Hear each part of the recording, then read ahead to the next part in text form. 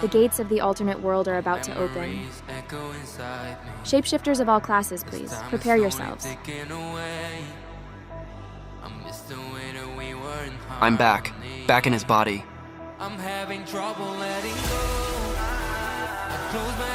The weakest crossbow wielder of all time.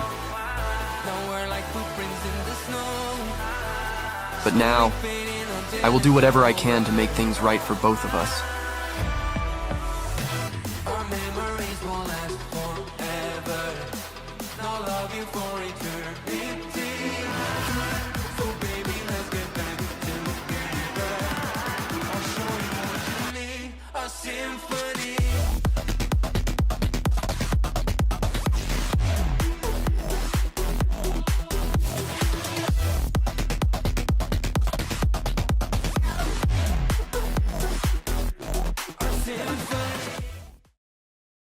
An electric energy sphere covered the sky of Linhai City in the Earth Dragon Kingdom. Countless monsters from another world invaded the real world, causing humanity to face a great disaster.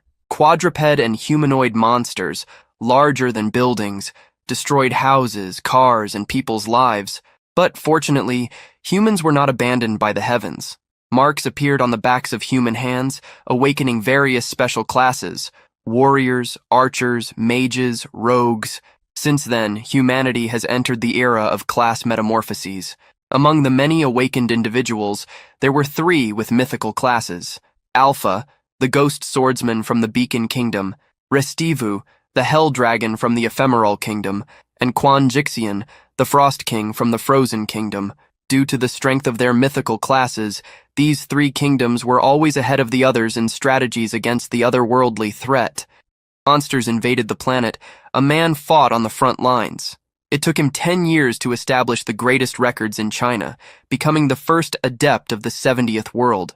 With his sword bathed in his power, he defeated the monsters that caused devastation. As time passed, increasingly stronger monsters emerged.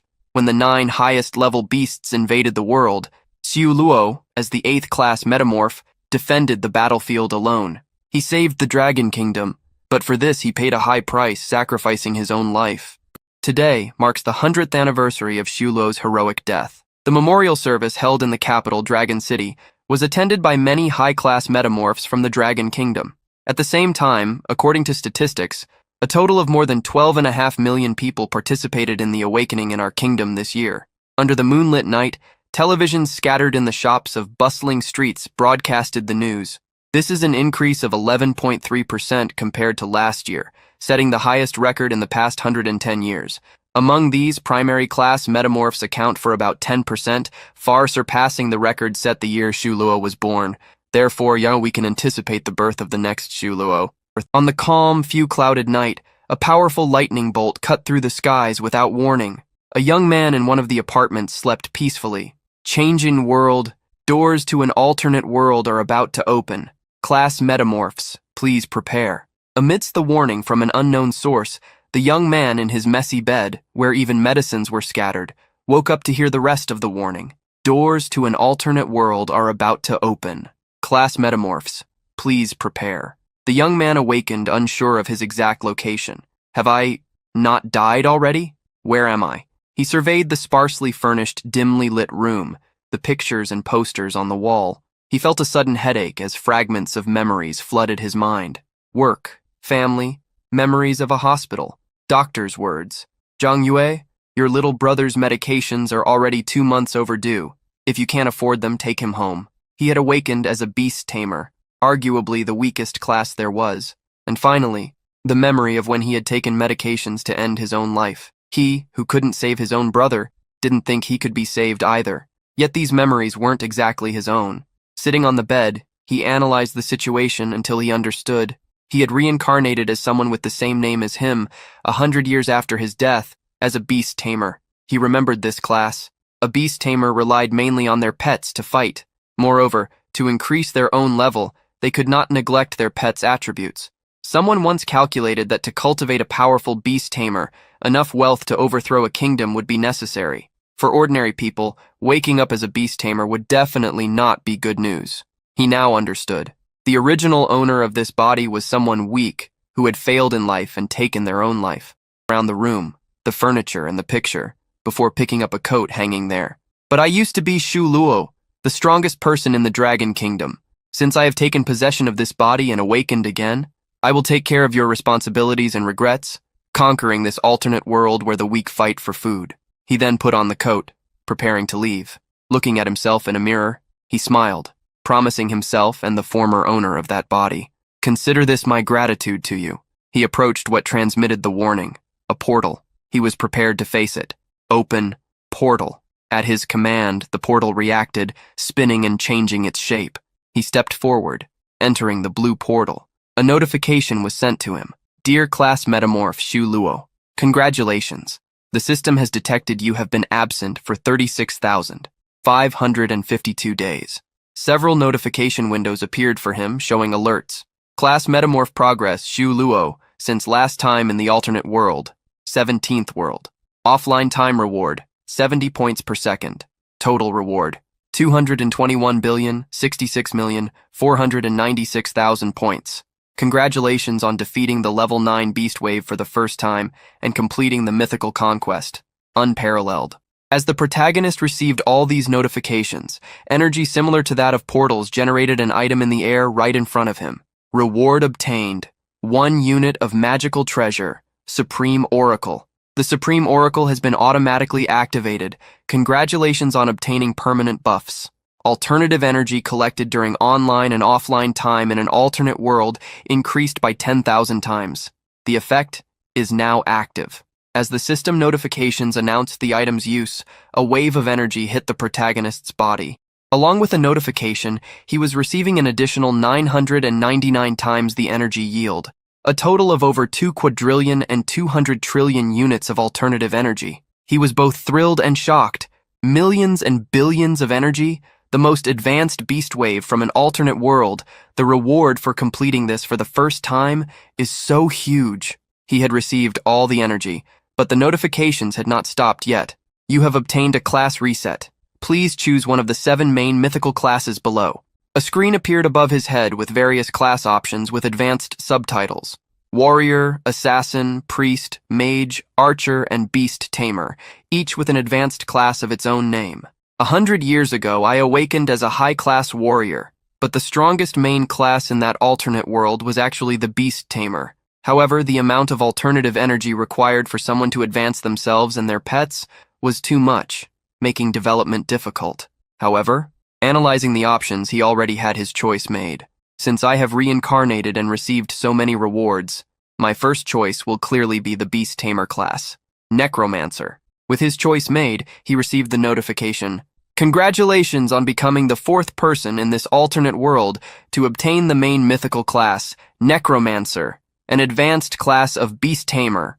The power of the class emerged in his body. An initial growth of 100 stars. This strength is notably that of a mythical class.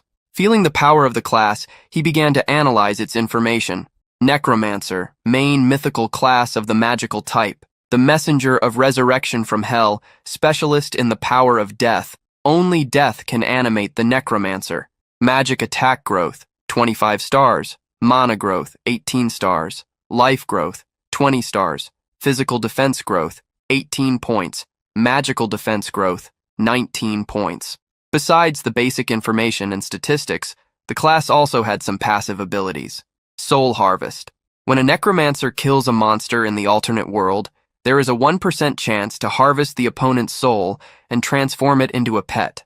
A pet obtained in this way cannot be traded and can only be used by the one who harvested it or be used as material for other pets to devour. Undead. Evolution. All of the necromancer's pets can evolve by devouring pets of the same level, the highest level being mythical. Pets also possess unlimited loyalty. Death reduction. The experience required to evolve the necromancer's pets is reduced by 50%. The protagonist knew well how the necromancer worked. The intelligence of common beast tamer pets is obtained through missions, and their quality cannot be increased.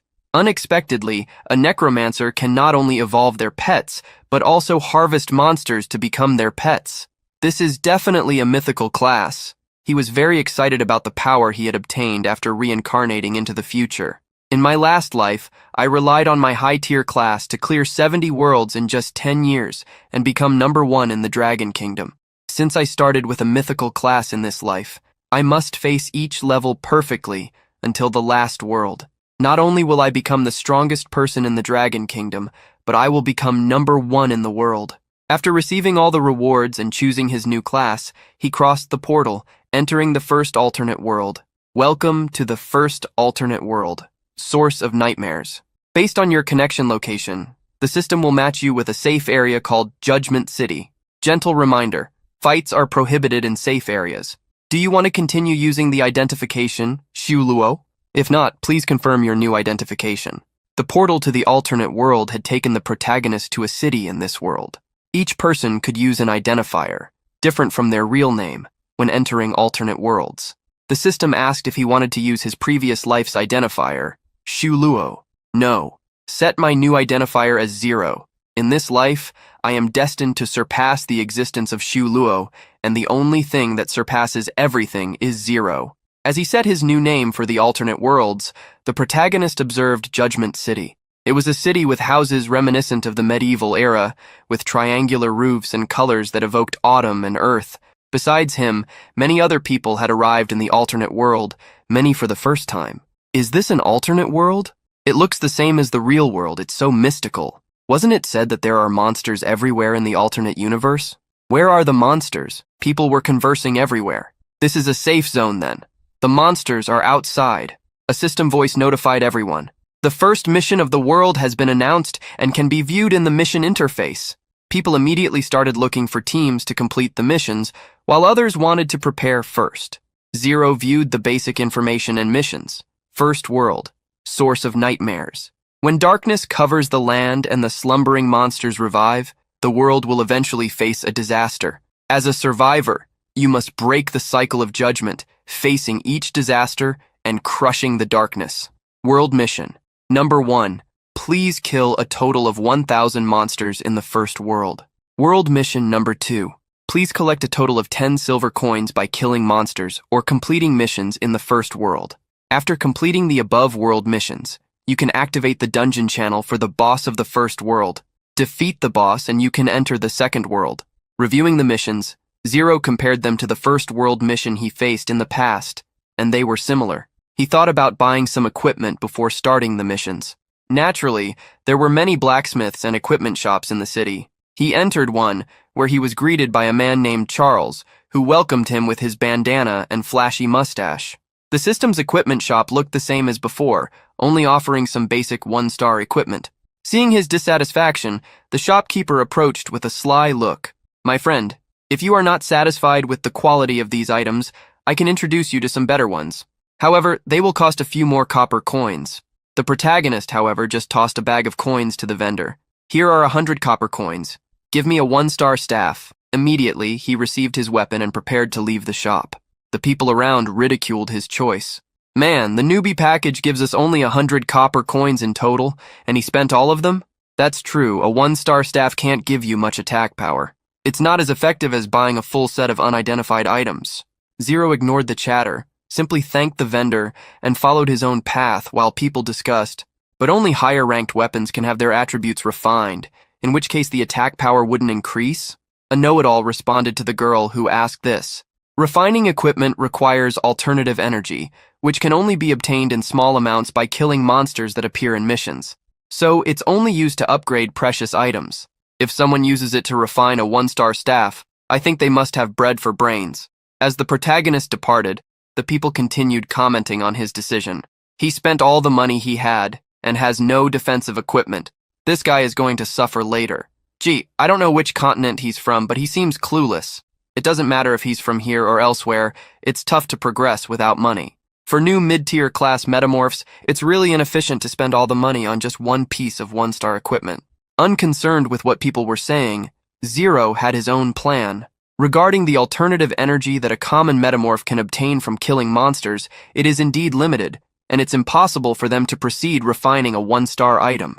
He was analyzing his 1-star fire staff, level 0, which provided a bonus of 5 points of magical attack power. It's a pity that, unlike them, I'm not lacking in alternative energy. He then began refining his staff, and a notification tab informed him. This refinement consumes 1 point of alternative energy and has a 10% chance to upgrade the item to a green attribute. The higher the attribute, the higher the point costs, and the lower the success rate. The staff glowed with energy as the first refinement succeeded. The system asked if he wanted to continue refining the staff. Yes, continue, don't stop. The staff was refined successively, despite numerous failures, until it reached the highest level, displaying a notification to the protagonist. The number of refinement attempts was 132, with a total of 985 points of alternative energy consumed. Congratulations on obtaining a golden attribute. Herald Staff, Fire. He observed the attributes of the evolved golden-ranked staff.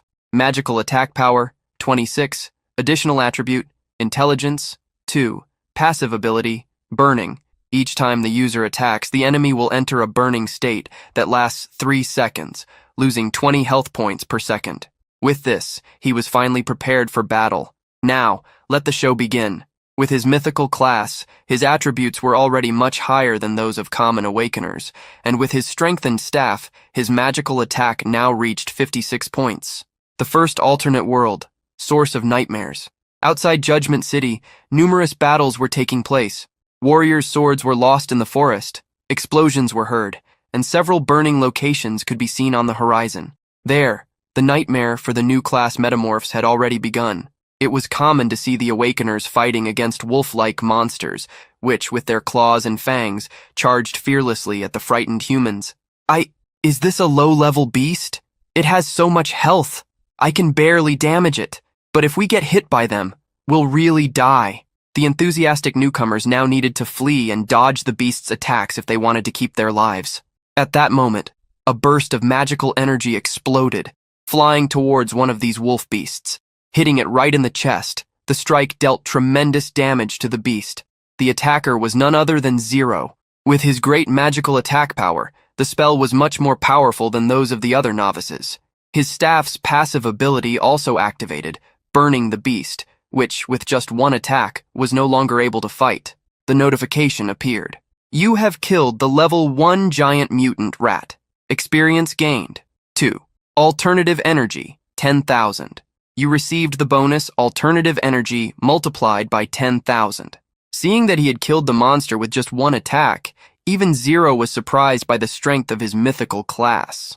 People with common classes needed to form teams to fight, but he could take down a powerful monster like that on his own. The people around who witnessed his feat were impressed. My God, what kind of insane damage is that? Another person noticed something important. His equipment is golden. Could he be an experienced metamorph? Impossible. Who would have so much alternative energy to refine a novice staff at such an early stage? To them, Zero was like a boss. Despite being able to kill certain monsters with a single attack, Zero was not satisfied with the experience they provided. It was too little. He realized that, to maximize his experience gain, he needed to hunt only high-level beasts. In this first alternate world, Source of Nightmares, besides mutant rats, there were also level 3 and 4 venomous spiders, level 5 to 7 armored scorpions, and level 8 and 9 wild boars. In addition to these common monsters, there was also the final boss of the first world, the Savage Boar King, level 10. He decided to hunt the level 3 beasts. He knew where they were, in an abandoned factory. The Awakeners he saved, seeing such a powerful player, didn't miss the opportunity. Hey brother, how about forming a team? We have a healer, a damage dealer, and a tank. While one man from the group spoke, the girls tried to seduce Zero to get him to accept. Isn't it better, cutie? You can take us with you? I'm a priestess, I can heal you. Knowing their intentions, Zero immediately rejected them. I don't need a team. Excuse me. Leaving his words behind, he walked away. Though it seemed like a simple phrase, for that team of Awakeners it was very intimidating. Did you see his aura? It was more frightening than those beasts. The healer responded. Yes, but look. The direction he went is towards the abandoned factory. I heard the beasts there are much higher level. It's too dangerous. Does he plan to fight alone?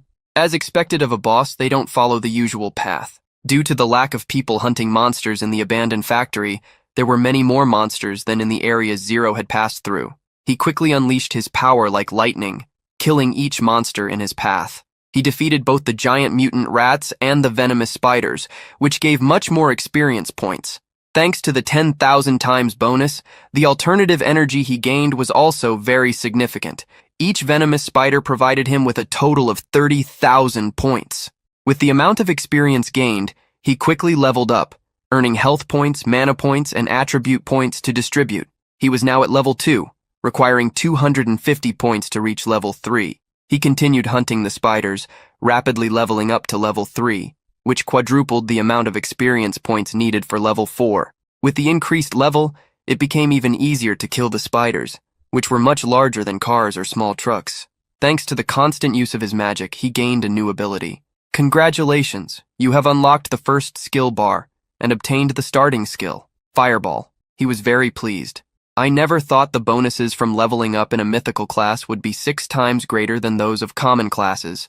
After evolving 3 times, I now have 18 points to use freely. He reviewed his stats tab to decide how to distribute the points. He had 12 points in intelligence, while the rest of his base attributes were at 10 points each. He already knew how to distribute the points. The path to strengthening a beast tamer is similar to that of a mage. Therefore, I should ensure faster spellcasting and stable damage, and then I need an increase in agility. He decided to allocate 8 of the 18 points to intelligence, while dividing 5 points between agility and spirit. He reviewed the skill he had obtained. For a starting skill, it's not that powerful. For those with common classes and limited alternative energy, it's generally not worth evolving. He gave a smirk. For him, the one thing he had plenty of in this world was alternative energy to evolve his equipment and skills. He decided to maximize Fireball without hesitation. Each level up of the skill cost him more alternative energy, but it was very little compared to what he gained from killing a single monster. The skill not only increased its damage multiplier, but also upgraded to rank A, changing its name to Super Fireball, Grade A. He could no longer evolve it unless he underwent a class evolution. Not bad. The damage of a maximum level starting skill reached 140%. After finishing evolving his skill, he checked the progress of the world mission. Based on this progress, if I complete the 2 missions, I could reach level 8. When that time comes, it will be more than enough to challenge the final boss and complete the first world. Reviewing the mission progress, he had already killed 224 of the required 1,000 monsters. At that moment, he heard a sinister voice. "Is someone there?" The voice came from behind a giant wooden door, intricately carved with symbols and designs. He opened the doors and entered a hall. There, he saw a soldier with a severed leg leaning against one of the walls. Above the soldier's head was his name, Carl, and a question mark. It was already apparent, since notifications and attribute tabs had started appearing, that this world was not so different from a game, except for the fact that players would actually die if killed here. Missions, dungeons, and the NPC in front of Zero proved this. The NPC, upon seeing him, began a dialogue. "My wife and children were killed by monsters. Adventurer, can you help me kill those cruel scorpions?" The mission notification appeared. "A mission has been activated. Do you accept the mission, destroy the scorpions?" The protagonist reviewed the mission. Most equipment obtained from missions was better than those obtained by killing monsters. He only had a staff, so taking this mission was quite worthwhile. He looked at the mission details. Destroy the scorpions. Normal mission, difficulty 10. In the Judgment Factory, please kill all armored scorpions, 30 in total. Also, defeat their leader, the Armored Scorpion Emperor. Reward, 1 silver coin, 300 alternative energies, and a random 1-star equipment. At that moment, he heard a voice coming from outside. "Is there something ahead?" He snapped out of his contemplation, looking in the direction of the voice. It seems that monsters aren't the only things around here. However, completing the mission is my top priority now. Several pairs of red eyes could be seen coming from a corner of the hall. It's been a long time since I've seen these intermediate monsters of the first world, the armored scorpions. Those eyes belong to several armored scorpions. They were called that because their bodies had mutated due to pollution, creating a tough exoskeleton that could absorb a lot of damage. Not only that, but these fearsome monsters also had abilities, armor, and collision. It would be difficult for novices to face them. They activated their armor ability, which reduced the damage from enemies, while charging at the protagonist as expected. But he was ready for battle, excited, using his magical power. He shouted as he attacked the scorpions, "Let's go!" The staff glowed with magical power as Zero advanced towards the scorpions. He cast a fireball which flew through the air, hitting the scorpion's tail near its stinger with intense flames. But the monster was not going down easily. It used its collision ability, leaping towards the protagonist to strike him. Zero, quick on his feet, jumped back to dodge. The ground where the scorpion landed was destroyed, but not the monster itself. Zero channeled his magical power into his staff and launched a counterattack. The magical energy exploded on the armored scorpion's body. You have killed an armored scorpion level 5. Experience gained, 15 points. Alternative energy gained, 50,000 points. He noticed that although the fireball caused significant damage, it consumed a lot of mana. He continued killing the scorpions, while his staff crackled with lightning as it struck the armored scorpions. The protagonist recalled something. When the number of normal scorpions decreased to a certain point, it caused the armored scorpion emperor to appear earlier. Suddenly, he felt a presence, a heavy aura. "It's here!" At that moment, a scorpion appeared, much larger than the ones Zero had killed. Bursting out of the ground, it destroyed the entire floor of the hall upon its emergence. "I need to take down this big guy before my mana runs out." Mana was gathered into the staff. Zero began his attack on the armored scorpion emperor with a fireball. The skill flew toward the scorpion, which defended itself using one of its pincers. No significant damage was inflicted. The armored scorpion emperor's body was too tough. Enraged by the fireball thrown at it, the armored scorpion emperor retaliated with a physical attack. The protagonist dodged and used the brief moment while the scorpion was occupied completing its attack to counterstrike. "How about this?" The armored scorpion emperor was engulfed in flames by the protagonist. Due to the enormous amount of damage, it fell. Zero sighed with relief. "I was lucky to immobilize it just as my mana was about to run out. Now I just need to deal a final blow to this boss, and the mission will be complete." At that moment, out of nowhere, a man leaped with a sword towards the protagonist, bloodthirsty in his words. "We're the ones who are going to complete the mission. The armored scorpion emperor will be killed by us." Other people also appeared at the scene, trying to steal the final blow on the armored scorpion emperor. The protagonist easily dodged the attack directed at him. "You finally showed yourselves." Hearing what he said, the man who had his attack thwarted panicked. "Finally? Had you already discovered us?" Zero already knew how this world operated. Some people will evolve honestly, while others will specialize in committing murder and theft in secret. But too bad for you, you chose the wrong target. The enemies I've faced before are 1,000,000 times stronger than you. Magical energy exploded from his body in a golden hue. With his staff in hand, he launched an attack at the man who had tried to kill him. The man couldn't even dodge, paralyzed by fear. The fireball flew at him, burning him to death. The other assassins were terrified. "Weren't you out of mana? How could you use skills? This guy is definitely not a newbie." The protagonist laughed at them. "If I hadn't said that, would you all have revealed yourselves?" He had known from the start that they were there and their intentions. At that moment, a purple energy emerged from the palm of the protagonist's hand. When he killed the armored scorpion emperor, his passive skill, Soul Harvest, was activated. "Do you wish to absorb the armored scorpion emperor as your pet?" The system notification was clear. With his fire staff in one hand and necromancer energy in the other, he felt much more confident. "Seems like my luck is really good to activate the class effect right now. Absorb." At his command, the purple energy in his hand glowed even brighter as it moved towards the body of the armored scorpion emperor. Shadows appeared all over its body, frightening the group that had planned to kill him. "You have received the armored scorpion emperor of normal class as your pet." With this energy surrounding its body, the armored scorpion emperor looked even more sinister. As a boss monster of its kind, it had attributes far greater than awakened individuals of the same level. With the necromancer class effect, the resurrected armored scorpion emperor had infinite loyalty to the protagonist. He was analyzing his pet. The reason why it was so hard for beast tamers to become strong is because their pets needed their master's experience. At the start, when you only have one pet, it requires only half of your own experience to evolve, but when you have many pets, the experience left for yourself is significantly reduced. But for him, experience points were not in short supply. His eyes gleamed with excitement seeing his new pet, full evolution. Instantly, points upon points caused the armored scorpion emperor to evolve.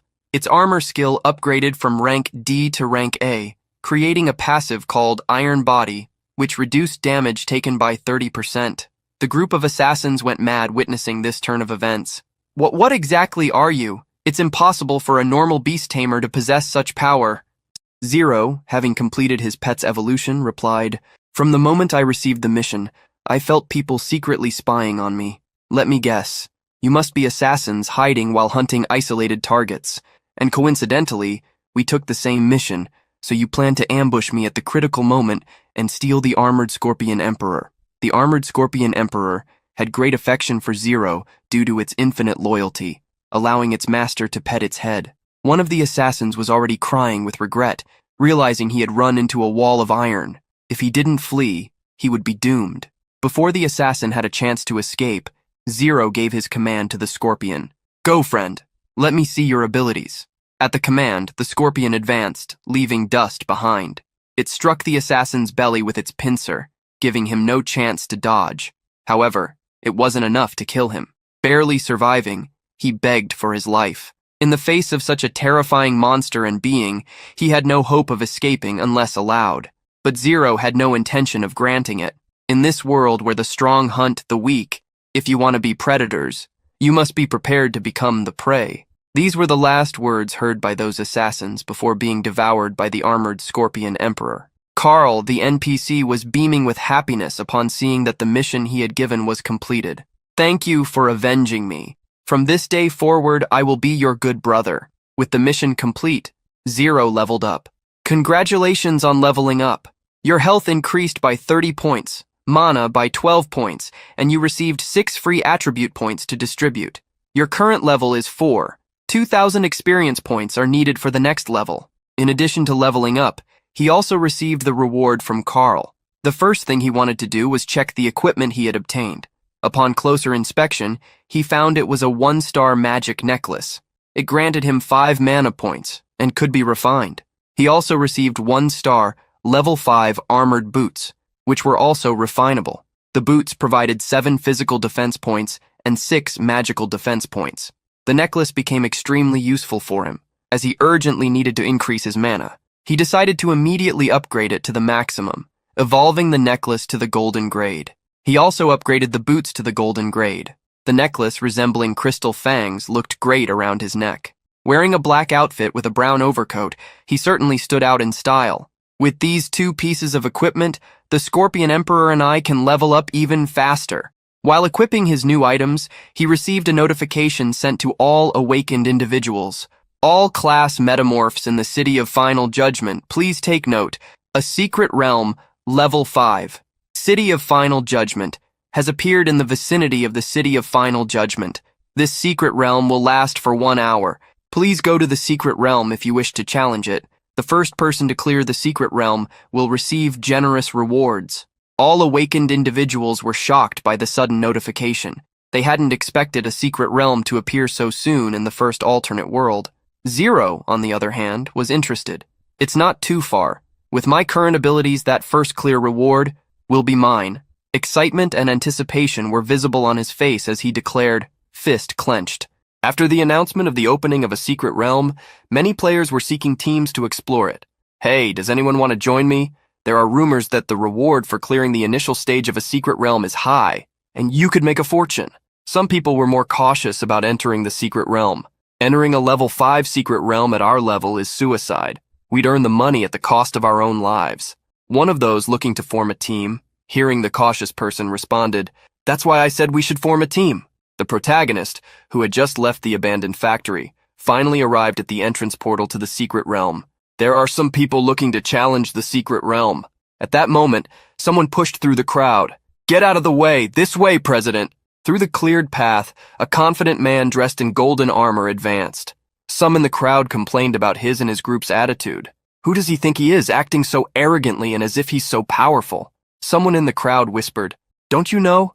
That's Liu Yao. He's the son of Linhai's richest man, Liu Yue. The Liu family owns the 3 largest medicine stores in Linhai, and their net worth is in the billions." Hearing the whispers, one of Liu Yao's subordinates said, "That's right, our Lord Liu has always been high profile. A full set of 1-star equipment for his subordinates costs tens of thousands." While everyone was talking, a woman noticed the presence of our protagonist. "Zhang Yue, what are you doing here?" He had to dig into the memories of the original owner of the body to know who she was. "She's the ex-girlfriend of the body's original owner. Her name is Lin Yue." She approached him with a mocking tone. "A mere beast tamer like you, who can't even pay the rent." Surely you don't plan to enter a level 5 secret realm, do you? Questioned by someone who should no longer be connected to him, he got angry. Is that a problem? The response shocked Lin Yuer. What's with him? He should be begging me for another chance like before. She approached the man in the golden armor. Only strong men like our brother Yao are qualified to pass through this secret realm. You of all people shouldn't entertain such thoughts. With a beautiful girl so close to him, Liu Yao acted arrogantly. Brother, it's tough being kicked aside, isn't it? If you ask me, people should be self-aware and realize there's no point in holding on. Zhang Yue rolled his eyes. She's just a used shoe to me. Take her if you like. As for the secret realm, those with positive intentions are another matter. Lin Yuer got irritated. Zhang Yue, what nonsense are you talking about? Brother Yao, look at his arrogance. Hurry up and teach this guy a lesson. Threatened, Zhang Yue gave a cold smile. I advise you to value your life first. Lin Yuer, though she didn't believe he could do anything, responded, what a bluff. Brother Yao, I know how weak he is. He's just a piece of trash. Liu Yao observed Zhang Yue after his last line. Strange. His rank and class aren't clearly visible. It's as if they're deliberately hidden. He decided not to pay it any more attention. Forget it. I'm in a hurry to enter the secret realm and don't have time to waste with you. I'll spare your life this time. He led his group to enter the portal. Brothers, did you bring your resurrection scrolls? Enter the secret realm with me, and you'll participate in its first completion. Everyone was excited as they shouted under Liu Yao's leadership and advanced into the secret realm. Left behind, Zhang Yue was consoled by a random person. Brother, just give up. We're poor losers who are no better than these rich second-generation people. The protagonist encouraged him to change his mindset. If you also feel like a poor loser compared to others, you should find ways to become stronger. He knew that the current body owner, Zhang Yue, was poor, but that had nothing to do with him, Xiu Luo. The young man didn't take his words seriously. Tisk, are you still pretending? Tisk, did you all hear that? Everyone in the trading industry has a resurrection scroll worth 3,000 wen each. The rest of the people also commented, as expected from the rich second generation. They say you can use up to 2 scrolls in 7 days, which is like having 3 lives. It looks like the first completion will belong to the Supreme Guild. Zhang Yue knew how realms like the one he was about to enter worked. In the secret realm, you basically have to face Lord-level monsters.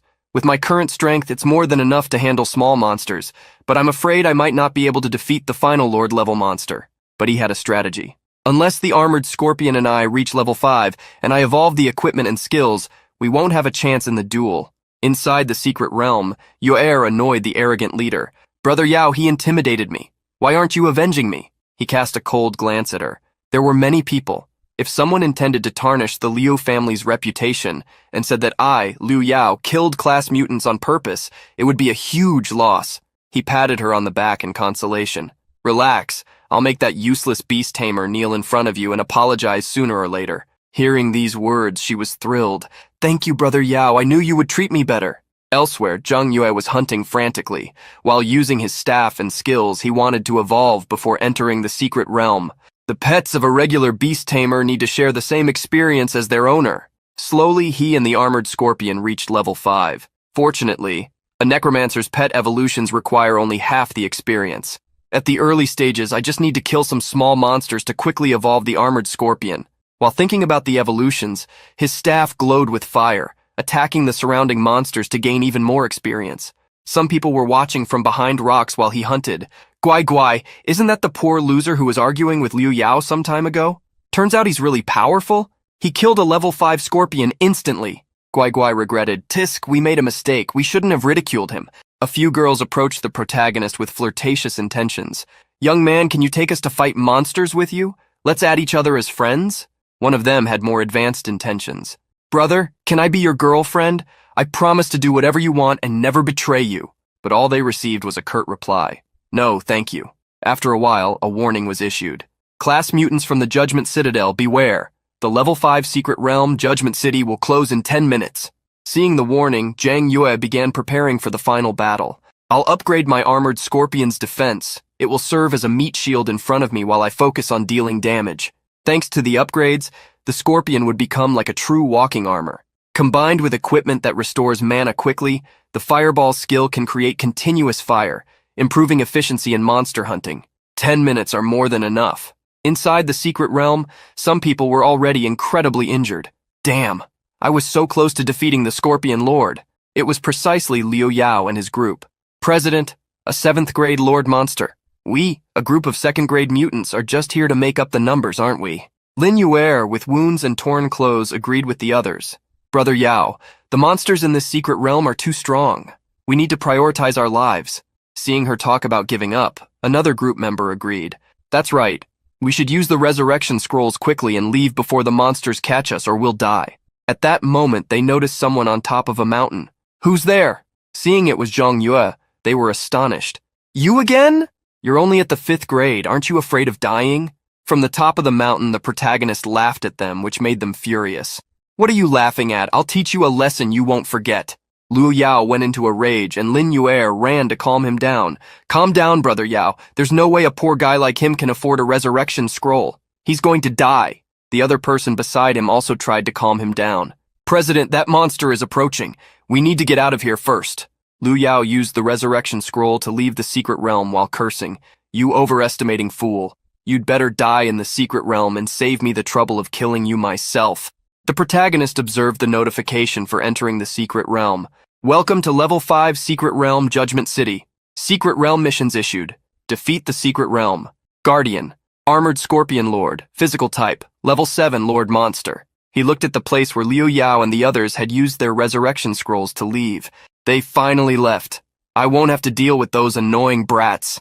Finally, he found the boss monster of the secret realm. Here it is. The Armored Scorpion Lord.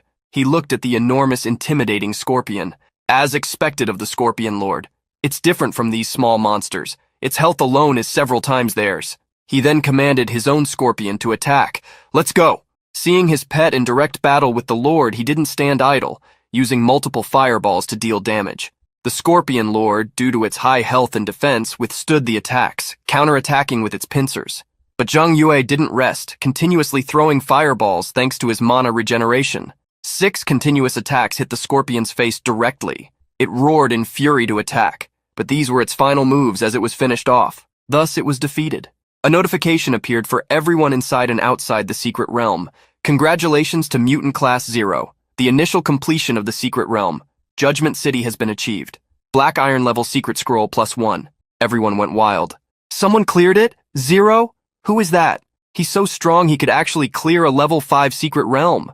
Lin Yuer had a sour expression as she spoke to Liu Yao. Just now, everyone was only at level 1 to 3, right? The guardian monster of this level 5 secret realm should be at least level 6 or 7. How did they kill it? Liu Yao's expression was no different. The announcement came a few minutes after your ex-boyfriend entered? Lin Yuer, who knew the protagonist, couldn't believe it. Impossible! You also saw that he hid his identity at the time and didn't even have a pet. How could a person defeat a level 7 monster? Liu Yao was convinced. It's true? Some other people must have been involved. To be able to kill the Scorpion Lord, he's not an ordinary person. To his subordinates, he gave an order. I want you to find this person with the identification name 0 immediately. No matter the cost, make him join my supreme guild and work for me. They all shouted in obedience. Yes, sir! Zhang Yue examined the items the Scorpion Lord dropped. The drop rate of Lord monsters is indeed higher than that of regular ones. Copper coins, blueprints, equipment. But the most important is this scroll. He picked up the level 5 secret scroll. Black Iron level can consume 1,000 alternative energy points to upgrade to bronze level. After opening, you will receive a guaranteed amount of silver coins and a Black Iron level reward mission. Several people began sending him messages after the news of the secret scroll spread. Dancing Sword. Secret scrolls are great. Too bad the level is low. Unstoppable. Ah, my lord, there's an emergency in the alternate world. Secret scrolls have only appeared 10 times in the first world. Flying birds. Do you know how generous the rewards for missions within a secret area of a scroll are? Ultimate Warrior. I'm willing to buy the secret scroll for a high price. Send me a private message if you see this. Top Star. 3,000, brother, sell it to me. We can discuss it later. The protagonist was thrilled with the scroll. A secret scroll can be upgraded with just 1,000 alternative energy points. One-click upgrade. Several thousand alternative energies were consumed as he upgraded the scroll. There has never been a king-level secret scroll in the first world. If it were sold on the market, it would probably cost hundreds of thousands. For someone of an ordinary class, this would undoubtedly be a significant amount of money. He was excited as he clenched his fist. But my goal is to get through these alternate worlds. He received the notification. You used the king-level secret scroll, level 5. Received 1 gold coin. Congratulations on obtaining the king-level reward mission. Rescue the survivors. Please complete the task within the limited time to receive generous rewards. He looked at the mission details. Difficulty level 100, rewards unknown, king-level reward mission, just accompanying an NPC. The description was brief. Darkness covers the land, monsters resurrect, and humanity faces disaster. In the first alternate world nightmare source, find the survivor Island and bring her to the safe zone in Apocalypse City. Time remaining 12 hours. If the task is not completed within this time frame, you will fail, and the task will disappear permanently. The protagonist looked at the map where the mission would take place. Berserk Forest, a level 10 map. I'm still level 5. Besides, the wild boars in this forest usually appear in groups, so it might be difficult to deal with them. Forget it, let's find Aylin first. In the forest, a little girl was being chased by wild boars. Her white dress was stained with mud, and her eyes were teary with fear. Suddenly, the wild boar chasing her exploded in flames when hit by a fireball. The girl found herself being embraced by someone. "Brother, did you save me?" It was Zhang Yue. He received the mission progress notification. Survivor Aylin found. Time remaining 10 hours. Although he had saved her from 1 wild boar, there were still several others nearby, growling loudly. "Is this related to the mission?" As soon as I found Aylin, the wild boars in the forest began to get restless. The wild boars attacked them with their charges, while the protagonist fought back with fireballs. They're hard to kill. A mythical class equipped with a golden attribute staff, attacking with rank A fireballs, can't even move them. If Aylin dies here, the mission will fail. He then summoned the armored scorpion to protect him. It would be a better strategy to work as a team. While the scorpion drew the wild boar's attention, Zhang Yue could attack freely with his super fireball skill. The flames flew toward the wild boars, making the forest glow as if it were day. He managed to kill the first of the new wild boars that appeared, earning 40 experience points and 100,000 alternative energy points. It works! Armored Scorpion, let's go. A bit more experience and we can evolve. Various notifications of experience points and alternative energy appeared as he killed numerous wild boars. With his staff, his skills, and the scorpion, he was managing the situation for now. These wild boars keep coming, but my mana is running low. Aylin was worried about Zhang Yue. "Big brother, are you okay?" The protagonist tried to reassure her. "Don't worry, I'll definitely get you back." At that moment, one of the wild boars hit him with a charge because he was distracted. Getting up, he attacked with a super fireball. Fortunately, my health is relatively high. Otherwise, I would have been knocked out if hit by a wild boar. The armored scorpion can't take much more either. I never thought this reward mission would be so difficult. Finally, he leveled up, gaining more health, mana, and free skill points. Thank God, I finally leveled up twice in a row. As an emergency measure, I'll upgrade the attack first. He decided to allocate his points to attack to kill the wild boars more easily. Additionally, he decided to equip one of the items dropped by the Scorpion Lord, a Battle Lord ring, which increased attack by 35 points and decreased enemy defense by 20 points. A gigantic fireball appeared above Zhang Yue's head. When he launched it, it was enough to kill a wild boar. Great! Compared to needing 7 or 8 fireballs to deal damage, now I can kill a wild boar with just 2. After launching repeated fireballs, the number of wild boars decreased. The accumulated experience points kept increasing until all were defeated. Finally got rid of that group of wild boars. Now, as long as Aylin is sent back to Judgment City, the task will be complete. At that moment, a voice came from behind the trees. "Oh, you didn't die in the secret realm?" It was none other than Liu Yao and Lin Yue, known as Supreme Sun and Supreme Moon. Zhang Yue was already irritated at having to deal with these two again. "I don't want to waste time fighting with you two. Get lost." Lin Yue encouraged her new ally. "Brother Yao, you're a level 5 elite with golden equipment. There aren't many novices who can compete with you now. Hurry up and teach him a lesson for me." Liu Yao, confident, drew his sword. "You were lucky last time. I spared your life. Now it's time to pay." The protagonist's eyes were cold as death in the face of the threat. "You want to kill me? Bring it on." The knight, clad in full golden armor, charged at him, swinging a sword overhead. "Let's see what's more brutal, your words or my sword." His attack struck Zhang Yue hard on the shoulder, but didn't cut. How can this be? The most shocked was Lin Yue. This guy is just an unarmed beast tamer. How can Brother Yao not defeat him? Flames began to gather in the protagonist's hand, and he had a slight smile on his face. "Are you done? Now it's my turn." With his staff raised, the protagonist summoned a massive fireball as bright as the sun. Seeing such an attack, Liu Yao was alarmed. "Wait, I'm the president of the Supreme Guild and the eldest son of the Liu family, the richest man in Linhai. If you're going to shoot at me..." Before he could finish speaking, the fireball was launched and struck him. He slowly lost consciousness from the attack. Damn, just one hit! And then he was set on fire until death, disappearing. A notification appeared when Liu Yao attacked the protagonist. Supreme Sun initiated an attack. If the other party is not killed within 10 minutes, you will not receive sin points. Having killed Liu Yao within that time, the protagonist considered him a fool. In another world, the names of professionals are usually white. However, when these professionals maliciously attack others with white names, the attacker will turn gray within a short period. During this time, the victim who resists the attack is in a state of self-defense and does not accumulate sin points. If the victim does not resist and is killed, the attacker's name turns red and they receive 100 sin points. In this case, according to the rules of the alternate world, entering the safe zone is prohibited, and you cannot leave the world unless you kill enough monsters to clear the sin points. Otherwise, expect to die.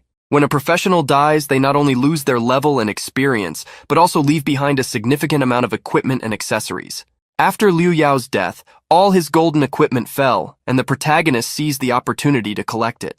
Nearby, Lin Yuer was sitting on the ground, her face pale. He killed Liu Yao with one blow. When did he become so powerful?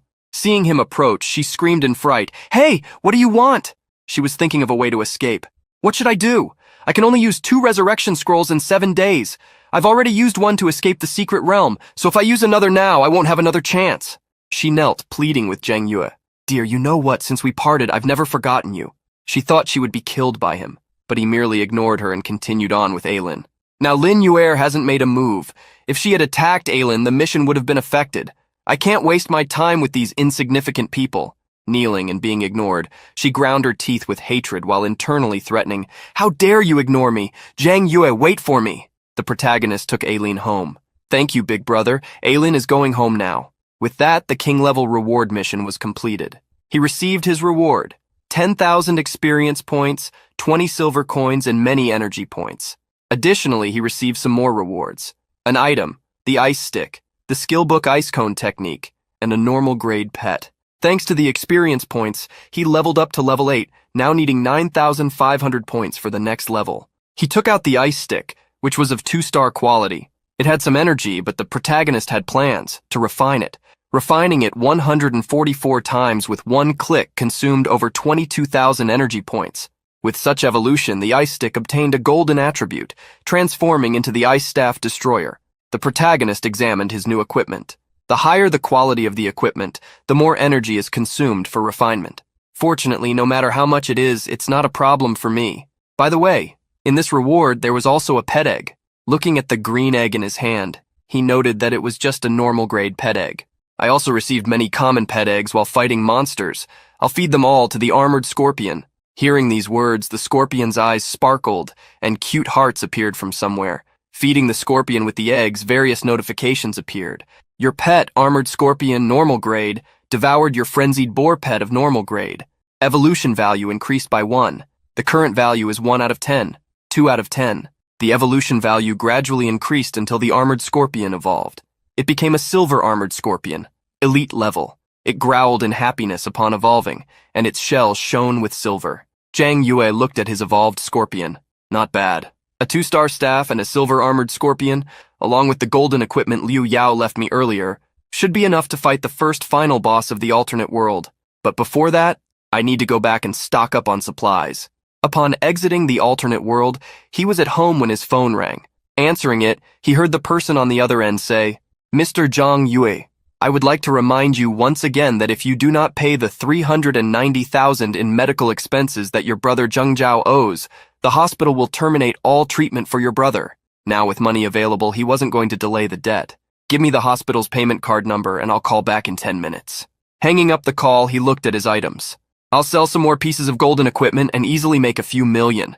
Helping the original owner save his brother could also be considered a reimbursement for this body." As he tried to move the items in his inventory, he received an alert. "Warning, these items are bound and cannot be traded or discarded." Reading the alert, he made a sour face. It seems to be the negative effect of the 10,000 times bonus. An alternate world setting is really not a bad idea. He thought for a moment. These items can't be traded, and even if I sell all my existing silver coins, it would only be about 10,000. I need to find a way to make money. He looked at the offers on his phone.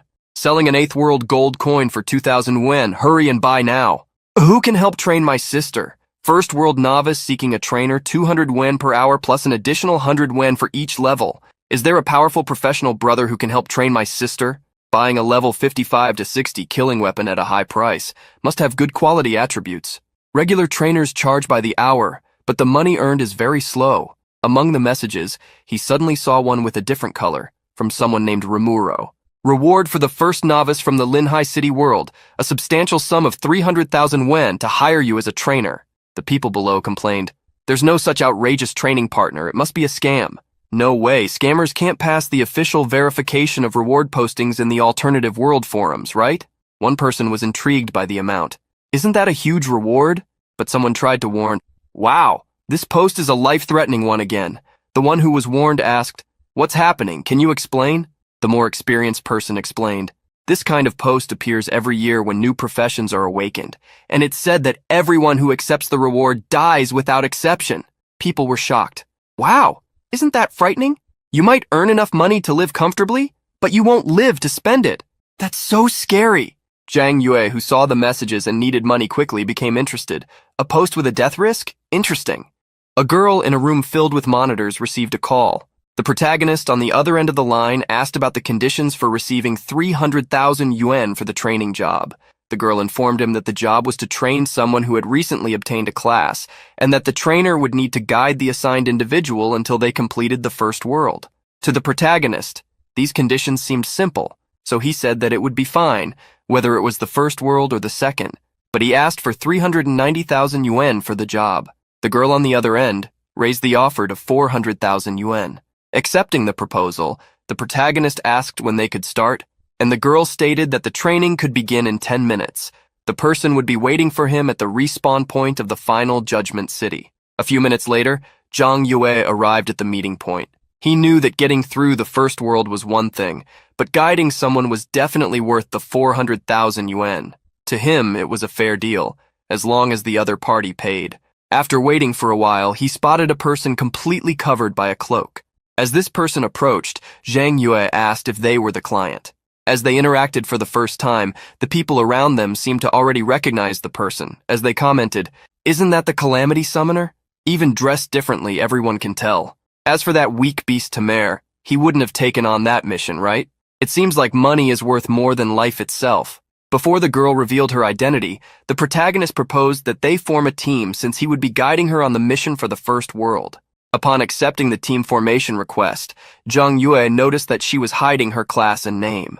He didn't mind and continued, to get through the first world, we need to complete 2 prerequisite missions. We have to defeat 1,000 monsters and pay 10 coins. You're aware of that, right? The girl responded affirmatively. Knowing that she was still only at level 1, the protagonist explained that, due to the rules of the alternate world, it was impossible to defeat monsters 5 levels above your own, even if they had only 1 hit point. At that moment, he drew his newly obtained scepter. Let's prepare the prerequisites, and in the meantime we'll gain a few levels along the way. With the icy power of his staff, he attacked the armored scorpions, which weren't very high level. Dozens of ice spikes emerged from the ground, striking the scorpions and dealing damage to them. The ability the protagonist had used was one he obtained in his last mission. Although it wasn't as effective for dealing damage as a fireball, it was good enough to be used as a support skill. After freezing and paralyzing the scorpion, Zhang Yue looked at the girl who was standing still and asked what she was doing. He told her to hurry up and finish off the scorpion quickly. The girl extended her hands, causing a purple energy to emerge. She directed it at the frozen scorpion, and when the attack hit it, the scorpion exploded along with the ice, being completely defeated. With the monster defeated, the girl leveled up 3 times at once. Excited and surprised, she didn't notice another scorpion approaching from behind. The protagonist, noticing the danger, shouted for her to be careful as he rushed to defend her. He jumped, pushing the girl to the ground, just as the scorpion struck where they had been standing. To avoid further risk, Zhang Yue conjured a super fireball. The sky above them turned red as an enormous fireball resembling the sun was summoned. The attack hit the scorpion that had been threatening them. Having been saved, still in the protagonist's arms, the girl looked at him with shining eyes, as if she were seeing a knight from a fairy tale. However, Zhang Yue didn't notice and told her to get up, as they needed to defeat more monsters to level up. The duo entered a dark, foggy forest. Zhang Yue, thinking about the payment he would receive, asked the girl how old she was. She didn't respond with words but made gestures with her fingers, indicating that she was 21 years old. Surprised, Zhang Yue questioned why her level was still so low. Everyone awakened at 18, so she should have been able to enter the First World 3 years ago. After being questioned, the girl stopped, prompting Zhang Yue to ask what was wrong. Removing her hood, she thanked him for his help and said he could leave now. She stated that she would pay part of the money soon and asked him not to tell her sister about what had happened. Zhang Yue was surprised, as he thought the girl couldn't speak. He then said that he had already promised her sister he would guide her through the First World and that it wouldn't be a problem. The girl was shocked by Zhang Yue's decision. Didn't you hear what those people said? I carry the star of calamity, a vein of disasters. You'll keep facing problems if you take me with you. The protagonist asked what she was talking about, curious about this disaster curse. Before she could explain, a few people appeared on the scene. Hey, it looks like the Calamity Summoner is here ruining someone else's life. Just like they said on the forum, if you accept her mission, you'll suffer a horrible death. But those who manage to kill her will receive a huge bonus of experience and alternative energy. A group of men emerged, led by a man in the center who, excited, ordered his subordinates to attack the girl in the name of justice. The girl realized that the group was at least 5 or 6 levels above them, so they wouldn't stand a chance. She told the protagonist to run, as they were only after her. Zhang Yue drew his staff, and an icy energy enveloped him. He scoffed, "Don't I get a say in this? And what about the 400,000? Suddenly, another person appeared, walking towards the two groups that were about to clash. Wow, looks like a battle is about to start. The person who spoke was Liu Yao, followed by Lin Yue and a dozen others. The group that initially threatened the protagonist recognized Liu Yao's son. Knowing that if he got involved in the battle, they wouldn't stand a chance, they decided to retreat. To save face, the group's leader claimed they were just performing a public service and had no intention of interfering with Liu Yao. Liu Yao ignored the man and told him to shut up. He approached the protagonist as lightning flashed across the dark forest sky. "Oh, it's you. We keep running into each other, don't we?" Zhang Yue mocked Liu Yao, asking if he was there to deliver more gifts. He reminded Liu Yao that he couldn't use the resurrection scroll again for 7 days. Liu Yao, unfazed, waved his hand and ordered his subordinates to capture Zhang Yue and the girl. The protagonist and the girl waited for the enemies to advance, but they just stood there holding their swords. Liu Yao noticed the apprehensive expressions on the protagonist and the girl. Looking back, he saw Hua Chu's actions and smacked him on the head, telling him to grab something else, not the swords. The man apologized, saying it was just a habit.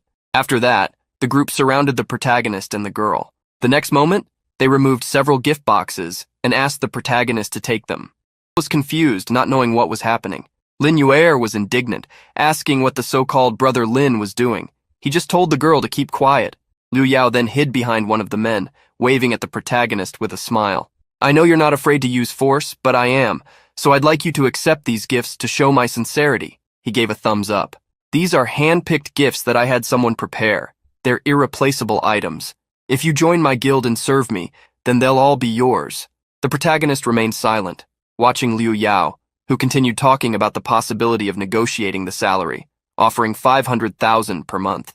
The girl was impressed by the amount offered, while one of the subordinates expressed interest in receiving that kind of payment. Lin Yue tried to take advantage of the situation to humiliate the protagonist. "Zhang Yue, for a poor guy who lives off scraps, that's an amount you could never make in 10 years of work. Trust me, just join our guild and be on the winning side." She imagined that by recruiting the protagonist, Liu Yao would let her have fun humiliating Zhang Yue. It would be like catching 2 birds with 1 cage. The protagonist smiled, saying that he recognized the value of those who were more powerful than him.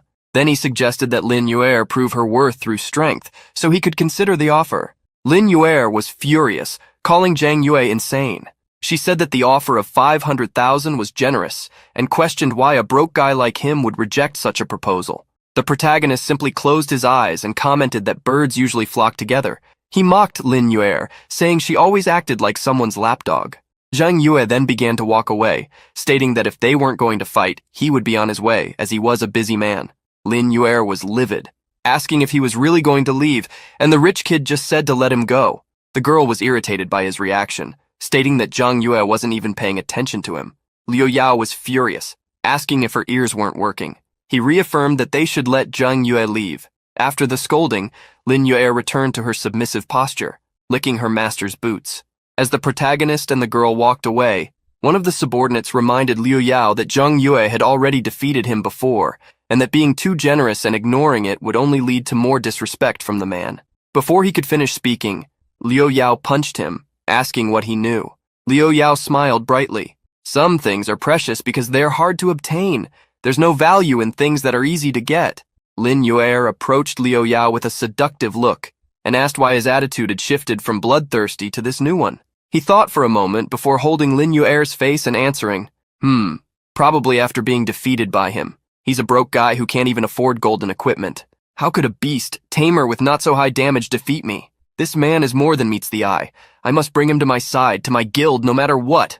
Lin Yue clicked her tongue and internally complained that she knew the broke idiot Zhang Yue better. She then vowed that the next time they met, she would make the protagonist fall to his knees. In a more distant part of the forest, the girl thanked the protagonist for helping her. He then said she could save her thanks as he wouldn't get paid if someone captured her. She took a few steps toward Zhang Yue, her voice weak, and said she thought he wouldn't be able to complete the task. The protagonist then asked why she posted the request on the forum if her confidence was so low, and remarked that she might as well not have shown up. He then inquired why she cared about entering the alternate world. While opening some information about the character, the girl stated that the protagonist hadn't understood. She had given up a long time ago, but her sister was different. She then showed information about the special class Disaster Summoner. This class had limitations. Those with the disaster vein could not deliver fatal blows to monsters on their own. They could only progress as a team. However, if any team member was defeated, everyone in the team would return to level 0. And if the disaster summoner disbanded the team, they would be the only one penalized. However, there was a note. This limitation would be broken upon passing through the first world, and those who managed to defeat the disaster summoner would earn a lot of experience points. With this information, the protagonist discovered the existence of special classes, and that if users could overcome the limitations, they would not only instantly awaken to a higher level class, but possibly even to a mythological class. Unfortunately, it was not something an average person could achieve. Those who failed would remain in a cycle of suffering. The girl was sitting with her arms crossed and her head bowed. She explained that even after awakening to this class 3 years ago, she had tried over 100 times, but none of her attempts had been successful. Not to mention how the restriction prevented her from forming a team with anyone with a 10-level difference. Under these conditions, it was impossible to defeat the boss monster of the first world. She only asked the protagonist to leave, but he didn't move. Determined, he stood before her. What if I told you it's possible? I can help you get through the first world. The girl had a mix of surprise and excitement. She quickly stood up, grabbing Zhang Yue's clothes and asking if it was true. For the past 3 years, breaking the class limitation curse had seemed like a distant dream. Being admired by others and making a name for herself made her wonder if this could be her best chance. The protagonist encouraged her. We've talked enough. Now we have a world to complete. To get through the first world, a class bearer had to complete prerequisite missions before gaining the right to challenge the world boss. First, it was necessary to defeat 1,000 monsters.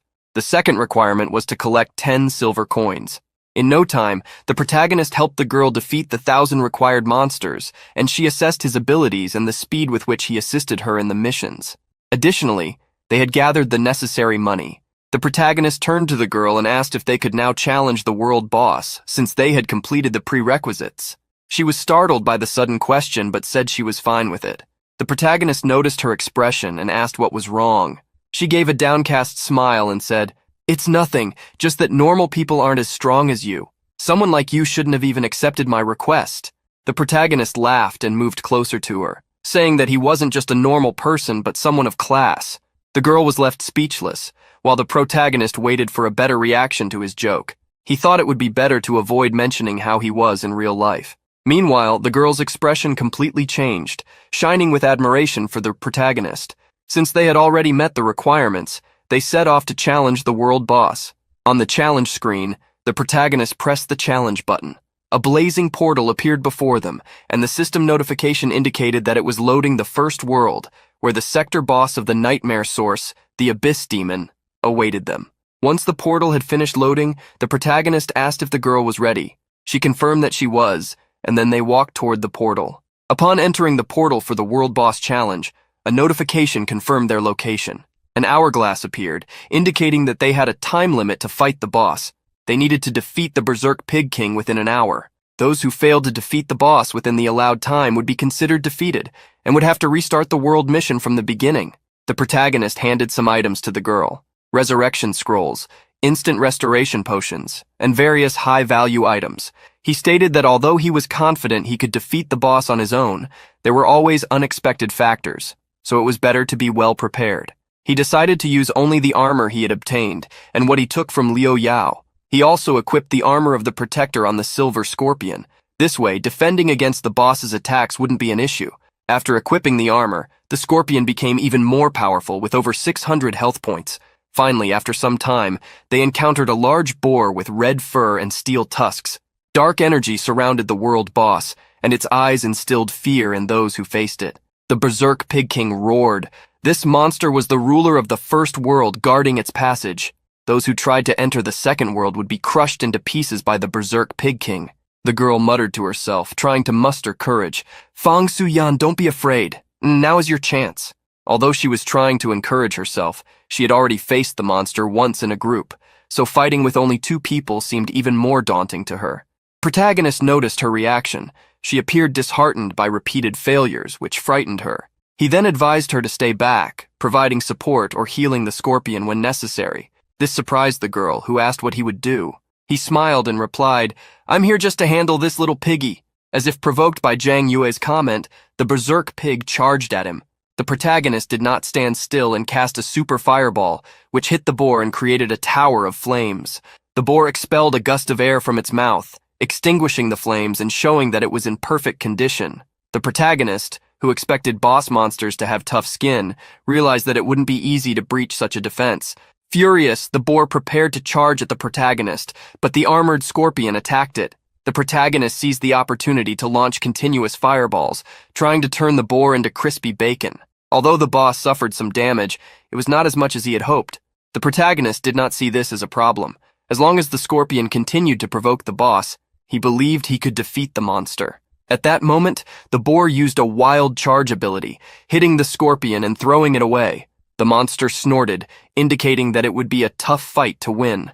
The protagonist realized that the battle wouldn't be as easy as he had planned. In the next moment, the Berserk Pig charged at him. Fang Suyan screamed, telling the protagonist to dodge the attack. The armored scorpion growled, ready to attack, but the protagonist asked it to wait. He observed the boar and could see the reflection of the boss in its own eyes as he prepared.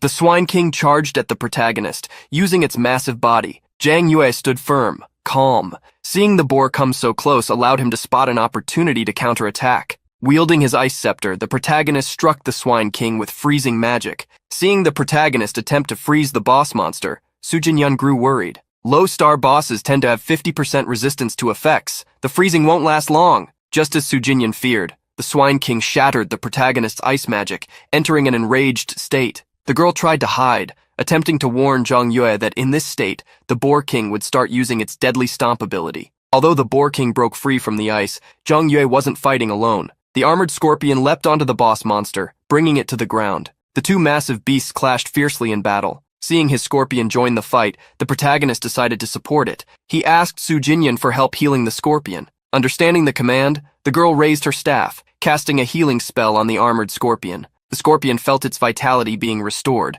which helped it confront the Boar King, but it still didn't seem enough. Noticing this, Su Jinyan tried to warn the protagonist that unless they inflicted more damage to turn the tide, the scorpion wouldn't hold out much longer. However, Zhang Yue was prepared for this moment. Raising his staff, he conjured a massive fireball. While facing the Boar King, the protagonist also summoned ice shards to combine with the fireball. As the boar freed itself from the armored scorpion, the protagonist unleashed his attack, a combination of contrasting temperatures, creating the dance of ice and fire spell. The boar collided with a massive ice barrier, accompanied by a surge of flames. In its final moments before becoming frozen barbecue, the boar roared, attempting one last charge. Not even a level 10 2-star boss monster could withstand the heavy bombardment of a 2-star mythic-class golden weapon. The protagonist continued his assault, bombarding the boar with attacks, adding to the massive strike he had just unleashed. Amidst the flames conjured by Zhang Yue, the boar's health steadily dwindled, succumbing to the continuous rain of attacks.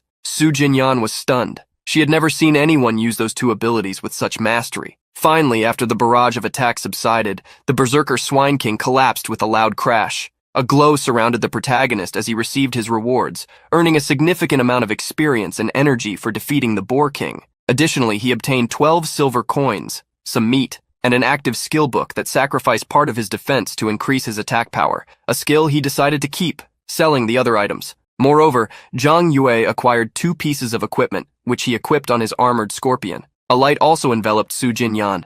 A notification congratulated her on breaking her class restrictions, the curse she had lived with for so long. Tears began to well up in Su Jinyan's eyes as she wondered if she was dreaming. She couldn't believe she had managed to surpass the status of the Summoner class, let alone evolve into an epic core class, the Taboo Sorcerer. Notification windows appeared within the dungeon and throughout the city, congratulating Zero and Su Jinyan for defeating the first demon of that world, the Swine King. People who read these notifications were astonished to see that a group had completed the first world in less than half a day. They were even more shocked to learn that the group consisted of only 2 people. Amidst the crowd, someone recognized one of the names. Su Jinyan? Isn't she that girl with no combat skills who was dragging everyone down? The one who always needed others to carry her in missions? Are you telling me the person with her defeated the boss monster alone? That's insane! Now Su Jinyan and Zhang Yue stood before 2 portals, one red and one blue. Having completed the first world, the second world, a fortress besieged by the undead, was unlocked. They could enter the second world whenever they wanted. The red portal in front of them led to the second world, while the blue portal was a return portal. Zhang Yue decided to take the second portal to resolve some matters first. Seeing the protagonist step into the blue portal, Su Jinyan asked what he was doing. Before disappearing completely, he simply replied that he was going to collect his payment. As the protagonist left, Su Jinyan reread the boss completion notification, disbelief growing on her face as she realized that the young man before her was the mysterious figure everyone had been talking about, the infamous Zero. In the heart of Linhai City stood a massive structure known as the Fan Building. Inside the building, a young woman gazed out over the city through a window, only to be interrupted by someone informing her of an incoming call. The caller was none other than Zhang Yue, who, stating that the job was done, asked her to transfer the payment. Su Jinyan's older sister told him to wait until she could confirm the details, after which she would send the money. She sighed, noting that the mission had only been accepted half a day ago. This made her suspect that, given how quickly the other party was trying to claim the reward, there might be some sort of fraud involved. At that moment, someone burst into the room. A jubilant Su Jinyan entered, shouting excitedly, "Sister, I did it! I did it!" Seeing Su Jinyan's happiness, her older sister couldn't help but smile as well. Su Jinyan ran toward her with open arms, embracing her. "Not only did I free myself from the Calamity Vein, but I also evolved into an epic core class, the Taboo Sorcerer." Seeing Su Jinyan's advancement, her older sister was overjoyed. An epic class was incredible, as their family had never witnessed a class metamorphosis of this level before. Curious, she asked how many people had been sent to help Su Jinyan, only to be stunned when the young woman revealed that just one person had aided her in completing the mission. Shock flashed in Su Jinyan's sister's eyes at the sudden revelation. She quickly returned to her desk, asking Su Jinyan if the person who helped her was the rumored Zero. With Su Jinyan's confirmation, her sister quickly opened the internet to read the comments. She bit her nail with an excited smile on her face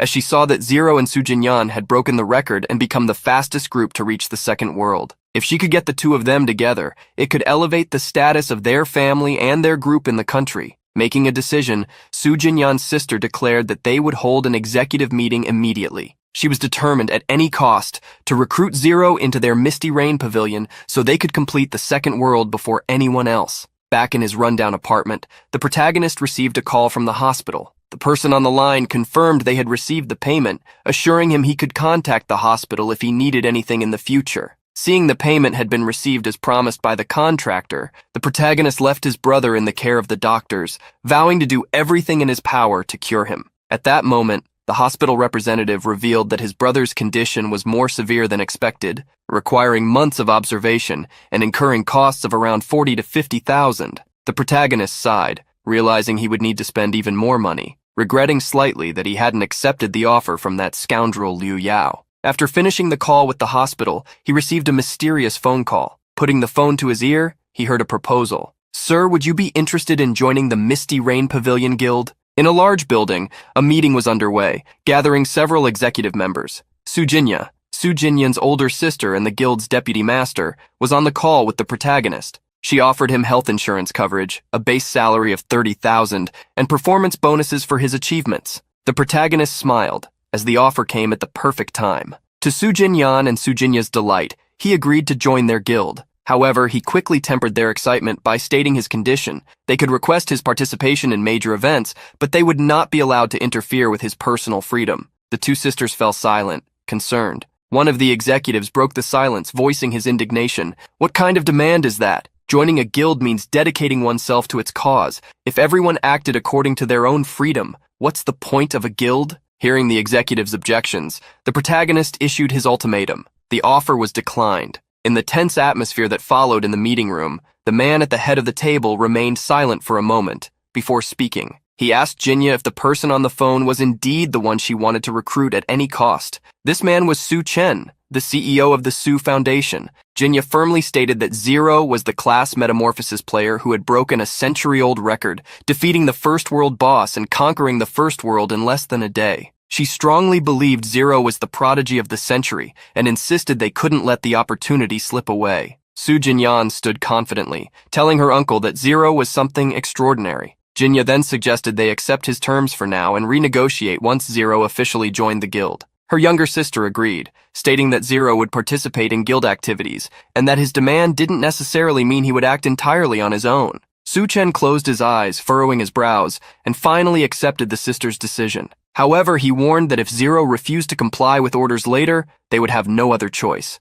Still on the call, the protagonist analyzed the Misty Rain Pavilion Guild a bit. They were only among the top guilds in the Long Kingdom, but that would be enough since the monthly salary and bonuses should also cover the medical expenses. He put the phone back to his ear. The guild had accepted his terms and asked when he would be available to stop by the office to formalize the agreement. However, the protagonist stated that he preferred to work from home instead of from the office. Since they were in the same city, the time zone wouldn't be an issue, not even for logging into the world. Su Jinya was surprised by the protagonist's statement, which led her to ask if she couldn't accept that. The young woman quickly agreed, saying they could go along with the terms. The protagonist smiled and was finally able to hang up the call. After the negotiation, Zhang Yue stretched. Now that he didn't have to worry about money, it was time to make progress in the alternate world. When attempting to access the alternate world, Zhang Yue was given the option to enter the first or second world, and of course he chose the second, the fortress besieged by the undead. A red energy emerged,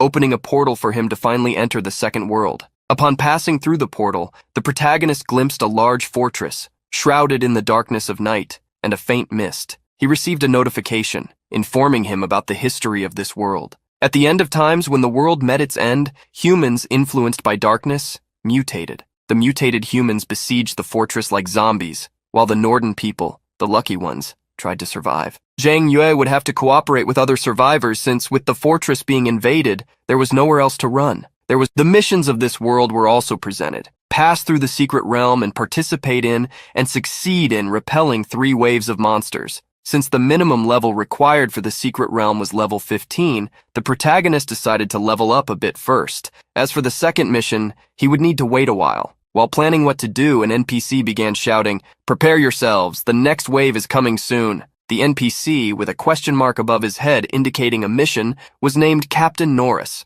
The captain was frustrated because the zombies were attacking Norden, and they didn't have enough weapons to protect their fellow soldiers. The protagonist realized that although Norden was the safe area in the second world, it was constantly being invaded, which kept the atmosphere tense there. Seeing the protagonist approach, Captain Norris began the dialogue. "Young knight, a battle is about to start at any moment. Could you go west of Norden and collect materials so we can forge our weapons?" Faced with the first mission, among the 10 he knew, Zhang Yue knew this would be the most difficult one, as it would consume a lot of time fighting targets at levels between 11 and 20. He would need to collect 100 units of 3 specific types of cores to deliver to Captain Norris and complete the mission. However, since the mission was the most difficult, it also meant it would be the most rewarding. Once the mission was completed, nearly the entire world would be as well. Anticipating the bonuses, the protagonist accepted NPC Norris's mission. The protagonist headed to the outskirts of Norden toward an old military supply base that was on fire. Several zombies wandered through the streets in the flames,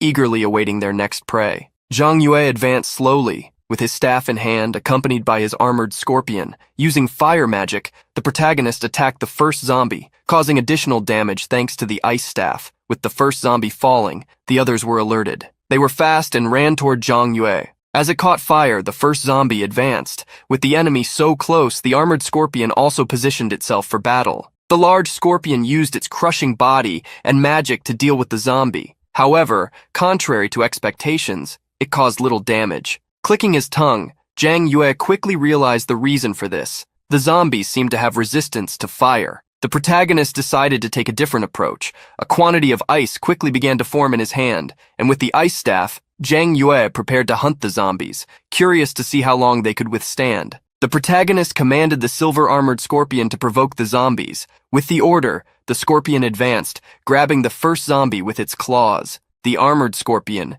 equipped with items that Zhang Yue had obtained from fighting the Boar King, was much more powerful. The protective ability it possessed also helped. There was no way the zombies could bring down this monster. The armored scorpion held the zombies with its pincers, making them easy targets. The protagonist cast his ice magic again, and attacking the zombie held by the scorpion, decided to see what would happen upon contact between fire and ice. A large amount of ice appeared around the flaming zombie, defeating it and granting the protagonist experience and energy. Along with these rewards, Zhang Yue received a few bronze coins, a not-so-high drop rate. After seeing what was to come, the protagonist advanced. Quickly, he defeated several zombies, leveling up while receiving more coins. After much effort, the protagonist managed to obtain 50 fire cores, half of the required amount for the mission. It would still take a long time to finish this mission, especially with the extremely low drop rate. The protagonist scratched the back of his neck, realizing he was starting to get hungry. He decided to log out of the alternate world and eat,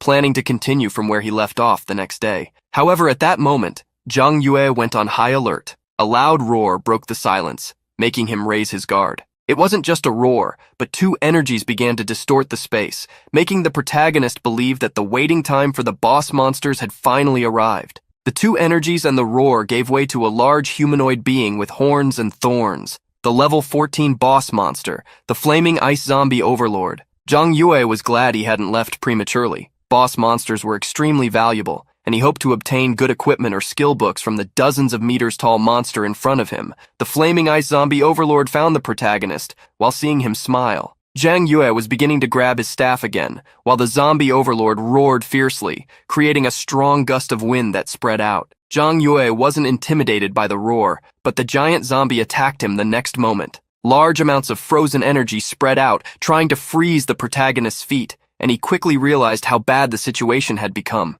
The flaming ice zombie overlord attempted to trap Zhang Yue's feet so he couldn't move, and attacked with another ice spell, the ice pendants. The protagonist was hit, losing a few hundred health points. Raising his magical staff, he didn't stay still, creating a large fireball and imbuing it with ice magic, to use the same attack he had used against the Boar King. The attack struck the zombie overlord, causing some damage, but it was not enough to shake him. Zhang Yue gritted his teeth. A zombie with two elements, fire and ice, while he could only use abilities from those two elements, made the damage significantly weaker. Realizing that he wasn't strong against that zombie overlord, the protagonist summoned the armored scorpion, which immediately began attacking the giant zombie. Zhang Yue was surprised by the amount of damage the scorpion took. In the next moment, an energy began flowing from the zombie's hands. A magic circle was formed, generating several ice cones. The elite monster's attack flew towards the scorpion, dealing significant damage. With the armored scorpion defeated, the protagonist would need to wait 3 hours to revive it. He also suffered a level drop,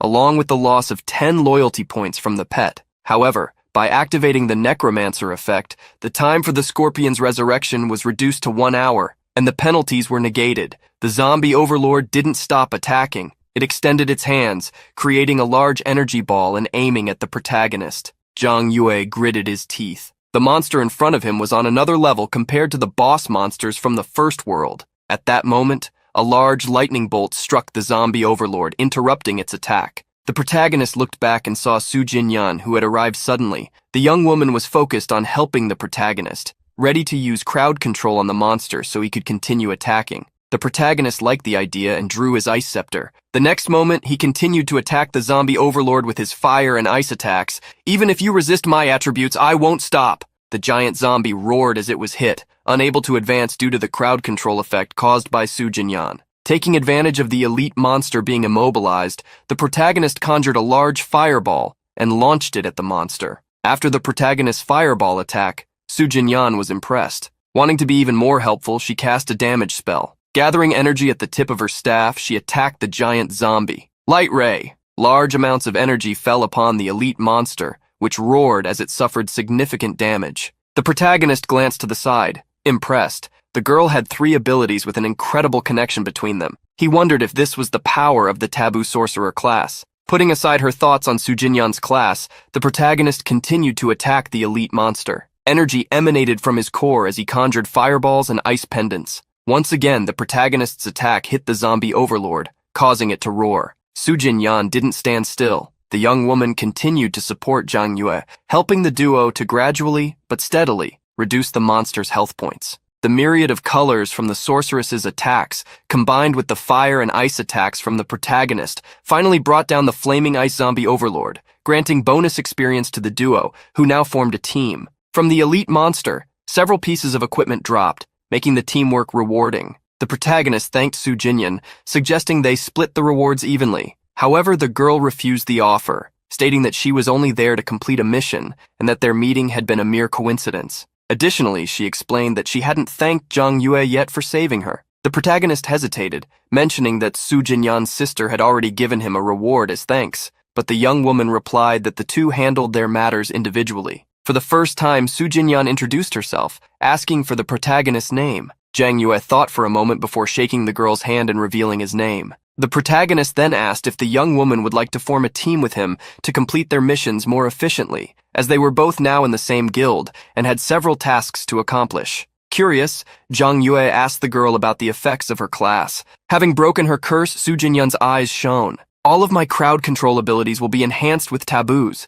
and their effects will last 30% longer. Also, all of my abilities will have a 30% reduction in cooldown time. The protagonist now understood why the elite monster, the zombie overlord, could barely move after Su Jinyan arrived. Forming a team with her would certainly make progress much easier. Su Jinyan followed the protagonist, asking where they were heading. He replied that they were going back to Norden and could regroup in 10 minutes. As they walked alongside Zhang Yue, Su Jinyan remembered her promise, feeling warmth in her heart. She had told herself that she would marry whoever broke her curse. However, she shook her head hastily, trying to forget that thought, feeling embarrassed. After returning to the fortress, the protagonist examined the items he had obtained. There were 3 pieces of equipment and a skill book. He decided to sell the 1-star item and equip the 2-star ones. The protagonist's new boots gave him 10 agility points, a significant increase. He then moved on to the next step, as he needed a stronger damage skill. He began refining continuously, with various notifications appearing around him until at some point, he acquired the skill Super Flaming Bullets, a rank A skill that could summon 3 fire bullets with a 5-second cooldown. The protagonist clenched his hand, feeling the power of the new skill. With it, combined with his current speed, he felt he would be untouchable. After finishing his preparations, the protagonist received an invitation to join Su Jinyan's guild. Accepting the guild invitation and having prepared his equipment and skills, he was now ready to continue evolving. The protagonist went back to defeating the flaming zombies, now using his new skill Flaming Bullets, a damage-dealing ability. Su Jinyan was amazed at how Zhang Yue defeated the zombie with just 1 strike and complimented him. The protagonist also praised Su Jinyan for her intelligence and control, highlighting how she always used her crowd control skills at the right time, also complimenting her equipment. Su Jinyan was delighted by the compliments, revealing that it was her sister who had arranged the equipment and that she had said they suited her class. Upon hearing this, the protagonist sighed. It was great to be carried by someone like Su Jinyan was. As they headed for another fight, Su Jinyan asked the protagonist if he was hiding the effects of his equipment, wondering if he had mythical items, as his attack damage was so high. The protagonist smiled, claiming it had nothing to do with his equipment, but with his mythical class. Su Jinyan found it hard to believe the protagonist's words, saying that typically, when shapeshifters from mythical classes appeared, they were accompanied by strange phenomena. However, none of that had happened this year, and there were no records of any new mythical classes. The protagonist smiled again, saying she could believe him or not. Obviously, he was an exception to the rule, as the awakening of his class had not happened in a normal way. The protagonist then assessed that they had already obtained the ice and fire cores. Now they just needed the poisonous cores to complete the mission. At the moment the two were about to head to the lair of the poisonous zombies, they received an alert. A guild general was calling everyone to a major event. Everyone was required to be in the city within 10 minutes, and those who didn't comply would be expelled. Reading the notification, Su Jinyan wondered what Chen Jun was doing, startling everyone with a sudden announcement. Hearing the girl's complaint, The protagonist said that this Chen Jun seemed like someone with authority asking who he was. Su Jinyan explained that Chen Jun was the master of the Linhai City Branch Guild. Chen Jun's father and her uncle were sworn brothers, and that was how he obtained his current position. After learning who had sent the notification, the protagonist called Su Jinyan to return to the city since they needed to participate in the guild's activity. Meanwhile, a giant zombie was roaring as it attacked a group of people. Striking the ground, it created a large shockwave, spreading its energy around and sending several people flying. As people were thrown away, an ambush of arrows occurred. A fierce battle was happening between two human groups as they tried to defeat the large monster. A man, holding his companion, shouted at Lin Yao, "We were the ones who found the boss first. You can't just come and try to steal it from us." Seeing someone complain to him, Lin Yao yelled back, "Power belongs to those who have it, understand? You're just a small guild, and today we're going to destroy you." While the two argued, a large magical circle of fire appeared in the sky. Several fireballs fell onto the battlefield. Seeing what was happening, the rich kid became furious and asked who dared to stand in his way. With his staff resting on his shoulder, the protagonist stepped forward, glaring at Lin Yao. "It's you again, isn't it? This time you're attacking my guild over a boss." An hour earlier, the monster was being attacked by a guild. With archers and tanks, they were trying to deal with the monster in an organized manner. However, the boss monster seemed too strong for them to handle. One of the warriors in the guild became worried and tried to warn the guild leader that, without crowd control, it would be risky to attack the boss head-on. The captain, who was armed with a bow, questioned what the warrior was afraid of. They just needed to wait for Su Jinyan, maintaining formation and reducing the number of monsters as much as possible. While all the commotion was going on, the protagonist arrived with Su Jinyan at the battlefield. The girl was easily recognized, as she was famous by her nickname, the Ice Queen. Someone commented that they had heard she recently unlocked her class limitations, while another person noted that the man with her was the one who had helped her, which was surprising since he appeared weak and thin. Hearing all the comments, Su Jinyan felt embarrassed and asked Zhang Yue not to listen to them, as she wasn't an Ice Queen. The girl was irritated by the comments, and even more annoyed with herself for what she had said. At that moment, the guildmaster recognized Jinyan. However, upon seeing the man by her side, he became extremely irritated, asking what she was doing alone with him. Irritated, the young woman replied that it was none of his business who she was with. Chen Jun, the guildmaster, got angry, stating that it was natural for him to be concerned, especially if people had ill intentions toward her. Su Jinyan verbally confronted him, saying that she could easily tell good from bad. Changing the subject, she wanted to know what the emergency was. Chen Jun informed her that the zombie fortress had been updated and the boss monster had appeared. Su Jinyan and the protagonist exchanged glances, and as the protagonist moved ahead of her, she remarked that the zombie king didn't reappear very often. If they managed to defeat it, it would be a great bonus for their guild. In front of Su Jinyan, the protagonist invited her to move forward, as it was their duty as guild members. However, the protagonist was stopped from advancing by Chen Jun, questioning why he couldn't proceed. Hatred and jealousy were evident in the guildmaster's expression. "A mere beast tamer managed to sneak into our guild, hoping to steal our shadows. Don't think too highly of yourself." Many people were surprised to hear that Zhang Yue was a beast tamer, as they had heard that this class was difficult to evolve. They looked at the protagonist's equipment and automatically assumed he was poor and was trying to join the guild just for financial gain. Several people started agreeing with the guildmaster, stating that it would be a waste to spend the guild's precious resources on him. Su Jinyan became angry, stating that no one knew who Zhang Yue really was. The protagonist smirked maliciously, saying that since Chen Jun was the guildmaster, he was the one who had the final say. Irritated, Su Jinyan threw herself at the protagonist, declaring that if he stayed behind, she would stay with him. Chen Jun was surprised by the girl's behavior, stating that he was only concerned about potential unforeseen circumstances due to Zhang Yue's apparent weakness. In the end, he agreed that Zhang Yue could advance,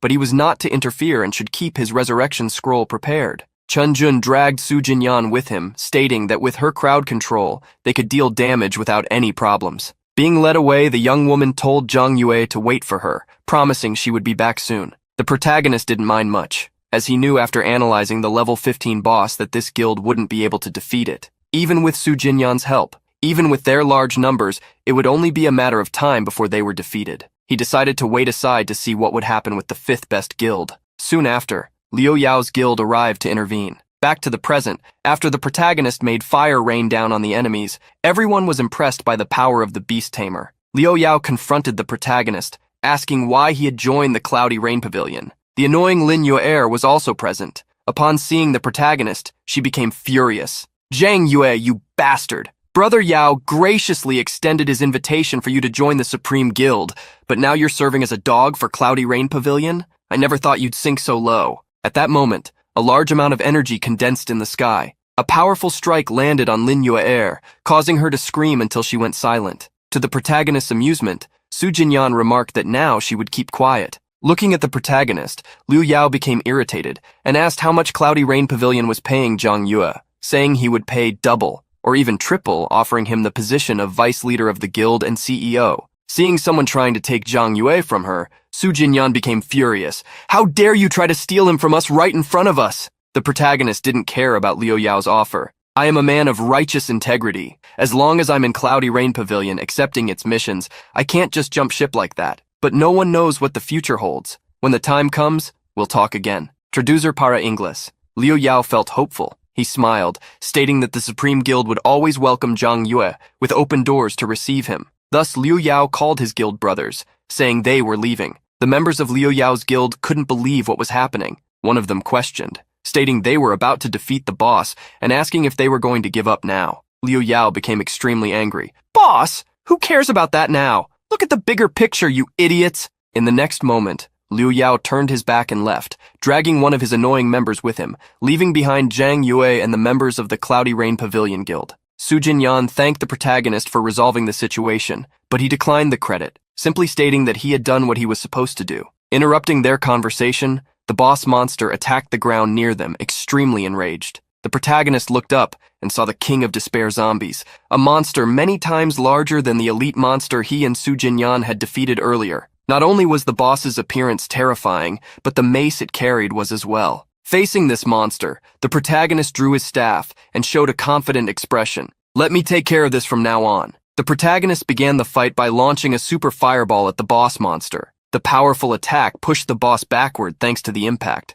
Seeing the protagonist's skill, the guild members were shocked by how strong he was. With just one hit, he had reduced the boss's health by a third. They couldn't believe that a beast tamer could do that. The protagonist called Su Jinyan to join him, and she quickly responded to the invitation. A huge amount of flames enveloped the boss monster as it roared. The protagonist had raised his staff high, releasing a massive amount of flames to attack the king zombie. The large volume of flames gathered, and the protagonist used his skill, Super Fire Bullet. A massive explosion occurred, spreading the flames to engulf the boss monster and the surroundings, reaching the sky. The king zombie seemed to be frying when suddenly it shook. As the protagonist turned his back, the king zombie fell, shaking the ground beneath it. Large amounts of experience were earned from defeating the king zombie of despair, and the protagonist received a bonus for delivering the final blow. The guild members were stunned, so shocked that an apple could fit in their mouths. They wondered where the guy in front of them had come from. They couldn't believe how quickly Zhang Yue had defeated the boss,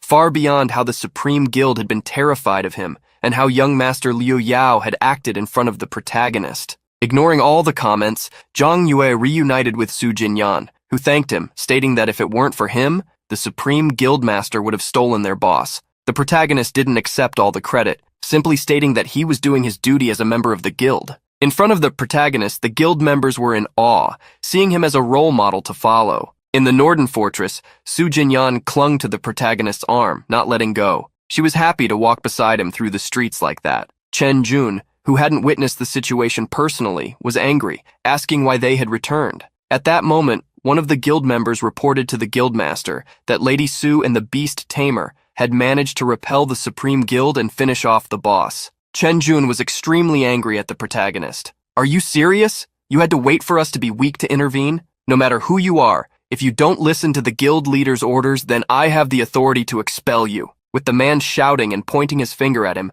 Zhang Yue grabbed Chen Jun's finger, confronting him. I clearly remember you ordered me to stay aside. The guild member who reported to Chen Jun couldn't believe Zhang Yue was attacking the guildmaster's finger. The protagonist confronted Chen Jun directly, stating that he had ordered them to defeat the boss, so the mission was complete. Su Jinyan stepped forward, telling Chen Jun that if it hadn't been for Zhang Yue, they would have lost to the boss long ago, and he should be recognized for his achievements. The various guild members agreed with the young lady. Annoyed, she called Zhang Yue to leave, as they still had more missions to complete. Chen Jun was left behind, seething with anger. Gritting his teeth, he ordered one of his subordinates to keep an eye on them and report any weaknesses of Zhang Yue back to him. A fog hovered over the area where the poisonous zombies lingered. In front of such fog, Su Jinyan covered her nose as the smell was too strong. The protagonist pointed out that the poisonous zombies were on another level compared to the fire and ice zombies, and they needed to be cautious. The young lady curiously asked if these monsters had any kind of attack power. The protagonist then warned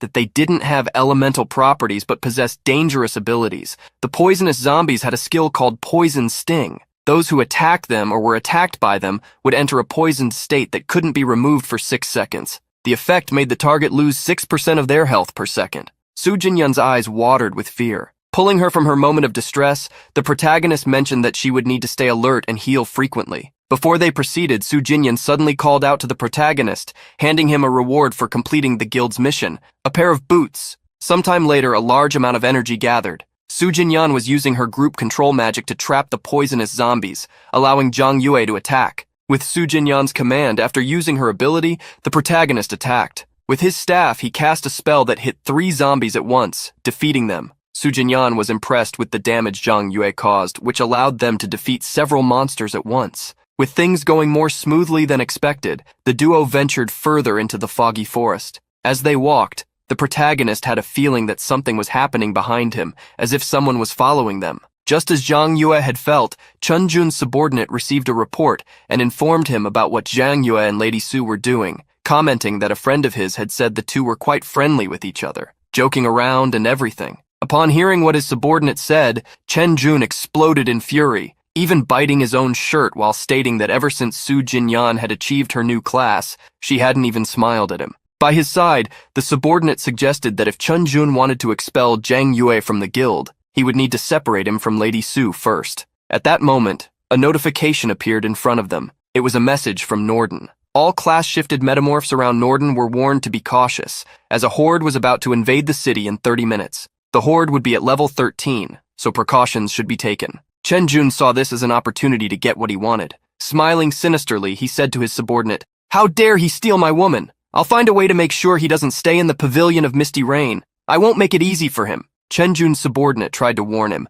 saying that they had resurrection scrolls and that PK was disabled in safe zones. He wanted to know what the boss was planning to do. With a manic grin, Chen Jun explained a rule. Once the horde arrives, those protections will be disabled for class-shifted metamorphs. We'll use that to take him down. While defeating the monsters, Zhang Yue and Su Jinyan collected various coins. Since the horde would arrive in 30 minutes, the young woman wanted to wrap up the hunt so they could return. However, in a moment of surprise, a venomous zombie attacked the protagonist. Su Jinyan quickly moved to assist, preparing a spell with her staff. But before she could cast her magic, the protagonist defended himself, using his staff to push the zombie's head away. The protagonist fell to his knees, causing Su Jinyan to worry about him. She tried to approach, but he stopped her to prevent her feet from getting wet in the river. He sighed and agreed with her that they should leave immediately. Back in the city, both Zhang Yue and Su Jinyan completed their mission of collecting cores from the 3 types of zombies. They received equipment rewards and a significant level boost. The protagonist leveled up to 17, and she reached level 16. The girl was excited about leveling up, even more so because she had gained 2 level 15 pieces of equipment with a 2-star rank. Curious, she asked about his progress. The protagonist revealed he was level 17. Meanwhile, he was strengthening his armored scorpion, stating that if he weren't sharing his experience with his pet, he could easily have reached level 20. Curious, the young woman asked if Zhang Yue would refine his equipment, considering the horde was approaching soon. Following her suggestion, the protagonist inspected his new gear. He had acquired armor with explosion resistance and a golden attribute, capable of blocking up to 50 points of damage, and it was particularly effective against zombies. Additionally, he also obtained boots with the same effect. Zhang Yue was confident that with these 2 pieces of equipment on his level 15 armored scorpion, no one in the second world would be able to touch him. After upgrading his gear, Su Jinyan, excited, took the initiative to head out and face the horde. However, at that moment, she received a notification. Her guild was looking for her. The message called her to the guild office as they needed her for something. It also mentioned that her sister was there, and everyone was waiting for her. Upon hearing that her sister was waiting, the young woman wondered if something bad had happened. She apologized to Zhang Yue, stating that she had to attend to some family matters, meaning he would have to face the horde alone. The protagonist didn't mind and urged her to go ahead, reminding her that once the event started, they wouldn't be able to leave the world. The girl was concerned about the protagonist since, although the horde consisted of level 13 monsters, There were many of them. She urged Zhang Yue to be careful. The protagonist thanked Su Jinyan for the warning and waited for her to pass through the portal to leave. As soon as Su Jinyan departed, a notification from the city of Norden appeared. "My brave warriors, the zombie horde has arrived. Prepare yourselves." An announcement in the sector was displayed in the sky for everyone to see. It warned that until the waves of monsters were repelled, shapeshifters of all classes would be unable to leave the alternate world. Additionally, during this time, Norden's protective barrier would be deactivated. A note in the event information stated that the event would end as soon as someone defeated 50 zombies and survived the waves. A massive gate appeared in the center of the city, dividing the world. With its opening, the zombie horde advanced, invading Norden. The zombies quickly surrounded multiple shapeshifters, their numbers overwhelming when attacking in groups. As the battle began, the protagonist recalled that the zombie horde wouldn't stop. They would attack relentlessly for 1 hour before retreating. All anyone had to do was defeat 50 of them during that time. At that moment, a guild notification appeared before the protagonist. The members of the Misty Rain Pavilion Guild were looking for him, requesting his high damage-dealing abilities. Smiling, the protagonist replied that he would join them shortly. As he walked through the city streets toward the designated location, the protagonist encountered several defeated shapeshifters lying in alleyways. In a dark corner, a duo watched Zhang Yue, laughing as they realized the idiot was heading toward the location as planned. Chen Jun asked his subordinate if he was sure Zhang Yue's defense wasn't high. The subordinate confirmed, noting that while Zhang Yue had impressive damage output, he seemed injured after being ambushed by a zombie. This led the subordinate to assume Zhang Yue had invested most of his points in damage, neglecting his defense. The subordinate informed the guild leader that 12 archers were positioned on the rooftops, ready to ambush. He assured Chen Jun that this would be enough to break through Zhang Yue's presumed low defense. Chen Jun laughed maniacally, declaring that once Zhang Yue lost his first life, another subordinate would be waiting at the respawn point to ensure he wouldn't last a second. As he gazed out the window, Chen Jun seemed deranged, vowing to destroy Zhang Yue for daring to approach the woman who should have been his. Approaching the designated location, the protagonist sent a message announcing his arrival. Suddenly, more than a dozen arrows were fired at him from the rooftops. The protagonist swiftly summoned the silver-armored scorpion, which skillfully blocked the arrows aimed at its tamer. Chen Jun's jaw dropped as he turned to his subordinate, demanding, "Didn't you say Zhang Yue was just a weak beast tamer?" The protagonist received a notification stating he had been intentionally attacked by class shapeshifters. As a result, for the next 10 minutes, he would not be penalized for defeating his opponents. With a sinister glare, the protagonist scanned his surroundings and declared, "Are you done with your little show? Because now it's my turn." The protagonist counterattacked his enemies with everything he had. Fireballs were launched, taking down archers, while the armored scorpion struck others with its massive pincers. With the protagonist leading the charge, the enormous scorpion appeared imposing. Together, they quickly defeated those who had dared to attack them. The protagonist's expression was terrifying as he glared at his attackers. Chen Jun couldn't believe how strong Zhang Yue was. He angrily berated his subordinate, demanding an explanation. "What the hell is going on? You said Zhang Yue's defense was low!" The protagonist kept up his assault, sending fireballs that exploded near the duo. As he entered the building where they were hiding, his silhouette was shrouded in smoke. "Did you really think you could ambush me with such a cheap trick?" Chen Jun gritted his teeth at the question. The protagonist revealed that he had known all along since defeating the Zombie King boss that Chen Jun had been watching him, looking for a chance to strike. Chen Jun was stunned, asking if Zhang Yue had intentionally pretended to have low defense to bait them into letting their guard down. The protagonist chuckled, replying that he had nothing against Chen Jun. He just wanted to see what he would do. Suddenly, Chen Jun pulled out a bow and arrow, asking if the protagonist had figured out his intent to kill him. Stretching out his hand, Zhang Yue's staff unleashed a torrent of ice. The ice quickly froze Chen Jun's bow and arrow, shattering them into tiny blocks of ice. Chen Jun's loyal subordinate stepped forward, declaring that Zhang Yue had raised his weapon against his superiors. He rallied the guild members nearby to attack. One guild member obeyed, charging at the protagonist, but a small fireball formed at the tip of Zhang Yue's staff. The fireball flew toward the attacker and exploded. Chen Jun couldn't believe the protagonist had managed to defeat an elite-class assassin, demanding to know who he was. Amid the flames, the elite-class assassin screamed in agony. In the end, the protagonist answered Chen Jun's question. "Who am I? I'm someone you shouldn't have messed with." After respawning, Chen Jun received a notification stating he had been defeated by 0 Necromancer class. Chen Jun's remaining allies were shocked, asking if they had just faced the guy who cleared the first world in less than half a day. They were confused about the meaning of the necromancer class, questioning how Zhang Yue could be anything but a beast tamer. Faced with the barrage of questions, Chun Jun fell to his knees, practically in tears. However, his sobbing turned into rage. He had realized why Zhang Yue's identity was always concealed. He was a wolf in sheep's clothing. In the real world, at the Su family estate, which was being drenched by rain, a heated discussion was unfolding. Su Jinyan was furious, yelling at several people, "I never agreed to this! I never liked Chen Jun!" The man seated at the table, exuding an air of superiority, calmly told her there was no issue, as feelings could develop over time. Jinyan's uncle added that he had prepared something for her. A suitcase was opened, revealing numerous energy potions and mythical-grade treasures that would increase alternative energy by 100 points within a month.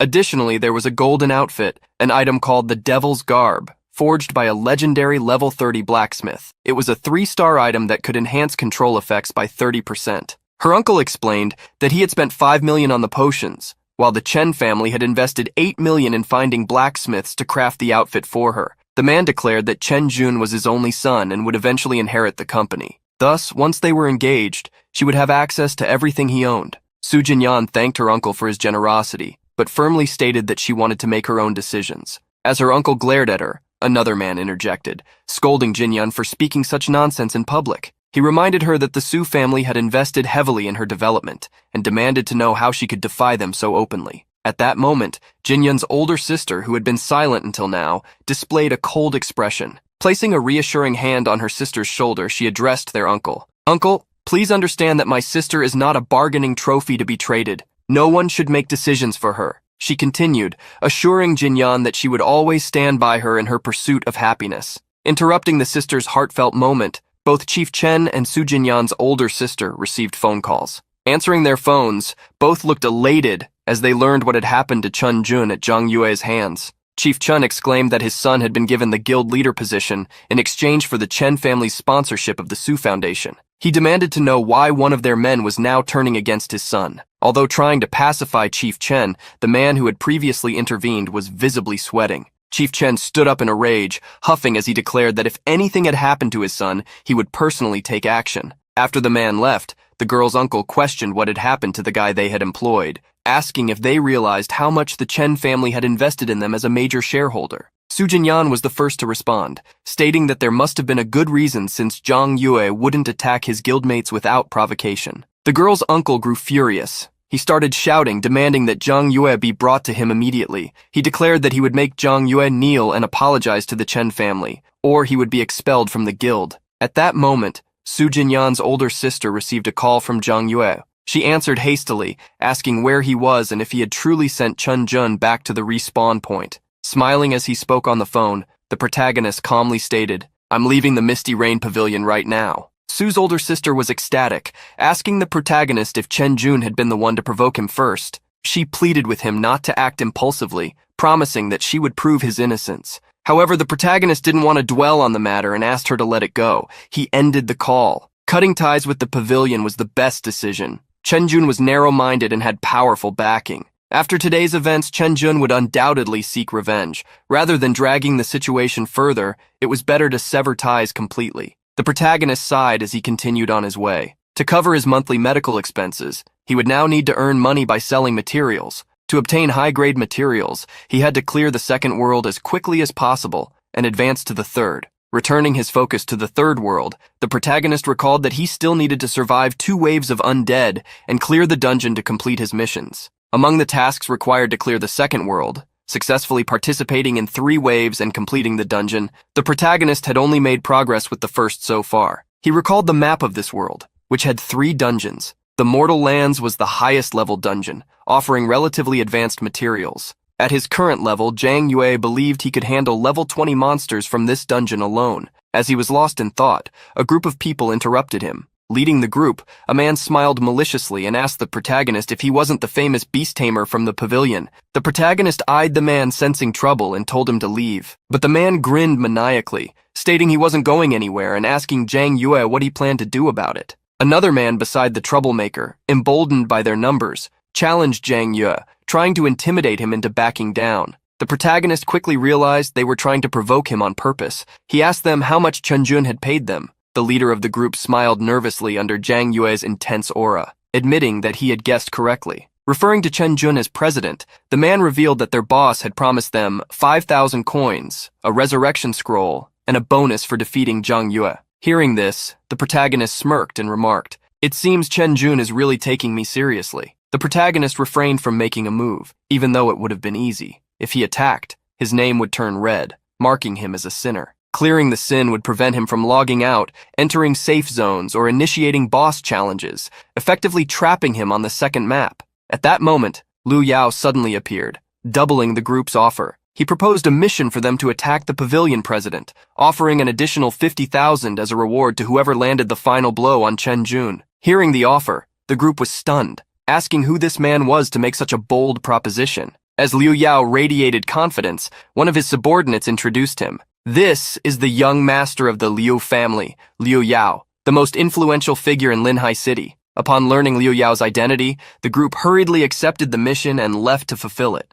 They departed. Liu Yao remarked to the protagonist that he had heard about his situation, noting how Chen Jun was broadcasting to the entire world his intent to make sure Zhang Yue couldn't take a single step in the alternate world. The protagonist sighed, replying that Chen Jun just talked too much. Liu Yao, addressing him as brother, said the pavilion underestimated people and encouraged Zhang Yue to value himself more. Liu Yao even offered to protect him from such people. Turning his back to the talkative Liu Yao, the protagonist replied that they could discuss it later, as he wasn't interested in joining any guild at the moment. Liu Yao's subordinate questioned why he kept spending money chasing after Zhang Yue when the guy didn't even seem grateful. Liu Yao defended the protagonist, stating that having suffered under the pavilion's hand, it was natural for him to avoid guilds for the time being. He mocked the blind idiots in the pavilion, adding that their behavior explained why they only ranked 5th. As the protagonist walked away, he reflected on the situation. He had thought leaving the pavilion would avoid further conflict with Chen Jun, but it was now clear the man would continue targeting him to preempt future problems.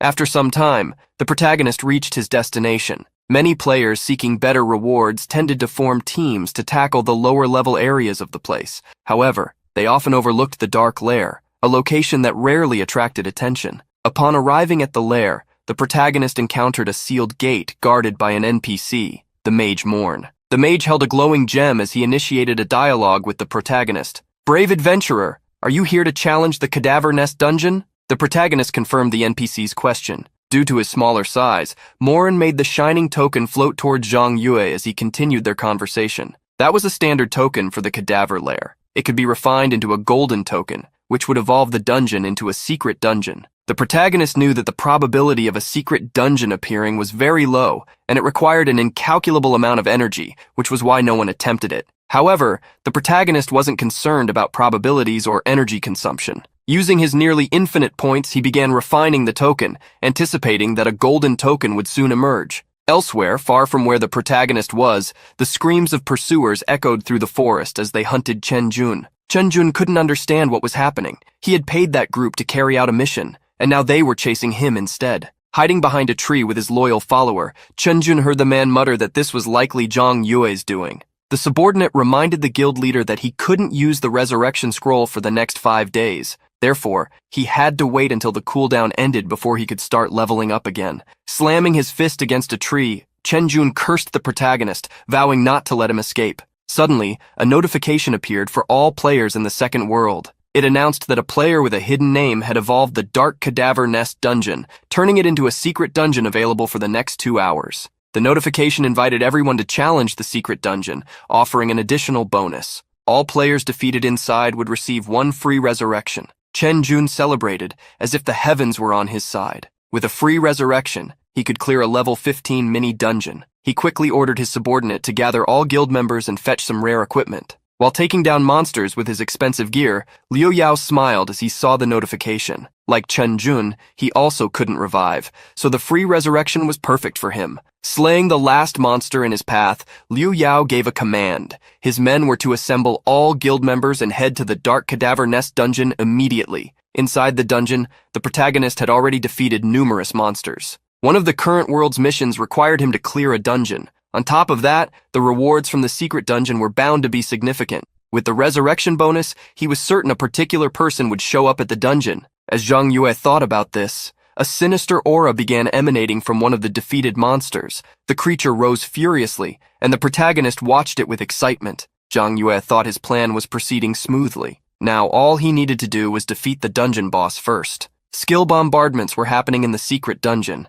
The protagonist, after defeating the boss, ordered it to behave, or it would meet the same fate as the subordinates. At this moment of superiority, Zhang Yue received a notification that a large number of people had entered the dungeon. The protagonist knew that a secret realm with free resurrection was a great opportunity for Chun Jun and the others who couldn't use resurrection scrolls. At that moment, 2 guilds were arriving at the dungeon, each with a different goal. Zhang Yue was aware of the arrival of both. However, the protagonist's target was not the 2 guilds, but a single person. Therefore, he didn't want to involve the 2 people he knew in this. Using the token that was given to him, the protagonist used the rule modification function. The token glowed, indicating that Zhang Yue, as the bearer of the token, had 3 chances to modify the rules of the Dark Dead Realm dungeon. While the protagonist decided which rules to change, the battle between the 2 guilds and the monsters was taking place. Chun Jun wanted Su Jinyan to stay close to him, but she ignored him. The girl found him very annoying. She was planning to look for Zhang Yue, but if it weren't for her uncle, she wouldn't care about the fate of the guild's cowards. Suddenly, a notification appeared within the dungeon. The bearer of the Golden Secret Order had altered the rules of the secret realm. The free resurrection mechanism was cancelled. Return scrolls to the city were disabled, and no one could leave the dungeon midway. Additionally, defeating metamorphosized class mobs with white names would no longer grant sin points. The secret realm was now locked. Along with all the altered rules, a secret mission was generated. Participants needed to defeat 500 zombies, a number based on the number of people, and defeat the guardian of the secret realm, the dark undead leader. In front of the massive notification, Chen Jun was stunned, asking if the dungeon bearer had gone mad, questioning if they wanted everyone to go to the lobby by changing the rules so suddenly. At this moment, Chen Jun's loyal follower hypothesized that the person who had activated the secret realm was Zhang Yue, who had intentionally lured them there. Faced with the possibility, Chun Jun argued with his subordinate, unwilling to believe it. Nonsense! How could he be so lucky to refine the Golden Decree, which has such a low probability?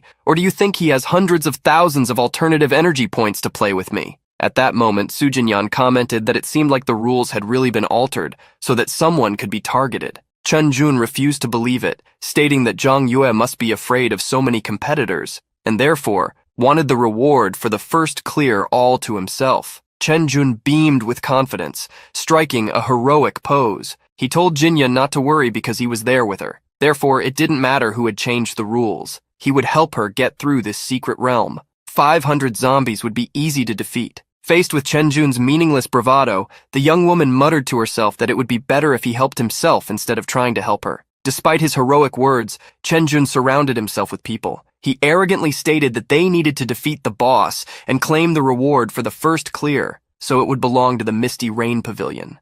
While Chen Jun spoke, one of his subordinates reported that there was someone ahead of them. However, Chen Jun didn't believe anyone could be faster than their guild. At that moment, a voice that startled Chen Jun and excited Su Jinyan echoed inside the dungeon. "Hey, you finally arrived?" In front of the pavilion's group, the protagonist was sitting on top of the boss monster, holding his staff. His gaze directed at Chen Jun was one that wanted trouble, while he stated he had waited long enough. Su Jinyan, excited, asked what Zhang Yue was doing there, as she had planned to look for him. Chen Jun gritted his teeth, asking the protagonist if he was the one who had unlocked the secret realm and where he had obtained the Golden Decree. The protagonist got off the monster, asking Chen Jun if he was trying to find ways to defeat them since he was now right in front of him. Chen Jun was very scared. He had entered the dungeon only because of the free resurrection, but he didn't expect to fall into someone else's trap.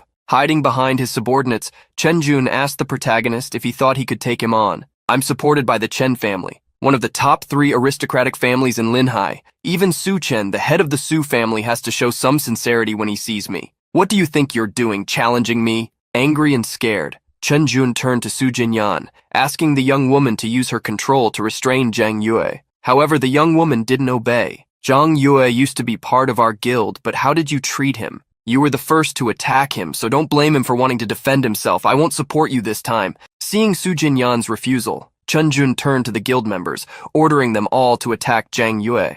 The guild members, however, didn't want to attack. They were facing someone who had defeated the boss monster alone, while their own levels were low. Faced with the refusal to attack, Chen Jun tried to calm the group's fear, stating that they still had their resurrection scrolls and therefore should attack. He also offered 5,000 coins as compensation for each one. Desperate, Chen Jun shouted, claiming he didn't believe Zhang Yue could handle an attack from a sea of people. Some people began to question whether the 5,000 was worth it. Finally, a few people who still had their resurrection scrolls moved forward, attempting to attack the protagonist. The protagonist smiled, demoralizing the guild that was attacking him. Compared to the waves of level 9 monsters, the Misty Rain Pavilion is nothing but ants. Before the men advancing against him could attack, the protagonist zipped past them with great speed, leaving a trail of light behind. After stopping his movement, the protagonist waited. In the next moment, several damage amounts appeared above the heads of the men he had passed. Multiple notifications stating that he had defeated several people appeared constantly,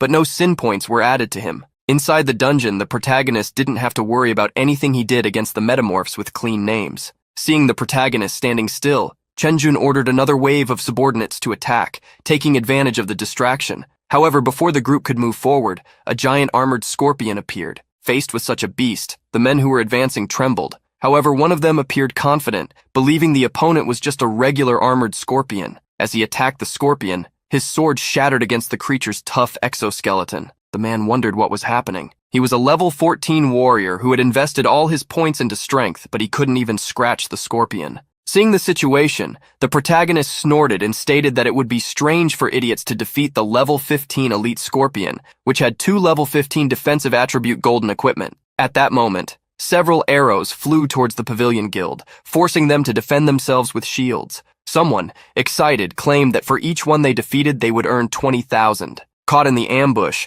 those who didn't know that Liu Yao's guild had invaded were confused. The protagonist, aware of the entire situation, remained silent, simply waiting for the events to unfold. Suddenly, another group advanced toward the protagonist. However, Zhang Yue simply stood still in front of them. Everyone passed by him, ignoring him and attacking Chen Jun's men. Liu Yao finally appeared on the scene, trying to intervene in the situation to favor Zhang Yue.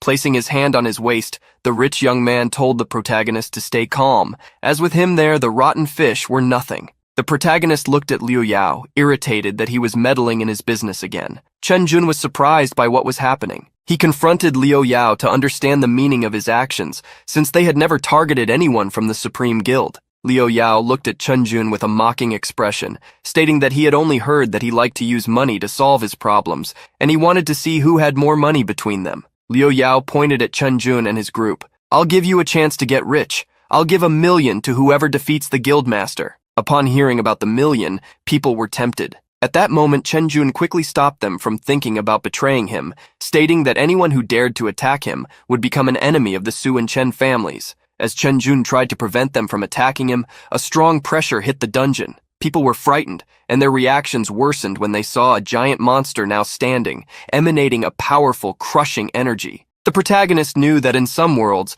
when a territorial lord's or a boss monster's life was reduced to a certain point, they would become berserkers, in an enraged state, and that was what was happening at that moment. The dungeon boss began to arm itself as a notification appeared for the people in the dungeon. The undead lord had become a berserker, and evolved into a 3-star boss, level 19. The huge monster now seemed to have created armor around its body, while its hands held a shield and an axe. Liu Yao was terrified upon seeing the boss. No one had told him that the boss could evolve. The dungeon boss began to roar as it swung its axe. When it attacked, it destroyed the ground in front of it with a single blow. With the boss becoming a berserker, the exit from the secret realm was forcibly opened. Now, all the metamorphs could leave at any time. Seeing this notification, Chen Jun felt as if the heavens were blessing him. As Liu Yao stared at the boss, Chen Jun raised his bow and shot, aiming. "Liu Yao, weren't you an expert at pretending? Today I'll make you pay." Chen Jun's arrow was shot, hitting the shoulder of the dungeon boss on the side where Liu Yao was nearby. The arrow caught the attention of the undead tyrant, who upon noticing Liu Yao's presence prepared to attack. Liu Yao looked up frightened. With such a strong monster against him, he could only ask someone to save him. The boss swung its axe, but at that moment, the protagonist summoned the silver-armored scorpion to turn the situation around. The giant scorpion successfully blocked the undead tyrant's attack. The protagonist felt relieved, seeing that it was enough. The monster had changed after its evolution, which made Zhang Yue surprised to see it dealing significant health damage to the armored scorpion. At that moment, Chen Jun was opening a portal to escape. He looked toward Zhang Yue, mocking him. "Trash! You wanted to catch me? Wait 10,000 years, have fun. I won't be with you on this. The protagonist ran toward Chunjun, intending to stop him, but at that moment, a noise came from another direction. The tyrant monster had managed to push the scorpion back, almost defeating it completely, and was now advancing toward Liu Yao. The protagonist gritted his teeth. He could use his teleportation once to catch Chen Jun, but in the process, Liu Yao would be hit by the boss. The protagonist changed direction, advancing toward Liu Yao, attacking the boss with ice cones along the way. The ice cones spread out, forming a large ice layer that almost completely covered the giant monster. Grabbing Liu Yao's arm, the protagonist urged him to move. In the next moment, the giant monster managed to break through the ice layer and attack toward the two, who narrowly dodged it. The protagonist was frustrated because the ice cone skill, which he had used, was of grade A, but it only caused about 100 points of damage. This showed how tough it was to face a 3-star, level 17 boss. But the protagonist didn't give up. Using his agility to find opportunities to strike, he continued to move around the giant monster. Seeing Zhang Yue attacking the boss alone, Liu Yao quickly ordered his men to join the fight to help him, but one of the subordinates was embarrassed, stating that if they joined the battle, they would only be a hindrance. As the battle continued, the protagonist gritted his teeth, realizing the monster was also quite fast. He had to pull back to avoid being hit, but at that moment, another attack from the boss came toward him, putting him in a difficult position. The attack quickly approached the protagonist, but suddenly an energy fell upon the boss, confining it as it roared. Su Jinyan had joined the battle. With determination in her eyes, she called out to Zhang Yue to fight together. She would be the support, and he the damage dealer. The protagonist moved quickly, conjuring a large amount of fire with his staff. Several fireballs flew toward the giant monster, which was now confined in its movements. The Supreme Guild members were stunned by the duo who were facing a 3-star boss on their own. Liu Yao realized that the girl fighting was the second daughter of the Su family, the confined mage. He was impressed by how incredible an epic class user was. However, after praising Su Jinyan, Liu Yao didn't want to fall behind and tried to tell the protagonist that if they worked together as a team, the boss would be defeated even faster. Liu Yao seemed like a star, claiming that he needed to bring both Su Jinyan and Zhang Yue to the Surprise Guild. However, even his loyal subordinates didn't believe this was possible, especially when it came to the second daughter of the Su family. While Liu Yao was showing off, the boss monster was furious from the attacks of the protagonist. Despite its roars, the boss couldn't move. As Su Jinyan kept its movements confined, the protagonist stared at the boss. Fortunately, its health was already extremely low after everything they had done. Knowing this, Su Jinyan instructed the protagonist to deliver the final blow. However, at that moment, the protagonist did not attack. He whispered something for Su Jinyan to hear. "I am the anonymous player of the secret realm." Su Jinyan didn't understand what the protagonist meant, but soon realized he wanted to maintain his anonymity so he couldn't deal the final blow to the monster. The girl raised her staff, gathering a large amount of energy. In the next instant, she cast an attack spell, Flame Light. The boss monster was hit directly by the young sorcerer's spell. Su Jinyan's attack swept the monster from the dungeon, ending the secret realm. At that moment, several people began to level up. An announcement was made for the city of Norden, congratulating the player with the nickname Su Jinyan for completing the secret realm,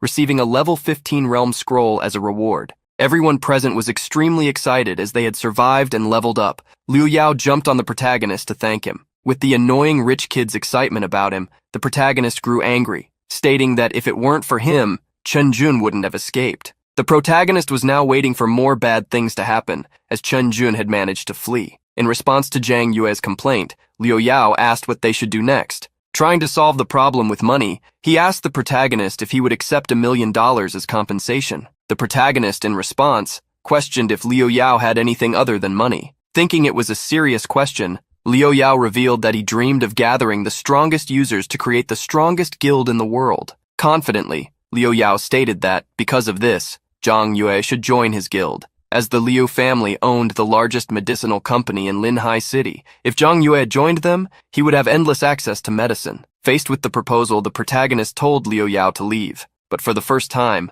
Liu Yao seemed serious for some reason. "Brother, you should listen to what I have to say. Our Liu family has connections with the best blacksmith family in the Dragon Kingdom, the Su family, and with the mage family, the Guanshang family." What caught the protagonist's attention in Liu Yao's words was the mention of the Su family, the blacksmiths. Liu Yao stated that his father and the head of the Su family were old friends, so as long as they had enough materials, any equipment they wanted would be forged. All they had to do was ask. The protagonist thought for a moment. Unlike simply buying, having equipment forged by blacksmiths was much better. Liu Yao seemed like a puppy begging for Zhang Yue's attention, saying it was fine if he didn't join the guild right now. He would accept just being added as a friend, and if there was any equipment Zhang Yue wanted, he would help him obtain it. Finally, the protagonist accepted Liu Yao's suggestion, making Liu Yao extremely happy. Thus, the protagonist bid Liu Yao farewell, and along with Su Jinyan, they left through a portal. After the protagonist and the young woman left, some people began talking about the second daughter of the Su family, who had awakened an epic class at the spawn point. They commented on how talented and beautiful she was, wondering what kind of man could compare to her. At that moment, some people appeared at the spawn square, including Chen Jun, who joined the conversation, praising Su Jinyan as the strength of the Misty Pavilion. Beside Chen Jun, his loyal subordinate commented that since Su Jinyan had defeated Zhang Yue, she had also survived. Realizing this, Chen Jun cursed, admitting that they had underestimated their opponent, who knew how to use the secret realm to set up an ambush. Chen Jun was determined to do whatever it took to defeat the protagonist once and for all. However, his subordinate stated that Zhang Yue's power seemed very strong, especially with the Supreme Guild now behind him. Standing up, Chen Jun declared that others could do the job for them since they were unable to. The subordinate was surprised to understand what the guildmaster was suggesting. The two remembered how, in the past year, some users had been trapped in the third world, at least level 30. Chen Jun believed such people would bring prestige to his Chen family if they accepted a request. Chen Jun looked around manically, telling Zhang Yue to wait and see, because if he could pass through the third world, he himself would eat manure. In an area of the forest, Su Jinyan was following the protagonist, asking if he would turn her into an enemy because Chen Jun was chasing her. The protagonist stated that everyone should be responsible for their own actions and that he only had one enemy, Chen Jun. Despite this, Zhang Yue warned that if the Misty Pavilion insisted on helping Chen Jun, he wouldn't mind having more than one group as enemies. Quickly, Su Jinyan denied that they would help Chen Jun, stating that they wouldn't be enemies of Zhang Yue. The girl said that like Zhang Yue, the person they both hated most was the same. Taking the equipment she had received from the boss monster, Su Jinyan said that Zhang Yue had given her the opportunity to deal the final blow, so the rewards should all belong to him. The protagonist didn't think the equipment was that bad. He could use it along with the skill books to significantly increase his damage and health. Suddenly, a notification appeared. A new monster horde would be invading the city of Norden again in some time. This time, the horde would consist of level 15 monsters. The duo went on alert upon seeing the announcement. Although Su Jinyan was worried, the protagonist was excited, as once they passed this horde, the world mission would be complete, and he could move on to the third world. Hastily, Su Jinyan said they should pack up and prepare, to which Zhang Yue agreed. However, at that moment, a woman ran toward the protagonist, passing by Su Jinyan. "Zhang Yue, I already know I was wrong. Please, can you forgive me?" The woman who had run up to the protagonist was none other than his ex-girlfriend, Liu Yue. In front of Liu Yue once again, the protagonist asked what she wanted. Liu Yue revealed that Liu Yao no longer wanted her. This revelation made Su Jinyan angry, asking if now that the rich boy didn't want her anymore, she was coming after Zhang Yue. Liu Yue admitted that she thought Zhang Yue was poor, but stated that every woman wanted a peaceful life with a rich man. She tried to convince the protagonist, calling him Brother Zhang, saying that he seemed strong now and had a clear path ahead. She wanted to put aside the problems they had and stop shining, as she believed she could make him happy. The protagonist gave a slight laugh at Liu Yue's request, while Su Jinyan felt uncomfortable, telling Yue to have more dignity. At that moment, a roar came from the forest, and a mist began to spread. Liu Yue tried to take the protagonist back to the city, as the horde must be arriving, but the protagonist refused. Su Jinyan stood up, ready for battle. She was thankful for having meditated a bit after leaving the secret realm, as now they could face the monsters. The protagonist looked at Yue, remembering that she had said her path was clear now. He then asked why he should have her by his side and told her to leave. Liu Yue couldn't believe that Zhang Yue hadn't fallen for her charm. He had changed, as he would never have said such a thing to her in the past. At that moment, the zombie horde began to advance. Su Jinyan used a radiant magic skill to cast her spell on the monsters, slowing them down. She quickly warned the protagonist that there were too many undead, and that she couldn't control them for long. To help the young woman, the protagonist summoned the armored scorpion. The large scorpion jumped in front of the girl, attacking the monsters she controlled. The protagonist didn't stand still. Raising his staff, he conjured a fireball. The fireball began shooting at the zombies, quickly defeating them. At that moment, a voice called out for the protagonist. Liu Yuer, who had been caught by the zombies, was pleading for him to save her. Su Jinyan was ready to help the girl, but the protagonist stopped her. Zhang Yue said that Yuer couldn't be saved. If Su Jinyan went with her, she would only drag her down. Attacked by the zombies, faint specks of light shimmered around Liu Yuer. The protagonist was surprised by what he was seeing. Su Jinyan realized that Liu Yuer must have already used up all her chances to revive. The protagonist left Liu Yuer behind and called Su Jinyan to go with him. As they didn't have time, they needed to deal with the horde. Although he didn't want to show it to Su Jinyan, the protagonist had some memories of Liu Yuer in his mind, who was now gone. Inside the city, the horde had already invaded long ago. Several guilds were trying to fight against the monsters to complete the mission. A lot of time had passed, so Su Jinyan asked why the horde hadn't been finished yet. The protagonist told her not to worry, as there could only be a maximum of 3 waves per day. Now that the 3rd wave was nearly over, they just needed to wait for the horde to be defeated. The protagonist was observing the progress of the Second World mission. He had just gained a lot from the secret realm earlier, but to enter the 3rd world more quickly, he needed to find a secret passage. Opening a portal, the protagonist told Su Jinyan that the horde was almost finished and that she should rest for a while.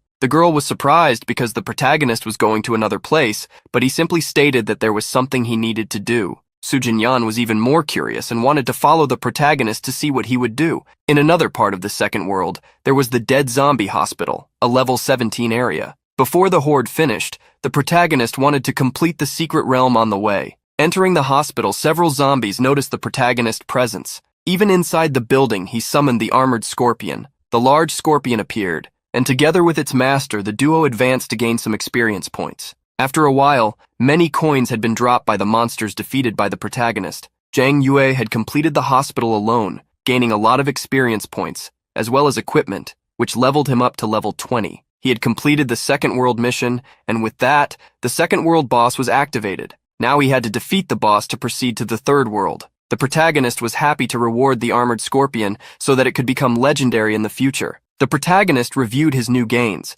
He had acquired skills and new equipment, as well as a boost in attack and health points. Once the horde was defeated, he could prepare to face the final boss of the Second World. The protagonist had acquired the Supreme Lightning Magic skill, an A-grade magic that summoned a lightning bolt to strike a single enemy. He had also obtained the Purgatory Center, Demon Slayer. While organizing his things, the protagonist received a message. Su Jinyan was notifying him that the horde had been defeated, asking if Zhang Yue wanted to fight the Second World boss at that moment. Another person also sent a message, Liu Yao, stating that he had received the news that the world boss was a level 23-star boss and that he wouldn't be able to defeat it. The protagonist thought for a moment. Having a control mage would help a lot in achieving victory, but the problem was Liu Yao. However, since he had been helpful a few times in the fortress, the protagonist decided to bring him along as well. Responding to both, the protagonist told them to meet him in 15 minutes and that he would proceed with them after that.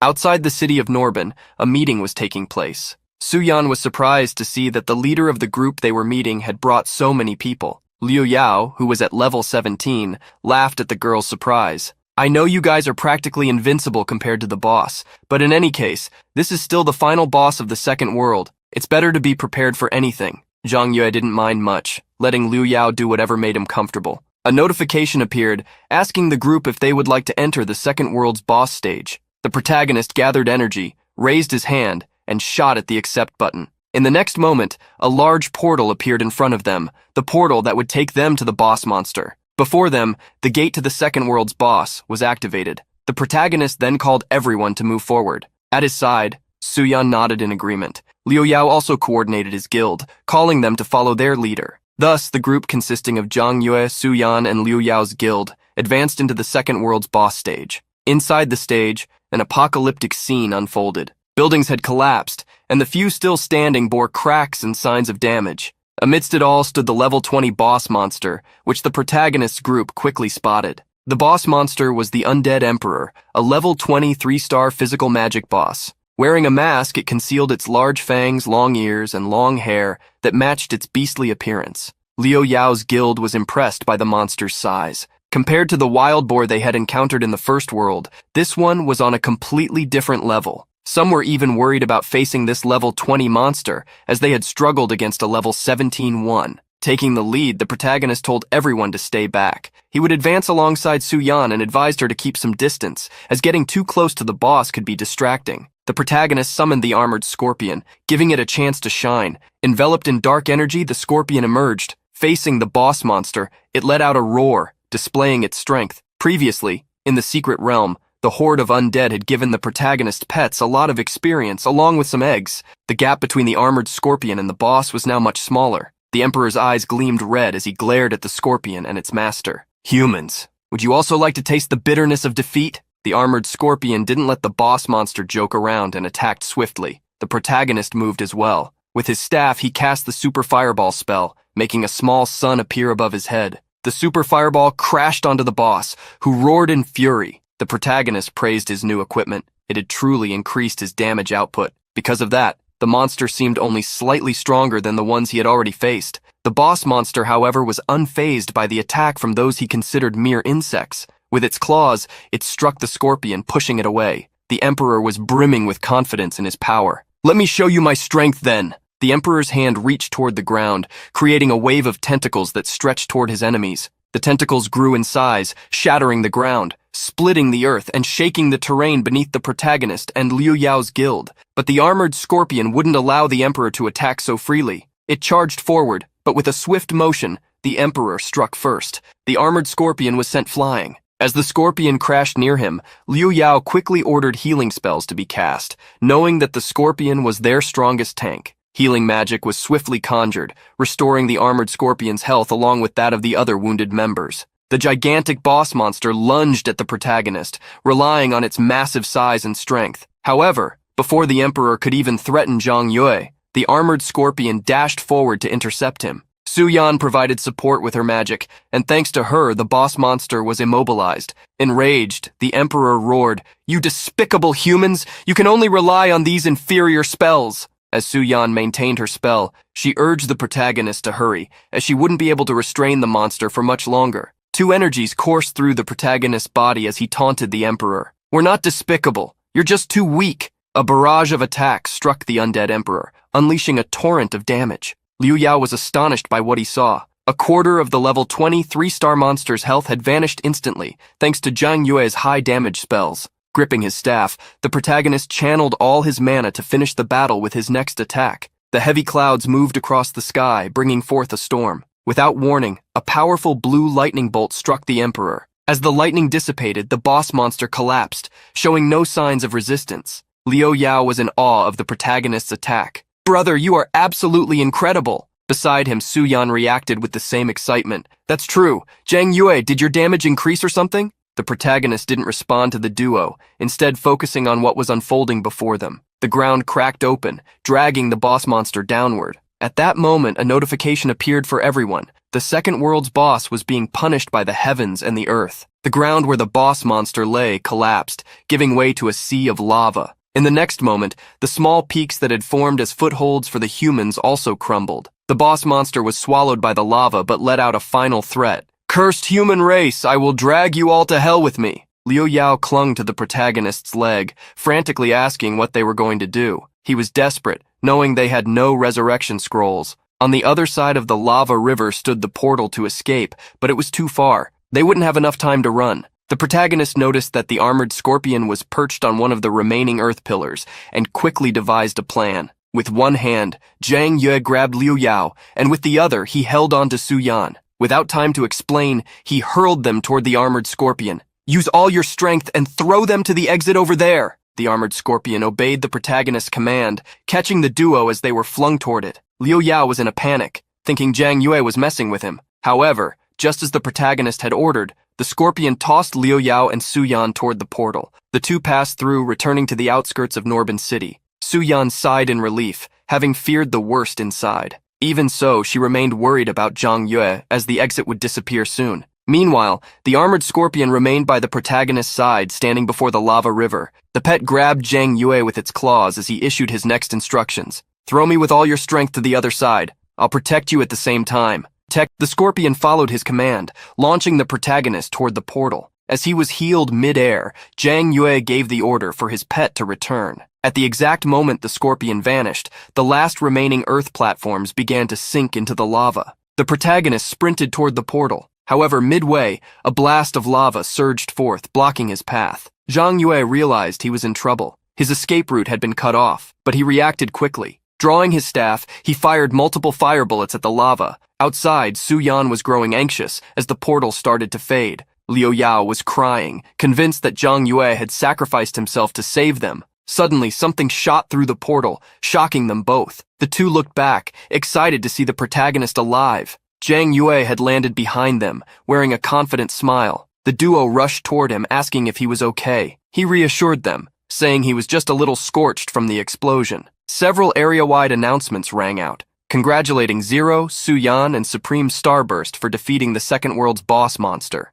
Liu Yao's eyes sparkled as he read the notification. Thank you, brother. This is all thanks to your hard work. I'll give you 500,000. No, 1 million as a reward. The protagonist sighed, stating that now that the mission was complete, he would head home to rest. Just as he was about to leave, Su Yan called out for him to wait. She warned him that Chen Jun had left the pavilion and that he should find a way to take revenge. Because of that, she urged him to be careful. Zhang Yue accepted her advice and bid them farewell. After he left, Liu Yao turned to Su Yan. Little sister, I noticed your control skills. They're not just precise, they're insanely precise. How about we head to the third world together to level up since we conquered this challenge? Despite the invitation, Su Yan declined. Liu Yao didn't push further, simply saying that he hoped they could work together again soon. Su Yan chuckled at his remark. The connections between people really are interesting. We never got along before, so I never thought we'd become friends so quickly. The third world was called Approaching Death. In this world, countless tombs stretched across a desolate land where a massive skull lay buried. Breaking the silence of the night, a hand rose from the earth, like an undead awakening. That hand belonged to a member of Liu Yao's guild, who pulled himself up upon entering the third world. Boss, there's a lot of activity here in the safe zone of the third world. Everything around here is just graves and burial sites. Liu Yao, who had also emerged from a grave, called his guildmates, the first to arrive in the third world, to start leveling up, aiming to become the top guild in Jining province. At that moment, a foot stomped on Liu Yao's hand. He yanked his hand away and cursed. Damn it! Who's the blind idiot that dares step on me? Before him stood a man dressed in black wearing a skull belt. The man stared at Liu Yao and asked, Are you Liu Yao of the Supreme Guild? There's someone named Zhang Yue who travels with you, isn't there? Bring him here. Liu Yao got up, scoffing at the man. And what makes you think you're so special? Why do you believe I'd bring Zhang Yue to you? One of Zhang Yue's companions leaned in, whispering that the person in front of them was likely an old-class user who had been trapped in the third world. He then asked if they should really summon Zhang Yue. However, Liu Yao snorted, not caring if the man was an old-class user. He still wouldn't sell out his brother. Seeing that Liu Yao refused to cooperate, the man reached for his sword. You won't cooperate? Then don't blame me for showing no mercy. The man attacked Liu Yao, but the strike became translucent, passing through him without causing any harm. The man's companions questioned why the attack hadn't worked, while the man himself wondered if newbies were under protection. He couldn't understand how they had defeated the second world's boss when they hadn't even reached level 20 yet. Liu Yao patted his own body to check if he was unharmed and sighed in relief. The player protection applied when there was a level difference of 10 or more. His companions urged him to use this opportunity to escape. The bandit leader smirked, stating that escaping wouldn't be that easy. At that moment, several bandits attacked Liu Yao and his group, dealing damage. Unlike their leader, the attackers were level 25, meaning they were strong enough to bypass the protection. Liu Yao fell to the ground, and one of his companions recognized the group before them. Boss, these are the mercenaries who place and collect bounties on people. The leader of the mercenaries grinned maliciously and ordered Liu Yao to summon Zhang Yue immediately. He warned that if Zhang Yue didn't show up, Liu Yao should prepare for the worst. Meanwhile, Zhang Yue was at home talking to the hospital. The staff assured him that the medical fees he paid earlier had been received, telling him not to worry. They would take care of his younger brother. The protagonist thanked the hospital staff and ended the call. He then looked at a message from Liu Yao, thanking him for everything that had happened and sending him the agreed compensation. With the hundreds of thousands he received, Zhang Yue didn't have to worry about hospital fees for a while. Just then, his phone rang. Concerned, he answered the call. On the other end, a member of Liu Yao's guild was desperately screaming for help. Inside the third world, the bandit group had captured Liu Yao. At that moment, one of the bandits alerted the leader that someone was approaching. Zhang Yue was walking toward them. Despite his slow pace, his face radiated pure fury. The protagonist gripped his staff firmly and commanded, "Release Liu Yao." The bandit leader turned his gaze toward Zhang Yue and asked if he was really Zhang Yue. "Someone paid a hefty price for your life," the leader stated. "Only if you survive will your friend be freed." Liu Yao was stunned to hear this, and immediately offered 100 million to each of them in exchange for his release, revealing that he was the son of the richest man in Linhai City. One of the bandits thought it was a good deal, but their leader grew furious. "Do you want money or do you want to live? Lord Gu's backing is too powerful. We can't afford to offend him." They then turned to the protagonist. Seeing that he was just a beast tamer, the leader ordered one of his men to finish him off. Instantly, the bandit activated his charge ability, slicing through the wind as he lunged toward Zhang Yue. However, his blade never found its mark. Zhang Yue sidestepped effortlessly, dodging with a minimal movement. In the next instant, magic erupted from the protagonist's staff, freezing the bandit solid. Encased in ice, the bandit stared in shock, completely unable to comprehend what had just happened. Another bandit, desperate after witnessing what had happened to his companion, rushed forward, threatening the protagonist's life. The staff in Zhang Yue's hand glowed, and in the next instant, fire bullets shot out, turning the bandit into a roasted corpse. Zhang Yue's gaze remained resolute as he stared down the bandit leader. The man couldn't comprehend how this was possible. He refused to believe that a beast tamer had just defeated a level 25 warrior. Activating his abilities, the bandit leader moved at lightning speed, appearing behind Zhang Yue. Zhang Yue barely noticed his movement, and because of that, he was struck. A notification popped up. He had been attacked by a class user named Not So Cold Assassin, taking nearly 1,500 points of damage. The protagonist quickly retreated, gripping his staff tightly. The assassin was surprised that someone had survived a slash from his blade, but he remained unfazed. He immediately lunged again to finish Zhang Yue off. Zhang Yue analyzed the level 30 assassin. His speed seemed slightly higher than Zhang Yue's own, and the second attack was already too close, making it difficult to dodge. At that moment, the protagonist summoned the armored scorpion. With its massive pincers, the beast blocked the assassin's strike. The scorpion roared furiously at the assassin, but the assassin evaded the beast and turned his sights back on the protagonist. The bandit was confident that he would defeat Zhang Yue, who realized he wouldn't be able to dodge in time. However, just then, a flash of purple flame struck the assassin, freezing his movements. Su Yan had paralyzed the bandit and quickly asked the protagonist if he was okay. Seeing another person join the fight, the bandit realized things were going downhill. In front of him, the protagonist raised his staff, channeling a massive surge of golden energy. "Now it's your turn!" The bandit's eyes widened, his face filled with shock and fear. A gigantic fireball materialized in the protagonist's hands, crashing down onto the assassin. Flames engulfed the bandit. He couldn't believe that his opponent, just a level 20 beast tamer, had enough damage output to overwhelm him, a level 30 assassin clad in full golden armor. After dealing with the bandit, the protagonist thanked Su Yan for always showing up in times of crisis to help him. Su Yan, excited, said it felt like they were connected by fate. In reality, she had been constantly monitoring Zhang Yue's online status, and thanks to that, she had been able to create this opportunity. Liu Yao joined them, apologizing and thanking the protagonist for saving him. However, Zhang Yue wasn't looking for gratitude. The assassins were still after him. Su Yan deduced that Chun Jun was likely behind this, as he had been acting suspiciously lately. Given the situation, she asked Zhang Yue what they should do. Before he could answer, Liu Yao interrupted, asking if she knew those people. Su Yan responded immediately, "Of course I do. They're a group of mercenary assassins." She then explained, "This mercenary assassin group is actually a small guild of killers that established itself 10 years ago. It's said they have more than 50 assassins, but none of them are above level 30. Liu Yao was shocked. 10 years in the underworld and they still hadn't reached level 30? He couldn't understand how that was possible. The protagonist pointed out that reaching level 30 required a second-class advancement. The fact that none of them surpassed level 30 seemed like they were exploiting some kind of bug. One of Liu Yao's guild members reported to the leader that these bandits had been pillaging the third world for a long time, making a living by robbing newly arrived class users. For years, they had hoarded equipment and skills that should have been reforged into different attributes, making them quite strong. What puzzled Liu Yao the most, however,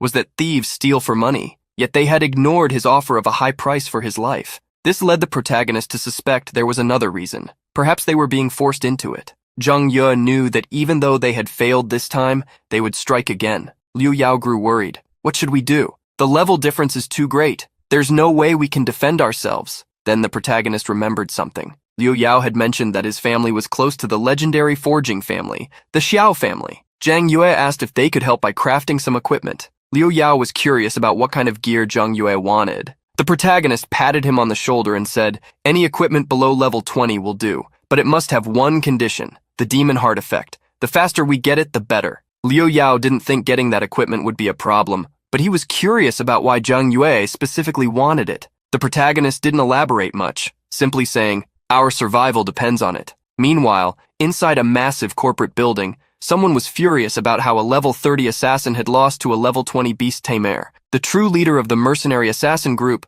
Shasho Pei Chi, better known as Assassin Page, assumed that his subordinates had been careless and walked into a trap, but he assured the man in front of him, his boss, Chen Jun, that there was nothing to worry about. He would handle the matter personally. Chen Jun glared at Pei Chi with a menacing expression. "Don't disappoint me again, you know the consequences." Pei Chi lowered his head in agreement. Inside the third world, the protagonist sat with his staff emitting a strong light. He conducted a self-assessment. At his current level, facing a mercenary group would be suicide. Zhang Yue examined the world's information and the missions he needed to complete. This world, once a thriving human capital, had been devastated. The survivors had no choice but to migrate into tombs to escape the attacks. The first mission required players to increase their tomb's defense value to 2,000 points from the initial 300. The second mission required the completion of a quest with a difficulty rating of at least 300 points. Inside the tomb, the protagonist suddenly felt everything tremble. He received a notification. His tomb had taken 88 points of damage.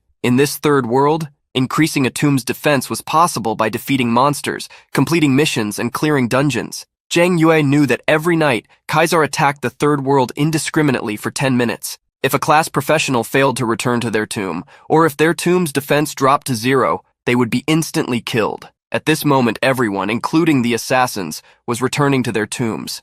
Because of this, Zhang Yue saw an opportunity. With a plan in mind, he just needed to wait for Liu Yao. The equipment arrives. Suddenly, Zhang Yue received a message. Liu Yao contacted him, informing him that the requested equipment was ready. As the protective dome formed over the tombs, Liu Yao rushed to meet the protagonist. Handing over the equipment, Zhang Yue admitted he hadn't expected it to be delivered so quickly. Liu Yao smiled brightly, explaining, "My father is good friends with the head of the Xiao family. Since it was urgent, they prepared it quickly." Zhang Yue took the demon heart staff in his hands. This was truly a weapon worthy of a legendary blacksmith. Its effect was remarkable. When the user's HP was full, they were immune to fatal damage. Assassins on the move. Liu Yao immediately asked if the protagonist was planning to confront the assassins, as he had received word that they were targeting his guild outside the safe zone. However, Zhang Yue had other plans. Just then, a notification from the Sacred Light Cemetery appeared. "Kaiser will attack in 5 minutes. Return to your tombs immediately." Reading the warning, Liu Yao ordered his men to return to their tombs. At that moment, Liu Yao noticed the assassins approaching. The protagonist, however, told him to stay calm. This was a safe zone. They wouldn't be attacked here. One of the bandits mockingly ran his finger across his throat in a threatening gesture. "You little bastard. Let's see how long you can hide. The moment you step out, I'll make you suffer miserably." Zhang Yue, however, ignored them completely and told Liu Yao to go to his tomb. Liu Yao then noticed something strange. Zhang Yue was heading in the opposite direction of the tombs. "What are you doing?" Liu Yao asked. The protagonist only left him with a warning. "Don't leave the Sacred Light Cemetery until I return. If necessary, go back to the second world to grow stronger." Then, without another word, Zhang Yue stepped into a portal, leaving the others behind. The shadow awakens. Watching the protagonist disappear, Liu Yao couldn't help but wonder what he was planning. Suddenly, a powerful shadow spread around the dome covering the tombs. From within the darkness, a being emerged. Its eyes glowed with a mix of red and yellow, and its demonic body towered even larger than the protective dome itself. The protagonist walked through a red desert until he found what he was looking for. Up ahead stood the gravedigger Lifa, clutching a cross. "The hateful ruler Kaiser is returning to defile our Sacred Light Cemetery." The protagonist approached the gravedigger and asked if he needed help. Lifa flinched upon seeing the adventurer. "You arrived just in time. Can you go to the city west of the Sacred Light Cemetery and eliminate that skeleton army?" An army of skeletons was marching in a single direction. The gravedigger pointed toward them, stating that once they were destroyed, Kaiser's power would weaken. The protagonist accepted the mission, declaring that those skeletons would no longer be allowed to terrorize them. Lifa thanked the adventurer, hoping for good news. Mission received. The mission awarded 440 points and required the protagonist to defeat 300 skeletons of each of the 4 types within a 3-day time limit. Although this wasn't a normal quest, its difficulty exceeded the Second World's Undead Catastrophe mission. During Kaiser's invasion, once someone left the Sacred Light Cemetery, their only fate was the grave. Kaiser unleashed waves of energy that struck the entire region. The protagonist's tomb was damaged, but he raised the demon heart staff and shielded himself. Thanks to his new staff, he avoided instant death. He was relieved to have requested the staff from Liu Yao. Its effect was perfect for resisting Kaisar. Kaisar's lethal power. Kaiser's ability dealt instant total damage, regardless of how many HP points the target had. However, the Demon Heart Staff's enchantment granted immunity to this variability. The protagonist had discovered this interaction by accident in his past life while exploring the fourth world. In the third world, such an item could only appear if forged by a skilled blacksmith, thanks to Liu Yao's connections to a legendary blacksmith. This time, the equipment was even better than in Zhang Yue's past life, and if it hadn't been so expensive, he would have gotten one sooner. Fear and tension in the cemetery. Watching the cemetery's exit from afar alongside his companions, Liu Yao was terrified of Kaisar. At that moment, one of his subordinates spoke up. "This is only the beginning. If we can't leave to level up, once the tomb defenses hit 0, we'll be doomed." Just then, the group of bandits who had previously confronted Zhang Yue appeared. "Oh, if it isn't young Master Liu Yao," one of them sneered. "Are you just going to stay in the safe zone and never leave? Afraid that if you step out, you'll never make it back to the third world?" Behind the man, an assassin addressed their leader. "Boss Chen, we need to take this opportunity to level up." Chen gritted his teeth and growled. "My only mission is to capture Zhang Yue." However, Shashou intervened, promising to protect Chen, as long as he didn't dare lay a finger on someone named Cheeky. Chen smirked. "That depends on how obedient you are. If you behave, your daughter will be fine." Then, turning back to Liu Yao, Chen gave a chilling farewell. "Hand over Zhang Yue as soon as possible, otherwise you won't live to see the night." Liu Yao clenched his fists, furious at these high-rankers who looked down on them. Su Yan's urgency. Just then Su Yan appeared, running toward Liu Yao. "Where is Zhang Yue? I have something very important to tell him." One of Liu Yao's subordinates spoke up first. Zhang Yue took the equipment our boss gave him and headed for the fields. Su Yan was stunned. She had thought that was impossible. Members of the Supreme Guild murmured among themselves. They had assumed Zhang Yue wanted the new equipment to deal with the assassins, but instead, he only wanted to resist Kaisar's attack and then escape from the assassins. Another guild member despaired. "He left us behind in the cemetery to face our end." Liu Yao snapped at them, telling them to stop spouting nonsense and not to doubt Zhang Yue. Yet the guild members couldn't understand. How could Liu Yao have such unwavering faith in Zhang Yue? At that moment, the protagonist sent a message to Liu Yao, asking for a favor. When Liu Yao received the message, he was moved. "Look, Brother Yue is looking for me. I told you Brother Yue would never abandon me." Su Yan, however, was irritated and jealous, wondering why that idiot Zhang Yue had asked Liu Yao for help and not her. She didn't want Zhang Yue to keep acting like this. She wanted him to believe that she was stronger and more reliable than Liu Yao.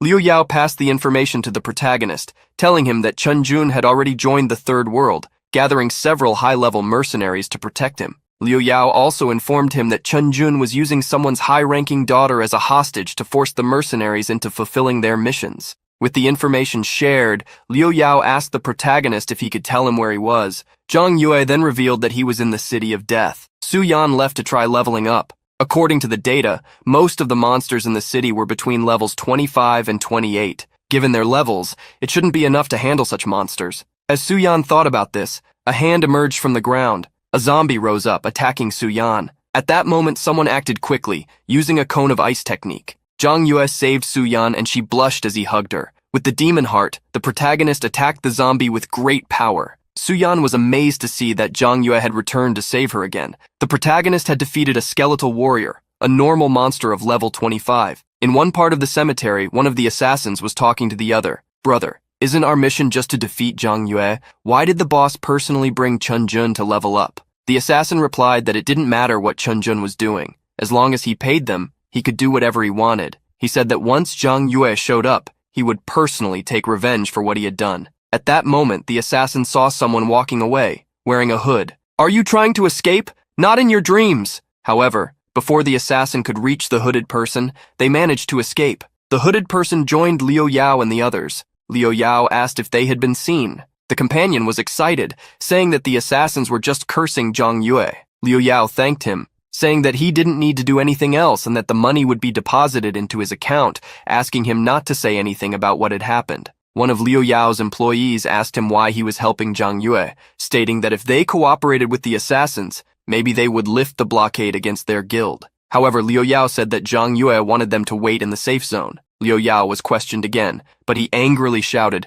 "Enough! I trust my own judgment. Zhang Yue is definitely someone worth helping. The protagonist was with Su Yan in the ruined city. She was curious if he had evolved again. The protagonist had indeed evolved, but only by one level, as the evolution was happening slowly. Su Yan, however, didn't believe that evolution was slow, as she hadn't seen him for a day or two. The protagonist analyzed the tomb's defense. In the beginning, it could only withstand 3 attacks from Kaisar, which meant that the people in the sacred cemetery, if not eliminated by the mercenaries, would be eliminated by this god. Snapping out of his thoughts, the protagonist asked Su Yan if she had any potions. Since it was urgent, he wanted however many potions she had. Using the market price, he offered 20% more as a bonus for Su Yan. Su Yan opened her inventory, handing over several potions and asking if those were enough. She was relieved, as her sister had prepared those potions for her. At that moment, the girl asked why he needed so many potions, to level up faster and increase his strength to defeat the mercenaries.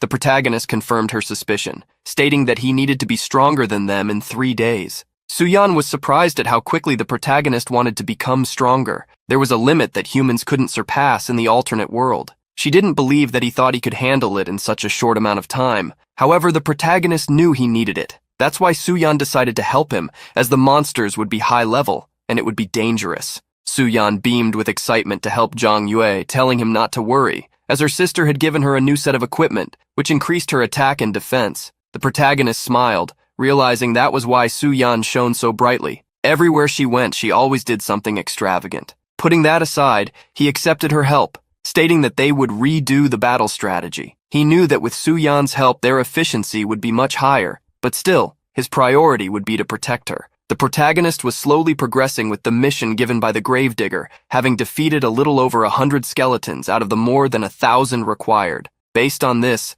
it would be a difficult battle to complete this mission in 3 days, level up his levels, and improve his equipment. The protagonist remembered that, in this third world, there was a secret kingdom at level 25, the Skeleton Island. Just like in the secret kingdom of the second world, he could level up faster there. Zhang Yue believed that, with the reward from the secret kingdom scroll and completing this mission, it would be enough to achieve his goal. As they looked at the map, Su Yan became excited to follow the protagonist and conquer this secret kingdom. Since the protagonist knew the location of the secret kingdom, they went directly to the portal. The duo remained alert as they passed through the portal, with Su Yan being impressed. They appeared on an island with a dense forest and a massive stone skull, whose eye sockets glowed with a sinister red light. Inside this secret kingdom was also the NPC mage Lao Rui. The protagonist went to speak with the mage, who started the conversation. "Protector, are you here to help this old solitary man face this place full of monsters?" At the question, the protagonist nodded. The mage then smiled, asking them to take a badge, saying he hoped they wouldn't meet their end due to recklessness. The item the protagonist took was the Skeleton Island Secret Kingdom Command Order. For every skeleton defeated by the bearer, they could earn 10 chances to refine it, with each refinement costing 20 alternative energies, and the possibility of obtaining a golden mission. Su Yan observed the protagonist, noticing that his face seemed a bit strange, which led her to think that the Secret Kingdom might be a little too difficult. The protagonist revealed that the initial order from the Secret Kingdom had a chance to be refined into a golden order, so they would need a little time. However, Zhang Yue looked at Su Yan with a confident look. "Don't worry, the one thing I never lack is alternative energy." From there, the duo advanced to defeat level 25 skeletons. With Su Yan's control power and Zhang Yue's attack spells, they began to make progress. The protagonist checked the order after they had already defeated many monsters, but it seemed to remain unchanged. However, he didn't want to give up and called Su Yan to continue. At that moment, the action order in the protagonist's hands changed to a golden hue. He was congratulated for evolving the Golden Order of the Skeleton Island's Secret Kingdom, being instructed to use the Golden Order to evolve the kingdom, or it would disappear in 2 hours. Observing the Golden Order, the protagonist revealed to Su Yan that the chance of obtaining this refined item was less than 1 in 10,000, so they were lucky to get it so quickly. Su Yan was relieved that the protagonist's alternative energy was sufficient for them to keep trying to refine the order until they succeeded. The protagonist calculated the time and realized that the god of the afterlife would be there soon. They needed to accumulate some defense value so that a single attack in the safe zone wouldn't be a major problem. The Golden Secret Order would expire in 2 hours, so they needed to go to the Secret Kingdom first, which would also help avoid a confrontation with the god Kaisar. Some equipment only appeared in high-level dungeons. With them, Zhang Yue and the others would have a better chance of defeating the mercenary group. The protagonist used the Golden Secret Order to evolve the Skeleton Island Kingdom into a hidden secret kingdom. Because of this, he won 5 coins as a prize, along with a necromancer equipment selection box. A mission was also unlocked. They needed to defeat 40 skeleton warriors and also the guardian of the secret kingdom, the skeleton general Hera. While watching the gate, Su-yan asked why they were stopping. The protagonist, however, asked her to stay alert as they were getting close. As soon as the protagonist finished his words, an undead knight appeared. He was the skeleton general Hera, a level 26 physical type monster lord. Along with the general, several soldiers revived by dark forces appeared, obeying the general's command to eliminate the invaders. At the general's command, the skeletons advanced with their swords and also with their bare hands. The protagonist stepped in front of Su-yan to protect her. They've joined forces, and with the support of the skeleton general, they're much harder to deal with. Let's lure the squad of skeleton warriors first and defeat them one by one. The protagonist and Su-yan quickly moved, attracting several skeleton warriors to chase them. Su-yan was worried about how much longer they needed to run. The protagonist answered the girl, asking how many people she could control while unleashing all her power. Su-yan, however, didn't know how many, as she had never tried. At that moment, the protagonist stopped fleeing, using his staff to gather firepower. He planned to attract the monsters while Su-yan found a place to hide and control as many skeletons as she could, so he could defeat them. The protagonist launched a huge fireball at the skeletons, drawing their attention to himself. The skeletons seemed to have barely taken any damage as they passed through the smokescreen created by the explosion. The protagonist stared at the skeletons and then signaled for Su-yan to be ready. With the protagonist's signal, Su-yan used her abilities, surrounding the 4 skeletons with her control magic. She quickly asked Zheng Yue to deal with them, as she wouldn't be able to hold them for long. The protagonist used his magic, combining firepower with lightning power. The massive energy cannon struck the skeletons with a wave of heat and electricity. The general was furious with this outcome. He prepared to charge on his horse while making his declaration of revenge. "I will use your blood to wash away your sins." In front of the protagonist, Hera's stats appeared. They were very high, and currently Zheng Yue's abilities were on cooldown. If the general hit him, the entire mission would likely fail. Su-yan shouted, trying to snap the protagonist out of his thoughts. Her area control magic drained a lot of energy, and she wouldn't be able to hold much longer. The general rode forward, pointing his large spear at the protagonist. Su-yan quickly used her control magic to try to stop him, but the guardian monster seemed too fast, to the point that the protagonist clicked his tongue in worry. Dodging the general's attack, the protagonist grabbed his staff, confident that at the distance he was, the knight's spear wouldn't be as effective. In the next moment, the combination of the protagonist's fire and lightning attacks merged with Su-yan's power, hitting General Hera. With all that power pressing down on him, the knight collapsed, cursing the humans. Seeing the result of the battle, the protagonist apologized to Su-yan, saying that he had used too much energy earlier, but had tried his best not to deliver the final blow. Su-yan found the protagonist's effort impressive, and he asked her to do him a favor. Su-yan was surprised by the sudden request. At that moment, General Hera began to rise again. Outside the portal, there was a group of mercenaries. One of the henchmen was the first to speak. "Boss, your resurrection scroll is still in the repair cycle. Why do you insist on staying here outside the secret kingdom?" The boss then stated that the secret kingdom had been activated and the rules had changed, blocking outsiders from entering. He would find out who the hell thought that they could steal the first conqueror's reward for this secret kingdom.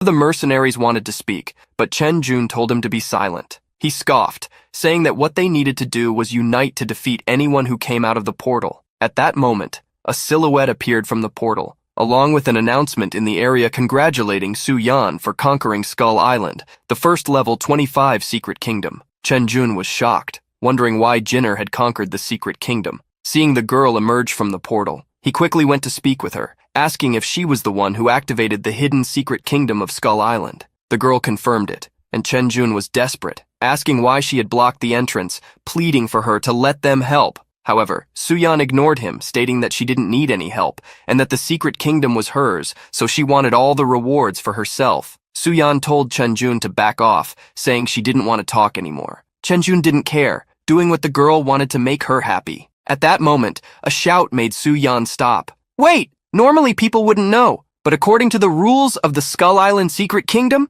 the one who activates and conquers the secret kingdom for the first time would receive a scroll with a generous reward. You didn't enter the secret kingdom alone, did you?" Su-yan returned to speak with the mercenary, stating that she and her friend had formed a team and that he had opened the secret kingdom and taken the reward. Revealing this, she asked if there was a problem. The mercenary asked where her friend was, and Su-yan replied that she had already left. She turned away with a look of disdain. "Chen-jun, your people seem to be investigating me as if I were a criminal." Chen-jun became concerned about offending Su-yan, pleading with her not to be angry, explaining that the guard was someone he had hired and didn't know anything about it. Quickly, Chen-jun tried to smooth things over, inviting Su-yan to dinner later, but the girl simply snorted and told him not to follow her. Chen-jun, irritated, reminded the assassin that he had told him to keep an eye on Zhang Yue. He questioned him, asking if he was sure that the guy had stayed in the safe zone because someone had told him they saw Zhang Yue trying to leave. But since they were guarding the exit, he had turned back. Chen-jun was pleased, as it was already the third night, and if Zhang Yue didn't leave by midnight, with Kaiser's attack, the defenses of his tomb would fall to zero. He was confident that both Zhang Yue and Liu Yao would be practically defeated by dawn. After leaving Chen-jun behind, Su-yan went to the forest. There, she searched for the protagonist and found him behind a rock. She was already worried, thinking that Chen-jun's men had found him. Approaching the protagonist, she asked how he knew that Chen-jun was outside, as he had said earlier. The protagonist pointed out that Chen-jun had hired many assassins, so by now, the strongest ones from the third world should be among them. Once the announcement of the first conquest of the secret kingdom went out, with Chen-jun's personality, he would definitely try to steal the reward and take it for himself if he could. Su-yan finally understood why Zhang Yue had left the final blow to her, to hide his identity. The protagonist apologized for not being able to reveal his identity at that moment, as it was to avoid problems. He asked her to consider it as a favor. Su-yan got nervous at receiving a favor from the protagonist, assuring him that it was fine, as she was already happy to help him. While they were talking, the protagonist invited her to go back and take a look at the spoils they had obtained. The first item they found was a super magical shield, ranked A in quality. It granted mana to create a magical shield that absorbed damage for the caster and allies within a 30-yard radius. The protagonist didn't think this was a bad item. They had also obtained a box to select a Dark Knight set. The protagonist was confident that once they avoided Chen-jun's group and completed the mission, they would reach level 25, and that would solve their current dilemma. Su-yan knew that the enemies were at level 30, and asked the protagonist if reaching level 25 would be enough, questioning if she should use her connections with her sister if necessary. The protagonist gently patted Su-yan on the head, asking her not to worry, as he would take care of it. Receiving the pat, Su-yan turned bright red. She quickly stepped back, changing the subject to cover up. "By the way, I also got the reward scroll when we completed the first conquest. Shouldn't we open it?" Missions in another world were generally divided into 3 types: normal missions, hidden missions, and reward missions. Among them, hidden missions had the smallest chance of appearing but were the rarest. Reward missions had the greatest certainty, but most of them were related to monetary rewards, so they weren't as objective as hidden missions. Su-yan believed that this was a good opportunity to earn money to cover the potion costs from the previous days. With that, Su-yan activated the reward mission scroll, causing a brilliant golden light to rise into the sky. The girl wondered what had happened, as when the light disappeared, a dense mist appeared. Within the fog, it was possible to see a being. A notification appeared. The reward mission had been updated, revealing a boss on the current map, the Golden Skeleton King, a 3-star physical monster at level 28. Su-yan was congratulated for the great hidden opportunity, asking if she would like to evolve the completed mission and fight against the Reaper for the rare hidden mission to hunt the Golden Skeleton King. Su-yan was surprised and asked the protagonist what that meant. He then explained that she could choose to evolve the mission, forfeiting the original rewards, and that if she didn't, the scroll would be as good as nothing. Under normal circumstances, Zhang Yue would definitely choose to evolve the mission. However, if Chen-jun appeared, everything they had worked for could be lost. Su-yan was surprised. Hidden missions are rare and hard to get. Why hesitate? Let's take advantage of this opportunity before Chen-jun and his people show up. The protagonist smiled, agreeing with her. They then accepted the evolution of the mission. They were congratulated for evolving the hidden mission to defeat the Golden Skeleton King. The mission's reward was enhanced, offering much more experience points, as well as gold and energy. A full night set with all 7 pieces would also be given, with the user's class able to be chosen. Skill books would also be provided, as well as elite pet eggs. Su-yan was shocked, as the experience had doubled. She was also impressed with all the other rewards. However, the protagonist thought it would be problematic with just the 2 of them fighting to defeat the boss within an hour. At that moment, the duo heard a voice. "We're rich now! We found a boss!" The protagonist quickly covered Su-yan's mouth and pulled her to hide. Chen-jun had appeared, celebrating the great rewards they would get from defeating that monster. He was shocked as he approached the boss and realized that it was level 28 and 3 stars, as this monster might be able to defeat them with a single hit. Looking closely at the monster, it was evident that it was dozens of meters tall, wearing full golden armor, and a red cape. Chen Jun quickly gave an order. "Hey you! Weaken it and leave the final blow for me!" The bandits were surprised, as this clearly meant they would be sent to the spawn point. However, the leader of the bandits did not retreat, calling for Old 2 and Old 3 to tank and grab the aggro. He coordinated for the healers to take care of buffs and heals. Thus, he stated that he and the other assassins would focus on dealing damage. With the coordination given by Shashu, all the bandits advanced to attack the Golden Skeleton King. Shashu swung his sword, attacking the giant skeleton. However, the large skeleton also retaliated with a roar. The powerful blow from the Golden Skeleton King hit the ground, making several assassins retreat.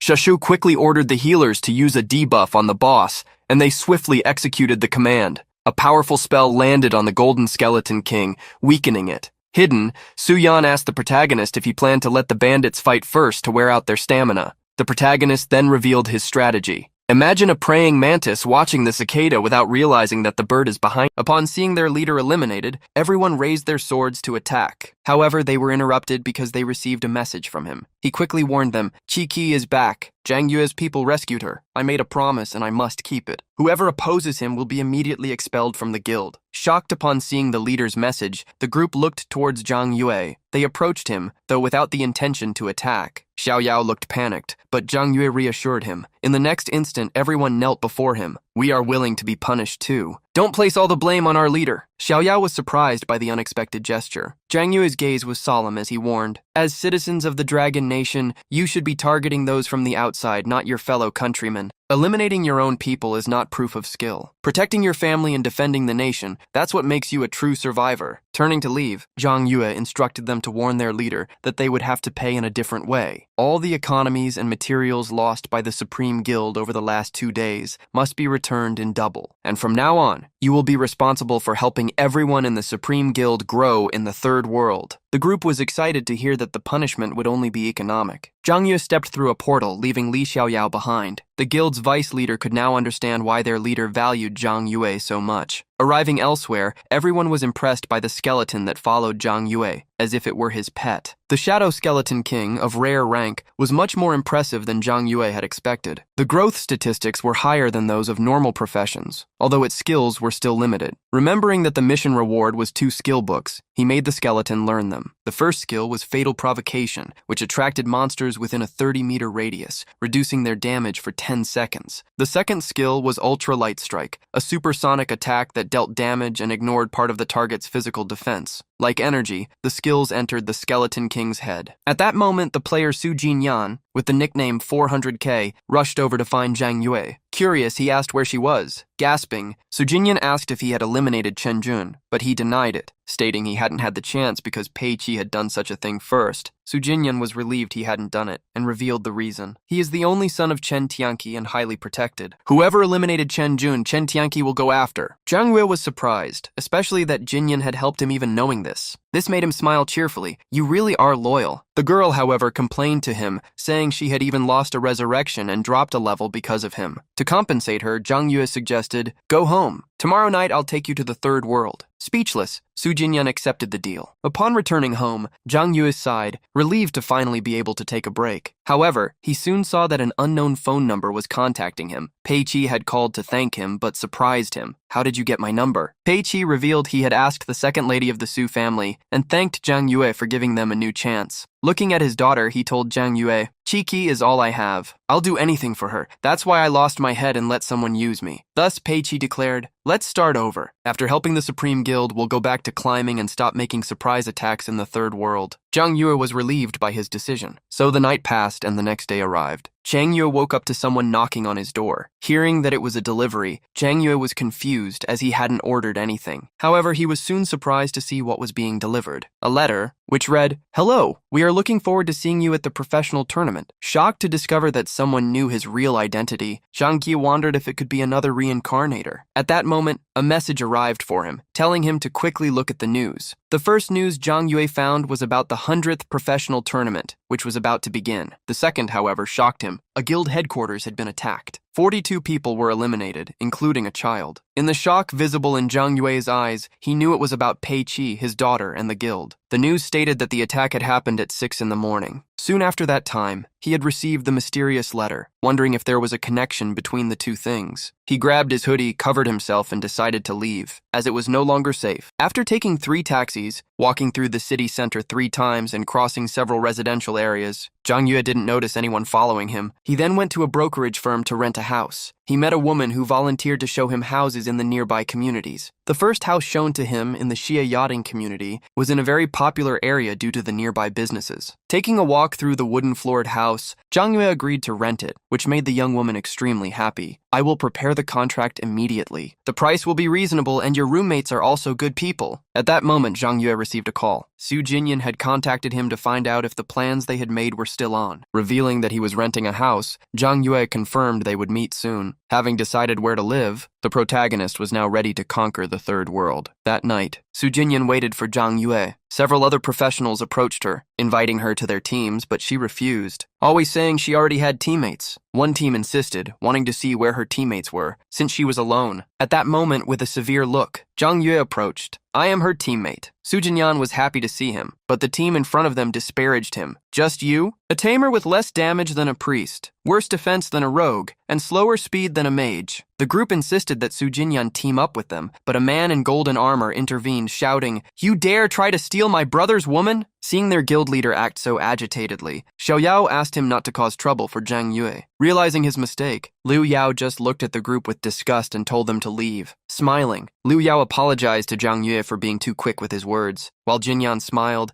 Liu Yao introduced his guild partners. Xiao Yao had been called to provide support, and Shen Yi, who accompanied him, was a healer. Zhang Yue didn't ask them to do much, only to protect themselves on the battlefield. Thus he and Jinyan walked ahead, while the trio followed. Jinyan vented to Zhang Yue, demonstrating anger at Chen Tianqi, who hadn't even spared a little girl. The protagonist sighed as investigations were not simple, and the evidence might not be convincing about who the real culprit was. Fearfully, Jinyan stated that Chen Tianqi's next target could actually be Zhang Yue. However, Zhang Yue reassured her, stating that he would be able to protect himself. While watching the couple talk, the trio from the Supreme Guild wondered if it was really necessary. As they approached the city exit, Zhang Yue asked the 3, Are you ready? The 3 confirmed in unison, and the team invitation for the World Boss Challenge was sent by Zhang Yue. Everyone confirmed, and a portal gathering all the energy from the surroundings began to form before them. The portal revealed a dark place, where everyone headed. The quintet received a welcome to the territory of the third world boss, the world of the fallen dark god. The dark, arid place caught Liu Yao's attention, as it didn't look special at all. However, soon innumerable bats emerged in the crimson-toned dark sky. Among them was a being with an enigmatic aura. Black wings extended from its back, as did horns from its forehead, on a muscular and imposing body, at least dozens of meters tall. Surprised, Liu Yao didn't think that monster would be easy to deal with. Frowning, the protagonist activated his detection skill. He discovered the stats of Kaiser, the 3-star magic-type boss. His magic attack reached 1180. He had 60,000 HP and numerous skills. Despite being more powerful than the previous boss Zhang Yue had faced, with 2 pets and a good set of equipment, Zhang Yue believed he could win. Kaiser roared furiously upon seeing the invaders of his domain. Instantly, skeletons began to rise from the ground, while the bats stirred in the sky. Zhang Yue immediately summoned the Skeleton King and the Skeleton Warrior, ordering them to attack. Using the Shadow Sword skill, the Skeleton King raised spikes that pierced the enemy skeletons. The Skeleton Warrior also brandished his sword,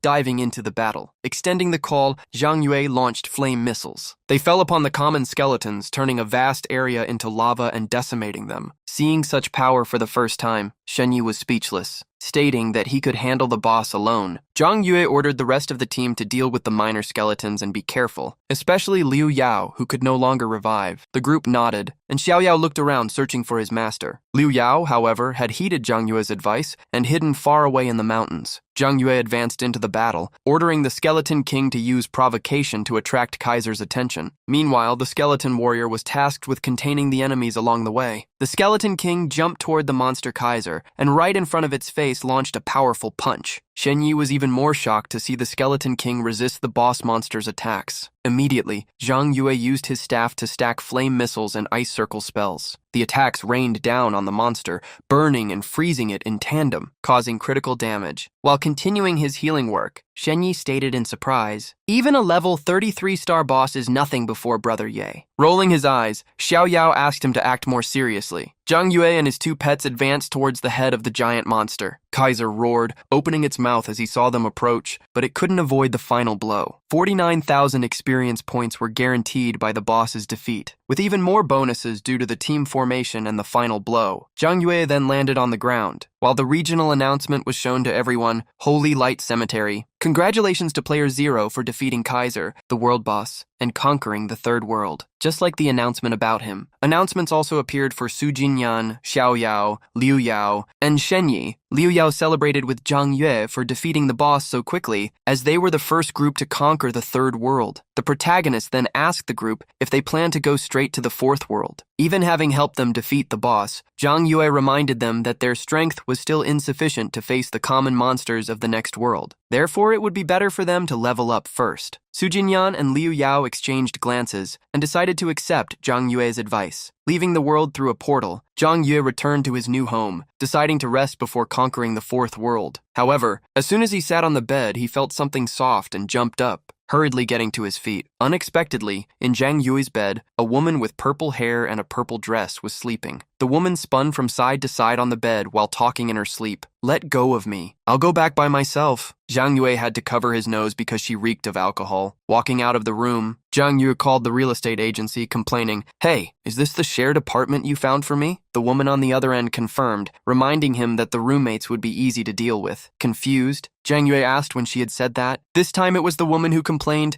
"Please don't pretend you didn't hear. We're honest in business. We don't hide anything. I found a good place and you didn't say anything against sharing the apartment." Zhang Yue realized that due to his haste, he ended up not discussing the details. Stating that he didn't like shared apartments, he asked her to find another place to rent. The woman agreed, asking him to say everything he wanted next time, and advised that she would call back when she found a good place. Through the crack in the door, Zhang Yue took one last look at his roommate before ignoring her. Returning to an important topic, he recalled the professional league mentioned in the letter he received. It would take place half a month from now and would have municipal, provincial, and national preliminaries, culminating in the World Championship. The strength of a nation was measured not only by its progress in conquering the other world, but also by its league ranking. This time, Zhang Yue swore he would break his own record from his past life. Touching the symbol on his wrist, he opened the portal to the other world. His goal was to reach level 30 to be able to participate in the league. Before entering the portal, however, he received a message, a plea for help from Liu Yao. In the land of shadows of the third world, Liu Yao stood before three girls. One of them questioned him. "If you can't do it, say so," another agreed. "We're wasting time here. We need to finish our quests." Liu Yao roared, "Stop! A man cannot say he can't? My companions couldn't defeat this map, but my big brother definitely can." At that moment, Zhang Yue appeared, asking what was going on. One of the women questioned him upon seeing him. "Just a scrawny tamer? You expect him to help us?" Flattering Zhang Yue, Liu Yao asked him to help them. Smiling, the protagonist asked, "Are you carrying girls on quests?" Grinning, Liu Yao begged him to help him not lose face. He revealed that they had faced a 2-star, level 27 skeleton boss. Even sending 10 companions, they had failed. Zhang Yue headed to the map portal, telling everyone to wait for him. Disbelieving, two of the three women scoffed. "Who does he think he is to go alone? Does he think he can solo the boss?" 3 minutes later, Zhang Yue exited the portal and was mocked. He probably noticed he can't defeat the boss and came back to ask for help. Zhang Yue, however, merely informed Liu Yao that he was already done, leaving because he had other things to do. The women thought he was joking, but when they opened the quest window, they were shocked. Liu Yao boasted, "I told you my brother was the best. So according to our bet, who will be my girlfriend?" Liu Yao noticed that one of the girls was leaving. She apologized, running toward Zhang Yue and shouting for him, "Asura!" Zhang Yue frowned and corrected her. "That person perished in battle 1,000 years ago, didn't you know?" The woman, however, stated with conviction, "No, he's right here. He's you." Zhang Yue quickly grabbed her, questioning firmly, "Did you send that letter? Who are you?" Asking him to help her with something, the woman swore she would tell him. Zhang Yue's gaze became gloomy as he was threatened, but she quickly apologized. "Don't worry, help me with this, and I swear I won't say anything about it." Knowing that if he eliminated her at that moment, she would come back,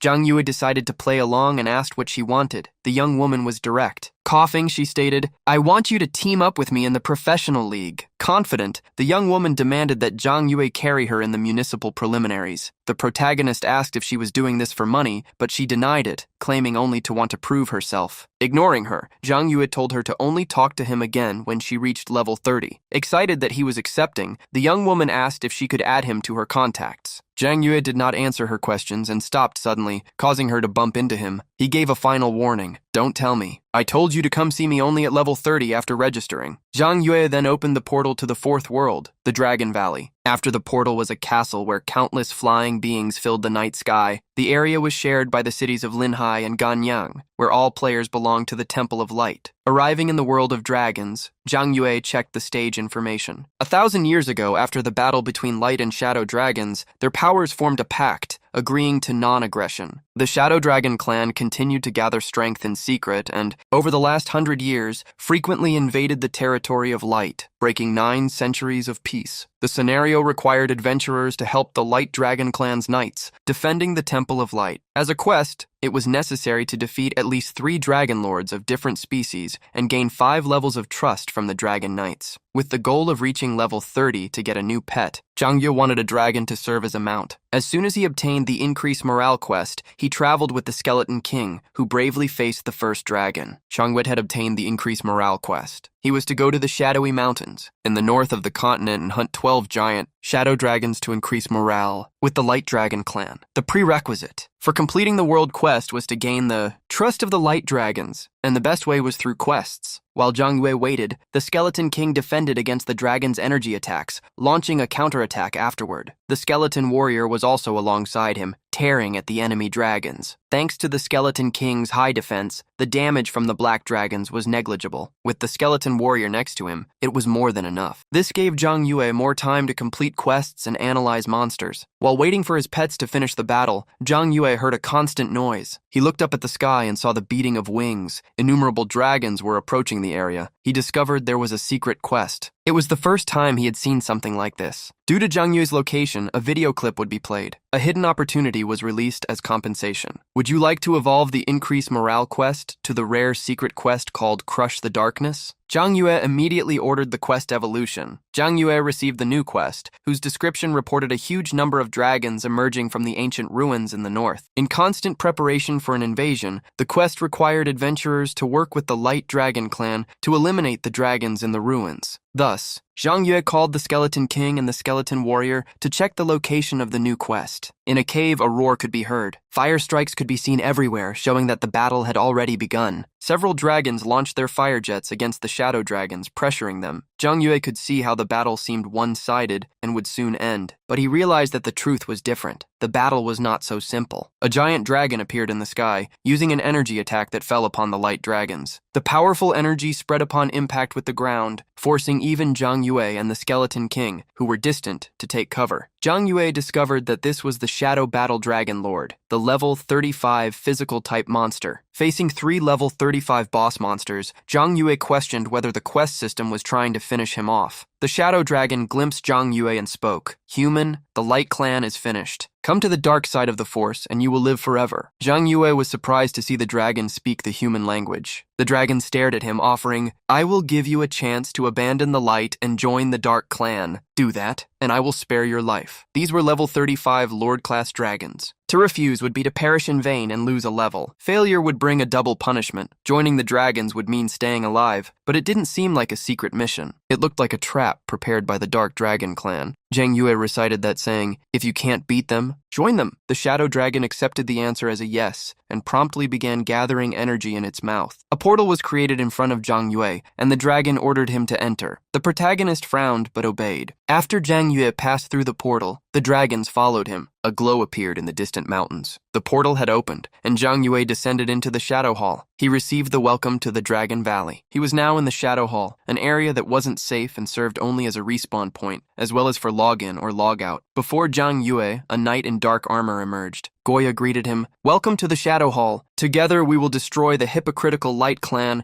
and rule the entire Dragon Valley." The faction invitation was sent to Zhang Yue. At that moment, the previous mission he had accepted failed, causing him to lose a level, in addition to losing reputation with the Light Clan. Thinking deeply, Zhang Yue didn't remember any players who had challenged the Light Clan in the Fourth World before, but then he accepted. Goya demanded, "To prove your loyalty, go to the Light Clan's territory and hunt some giant light dragons." Although only common characters gave missions in the Light Clan, Zhang Yue was receiving missions from the leader of the Dark Clan, which made the rewards 50% greater. 180,000 experience points would be obtained in the Challenge the Light mission, which required him to help the Dark Clan defeat 300 light dragons and 360 light flame war dragons. Zhang Yue was satisfied, as the mission was basically the same as the ones the Light Clan gave him. At that moment, Zhang Yue received a message. Someone was pleading for him to help with a mission, offering 500 yuan. Zhang Yue refused the girl's request, reminding her that he had only agreed to help her with the preliminaries. However, she made a proposal. "Help me this time, and I'll tell you a secret about Asura. I'll be waiting in the desert of End City." The girl was at the foggy location, waiting with a worried look. She was shocked that Zhang Yue had come when she asked. Apologizing, she claimed she was supposed to do the mission with her best friend,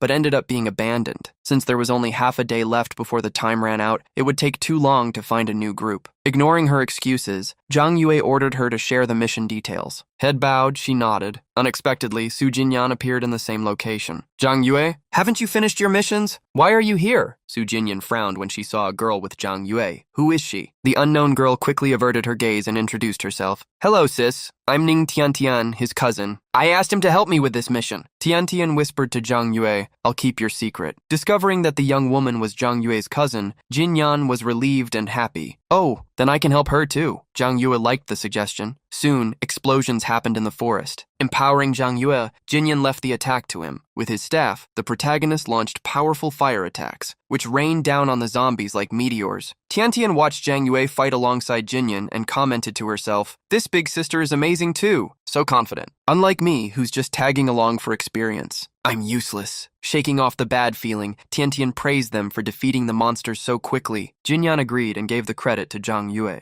Zhang Yue listened to the two girls talk for a while until Tiantian checked the mission content. She immensely thanked both Zhang Yue and Su Jinyan for their help. Su Jinyan then, stating that she needed to level up, said goodbye, running into the forest. Having been left alone with Ning Tiantian, the protagonist asked what secret she knew. With a serious look, she stated, "Asura is now living in Linhai City, in the elegant Shiyu community." Upon hearing the girl say his address, the protagonist was shocked. He quickly summoned his pets to restrain her and, overflowing with energy, questioned, "Who are you, really?" Being grabbed by the skeleton, Tiantian coughed, reminding him, "We agreed that you would help me with the competition, and only then would I give the answer." The grip on her increased for a moment, until Zhang Yue recalled his summons. Releasing her, he gave her an irritated look. "Come back when you're level 30. If you lie to me, I won't hesitate to finish you off." Coughing, she assured him that no one else would know what she knew. To ensure his safety, Zhang Yue knew he needed to leave home quickly after completing the mission. He then went to the City of Destruction, where various dragons were flying across the sky. Among the slain dragons was the player Unrivaled. Cursing, "Ning Tiantian, that damn girl dared to betray me?" Next to him, a partner yelled, "Who dared to steal the girl from the vice leader of our God of War guild?" Unrivaled had no idea, as the other side was using false information. The only thing they knew was that such a person was a summoner with the Skeleton King. At that moment, another dragon attacked a group from the guild, and someone shouted, "Vice leader, the shadow dragon is out of our range." Unrivaled roared upon hearing, "Let's go! Let's finish the mission first." As they walked across the battlefield, they encountered someone. Zhang Yue was there, observing the surroundings. Unrivaled smiled upon seeing a companion in fear. "Do you think anyone would dare steal our prey?" Confidently, they called the unknown person, "Hey brother, help us collect the loot." Seeing someone had reached the fourth world, Zhang Yue was surprised. He wondered if such people were veterans. Seeing the unknown man stare at him in silence, Unrivaled frowned. "Do you want to oppose the God of War guild?" The guild's name was unknown to Zhang Yue. He wondered if they were from Linhai City, but he didn't care. Wanting to avoid getting involved, he simply ignored them and walked away. Furious to see a tamer be so arrogant, Unrivaled wanted to attack him, but his companion stopped him from being impulsive. "Boss, a tamer arriving in the fourth world must be a professional. Both our Ganyang City and Linhai accessed the fourth world. Maybe he's one of the best players from there." However, Unrivaled swore that the next time he found such a tamer, he would punish him. At that moment, a notification appeared. The Destruction Dragon boss appeared in the field of the City of Destruction. Everyone awakened a secret mission. The fifth mission against the darkness they possessed could be evolved into the new mission: defeat the Destruction Dragon. A large dragon emerged above the hunting grounds. With an immense amount of energy surging in its open mouth, it used the fallen dragon's breath. A torrent of energy fell upon the light dragons, eliminating them. Unrivaled immediately roared, "Brothers, gather your weapons! Even if we perish here, we'll take it with us." However, when Unrivaled tried to advance, a spell fell on his foot, freezing him. The dragon targeted him with an energy attack, which fell before him. Furious, Unrivaled roared, "Who did that?" The summoner Unrivaled had just threatened appeared before the dragon and warned, "The boss is mine." Unrivaled was surprised and challenged his own fear. "You haven't left yet? Want to try to steal the boss? Do you think you have what it takes?" Zhang Yue gave him one last warning, ordering them to get out of the boss's range within 10 seconds. Unrivaled laughed upon being challenged by a single man and ordered, "Attack him!" A light arrow was fired at Zhang Yue. However, a skeleton emerged with the flames the protagonist created, reflecting the attack and launching a counterattack at the same time. An explosion of fire fell upon the one who tried to attack Zhang Yue, causing a critical hit with over 2,300 points of damage. Zhang Yue had eliminated Du Zun, a member of the God of War Guild. Unrivaled was shocked to see the level 24 archer perish with a single attack. He had never seen a Tamir with so much damage before. Unrivaled was even more shocked because the dragon was not attacking the Tamir. Looking at them once more, he realized that the dragon and the tamer were together. Zhang Yue had received a mission: protect the destruction dragon. Immediately, Zhang Yue summoned the Skeleton King, which, overflowing with energy, joined the battle. One of the members of the God of War Guild shouted, "Vice Leader, is this guy really allied with the dragon?" Unrivaled also screamed, "Were you the one who went out with my woman?" Having failed the last mission, Zhang Yue was more focused on not failing this time. Furious at having found the Tamir who supposedly went out with his woman, Unrivaled roared, "How dare you! Attack that tamer for me." However, the destruction dragon attacked first with a burst of energy. Everyone tried to protect themselves, yelling at Unrivaled, "The dragon is already hard enough to face, and now there's this mysterious guy." Zhang Yue wouldn't let them escape. Raising his staff, he cast fire magic, exploding the enemies. Unrivaled quickly shouted, "Flee! Inform the guild leader and the rest that we need reinforcements." Soon, everyone disappeared, but since the mission was supposed to last 24 hours, Zhang Yue knew they would return. While planning to wait for their return, Zhang Yue wondered about what the group leader was shouting. He opened the forum and quickly found news about the God of War Guild. There, it was said that it was from the Zhejiang province. Ningbo discovering that it was a strong guild, Zhang Yue realized that he would need help. Asking the dragon to wait for him, he informed it that he would return soon. Su Jinyan, who had discovered that Zhang Yue would face the God of War Guild, imagined that he would definitely be at a great disadvantage fighting alone. She then called everyone who was with her, ordering them to quickly finish the world missions to fight the world boss and move on to the fourth world. Zhang Yue met with Goya and explained, "My lord, I was attacked by the Light Clan. May I ask for a favor?" Goya asked him to proceed with the request. Zhang Yue hadn't expected the Shadow Clan to offer help, something the Light Clan would never do. The protagonist then revealed, "I am currently doing the Protect the Destruction Dragon mission. The enemy is about to launch a massive attack, and I want to receive help from the Shadow Clan." Goya placed his hand on his shoulder and reassured him. At that exact moment, the notification appeared that the Destruction Dragon was under attack. Surprised, Zhang Yue informed Goya that he would be going ahead, and the leader wished, "May the shadows be with you." In the field of destruction, the dragon roared fiercely. It attacked with all its power, launching a beam of energy, but the attack stopped upon hitting a protection dome. Quickly, Unrivaled shouted, "Bind it!" Mages extended their staffs, casting spells. Rings of light appeared around the dragon, restricting its movements. Then, rogues advanced, carrying their twin swords. They quickly approached the dragon to attack it. However, at the last instant, a purple lightning spell fell from the sky onto the rogues. The dragon was saved by Zhang Yue,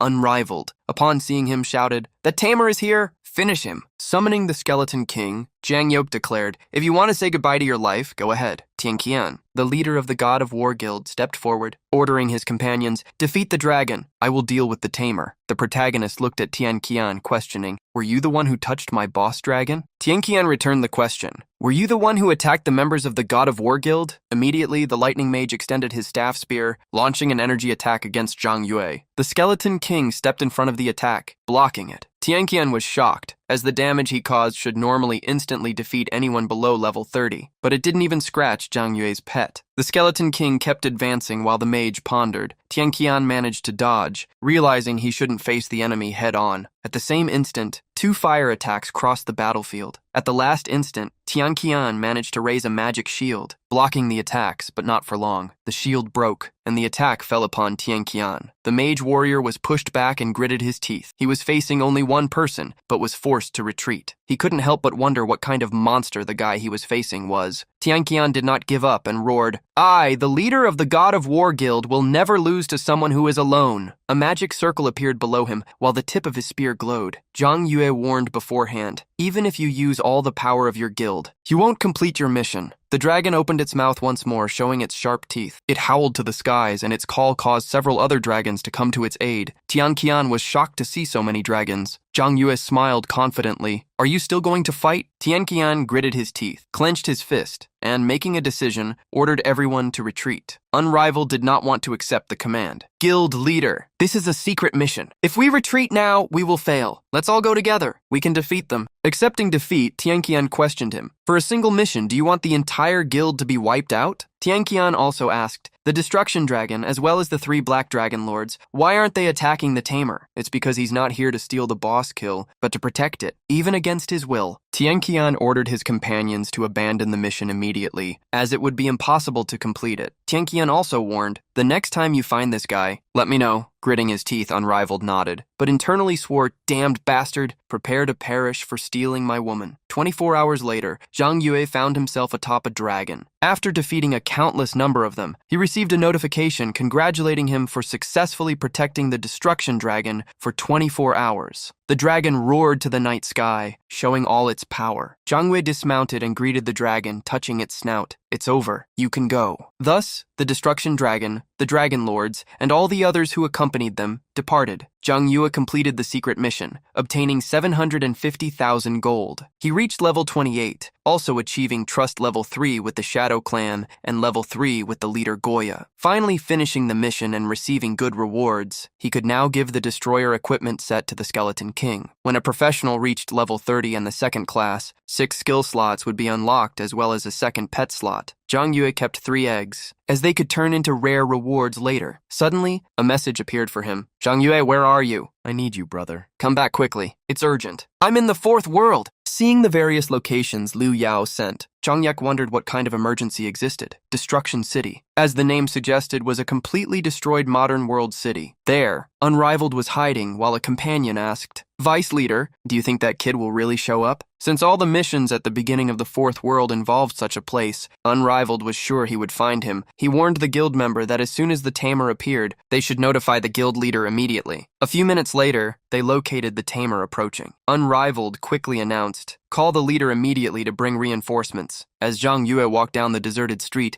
Unrivaled stepped into his path. Followed by several companions, Unrivaled roared, "You brat! I don't know what tricks you used before, but today, without those dragons helping you, I want to see how arrogant you'll be." The protagonist rolled his eyes, asking the man if he had leveled down. Furious, Unrivaled replied, "Why are you asking that? It's all your fault." Unrivaled revealed a bloodthirsty aura as he complained through clenched teeth, "You stole my mission and my woman. I won't forgive you." With a bored look, Zhang Yue sighed, "You keep saying I stole your woman, but I don't even know what you're talking about." Furious at him playing dumb, Unrivaled advanced. However, before he approached Zhang Yue, a lightning bolt fell between the two, making him stop. Unrivaled, furious, roared, "Who dares to stop me?" Unexpectedly, the lightning had been cast by Tianqian, who was approaching. Shocked, Unrivaled tried to understand what was happening. "Leader, we found the guy who sabotaged our mission." "Give the order and we'll attack him!" Nodding, Tianqian stated, "I will deal with him." Laughing, Unrivaled cheered, looking at Zhang Yue. "You're done for!" Preparing for an imminent battle, Zhang Yue drew his staff. With a serious look and energy covering his body, Tianqian faced Zhang Yue and said, "Brother, do you want to join our God of War Guild?" Unrivaled's jaw dropped, unable to believe what his leader had said. Tianqian approached Zhang Yue, offering, "If you accept, I will ignore the fact that you offended our guild. Consider this a chance for reconciliation." The protagonist smiled, mocking, "Do your God of War Guild eyes look out the back of your head? You're underestimating people." Shocked, Tianqian asked if he would really become an enemy of the God of War Guild. It was at that moment that an angry voice emerged, catching Tianqian's attention. "Who dares to touch him?" Liu Yao walked in front of a group, roaring, "Who dares to touch the chief of my supreme guild?" On the other side, Jinyan also appeared. "People of the Misty Rain Pavilion, protect Zhang Yue." Unrivaled was shocked to see the two guilds. Jaw dropped, Tianqian frowned. "You want to go against the second largest guild in the province?" Confidently, Liu Yao smiled. "So what if you're second? Do you have more money than me? Or are you better looking than me? Jinyan was angry. If you dare to touch this man, my Misty Rain Pavilion will not allow it. Unrivaled was furious at the challenge. You are only ranked 3rd and 5th in the province. Do you perhaps want to be eliminated? Tianqian ordered him to calm down and commanded everyone to retreat for now. Unrivaled did not accept the order. Guild leader, let's fight head on.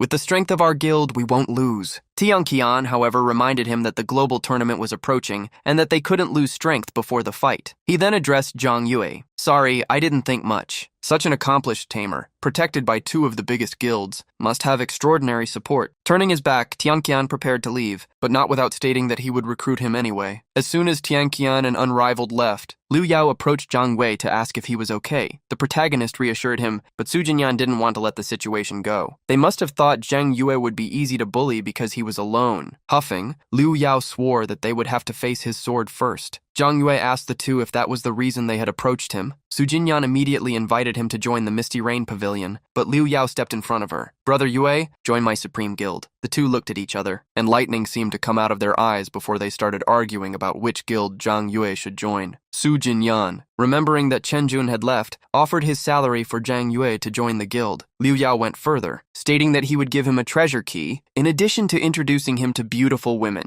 Upon seeing Liu Yao's offer, Jinyan scolded him. You're introducing women to him? Aren't you ashamed? Confused, Liu Yao asked if that wouldn't be normal and reminded her, if he joins your pavilion, you won't even meet my brother's needs. Blushing deeply, Su Jinyan yelled, Why wouldn't I? Zhang Yue and Liu Yao looked at Su Jinyan with strange looks. She quickly tried to mend what she had said, but it was too late. Zhang Yue made it easy for her, stating that he wouldn't join any guild. Now, being in the 4th world, he stated that he would focus on leveling up and doing missions. In the end, the duo had to accept his decision and watched him walk away. Before, however, Su Jinyan asked, confused, seeing where he was going, Zhang Yue, where are you going? Aren't you going to do missions? Zhang Yue stated that he was going to get them at that very moment, which left Su Jinyan confused, since the light pavilion was in the opposite direction. In front of a computer, a man was doing some research, while talking to himself. To make professionals betray the light faction and join the Shadow Clan, such a mission, which was just a rumor among players, no one dared to take it. That's why I thought it was a myth. Unrivaled smiled excitedly at the thought that Zhang Yue had taken such a mission, as he could deal with him somehow without even losing soldiers. In the other world, shadow dragons were launching energy breath attacks against the humans. They, however, fought back with bursts of abilities. Su Jinyan yelled to Liu Yao, The divine dragon is getting furious again. Liu Yao confirmed what she had said, revealing that every year someone tried to steal the dragon's eggs. At that moment, the duo spotted Zhang Yue. Liu Yao imagined he was there to do the mission and invited him to team up. Jinyan was excited, as together they could defeat monsters more quickly. However, Zhang Yue frustrated them, stating that they were on different missions, warning that he would need to go to the light dragon field to hunt. Jinyan was confused, as that was where the missions were obtained. Suddenly, a dragon appeared in the sky, flapping its wings towards where the professionals were. Liu Yao looked at the sky, wondering why the Divine Light Dragon, a 4-star level 35 boss, was so angry. Zhang Yue reassured him, stating that the dragon must be looking for whoever stole its eggs, so they would be fine if they didn't get involved. The dragon, however, spotted him and descended from the heavens. Destroying the ground, the dragon landed in front of Zhang Yue, making Liu Yao yell, Didn't you say the light dragon wouldn't attack innocent professionals? While Liu Yao and Jinyan tried to convince the dragon that they hadn't done anything, it opened its mouth, conjuring a powerful light attack towards Zhang Yue. Facing the dragon's attack, Zhang Yue raised a shield. The attack fell upon him, causing him to lose almost 3,000 health points. Behind the shield, he stood resolute. Leaping, he retreated from the attack. Everyone in the area was shocked, wondering why the divine dragon had attacked the tamer. Liu Yao chuckled, asking, Big brother, was it you who took the dragon egg? That's insane. Zhang Yue hastily denied doing such a thing and continued to evade. Internally, the protagonist wondered if the dragon was attacking him because it sensed he belonged to the Dark Clan. Without time for analysis, he summoned the Skeleton King and the Skeleton Soldier. The light dragon opened its mouth once again, launching a breath attack of flames and light. The skeletons blocked the attack, protecting Zhang Yue. However, the protagonist watched the massive health of the Skeleton King drop rapidly before the attack of the 4-star boss. While Zhang Yue was worried, someone was smiling. Unrivaled confidently challenged, Let's see if you can survive this time. Liu Yao and Su Jinyan hastily ordered their guilds to protect Zhang Yue, and soon the two groups faced the fire and light attacks. Jinyan hurriedly ran toward the dragon, You misunderstood. Shongyake would never do something so wicked. The dragon responded to her for the first time, questioning, "Can you prove it?" Sujinyan couldn't answer, which made the dragon even angrier. "Since you wish to help him, you will be eliminated along with him." With a great roar, the dragon launched another breath attack like a cannon of light, this time aimed at the sky, blowing away everyone who approached with a gust of wind. Unexpectedly, Ning Tiantian appeared, shouting, "Wait! I can prove he didn't steal the egg." The dragon momentarily calmed down, staring at the young woman. Unrivaled's subordinate was shocked to see Tiantian. Unrivaled bellowed, "That wretched girl is actually protecting another man in public." Tiantian raised the crystal, asserting, "There is a recording present in this image crystal." In the recording, Unrivaled was ordering his subordinates, "Bring the bodies of the black dragons here, as well as some skeletons. That damn tamer, I'm going to destroy him."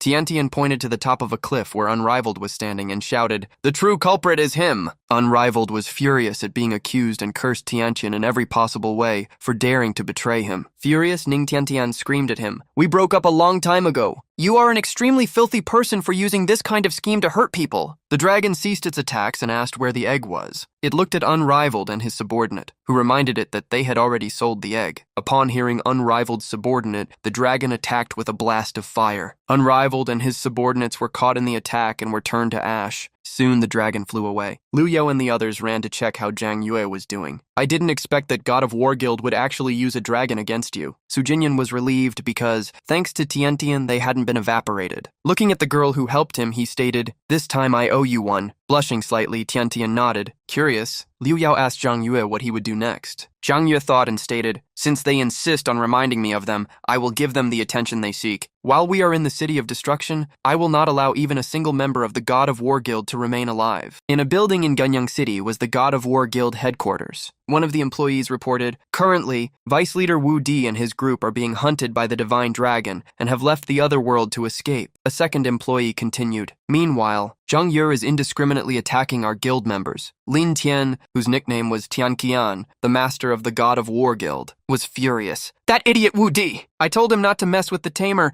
and now I have to clean up his mess." Lin Tian gave an order that no one should enter the City of Destruction, even if they had a mission there, and also that Wu Di, the Unrivaled, and everyone involved in the egg theft incident should be expelled from the guild. Remembering that the professional tournament was approaching, the guild member asked Lin Tian if he was sure. Frowning, Lin Tian stated firmly, "Offer great rewards to recruit high-level professionals from Ganyang City to fill the vacancies in the guild. As for that tamer, I will deal with him personally." While Zhang Yue was on a call with a real estate agent who informed him she had found a new place for him to live and they arranged to meet, a suspicious man knocked on a house door. The resident asked who was knocking and he replied, "It's a delivery." As the young woman, unexpectedly Ning Tiantian, opened the door, she was faced with a familiar face that left her shocked. "What are you doing here?" The man pushed the door open and looked at her with a maniacal gaze. "You smelly woman, did you think I wouldn't find you just because you moved?" Woody forced her to back away due to fear. Furious, he bellowed, "I heard you're going to the league with that tamer. I was expelled from the guild because of him. You ruined my promising future." Claiming not to know what he was talking about,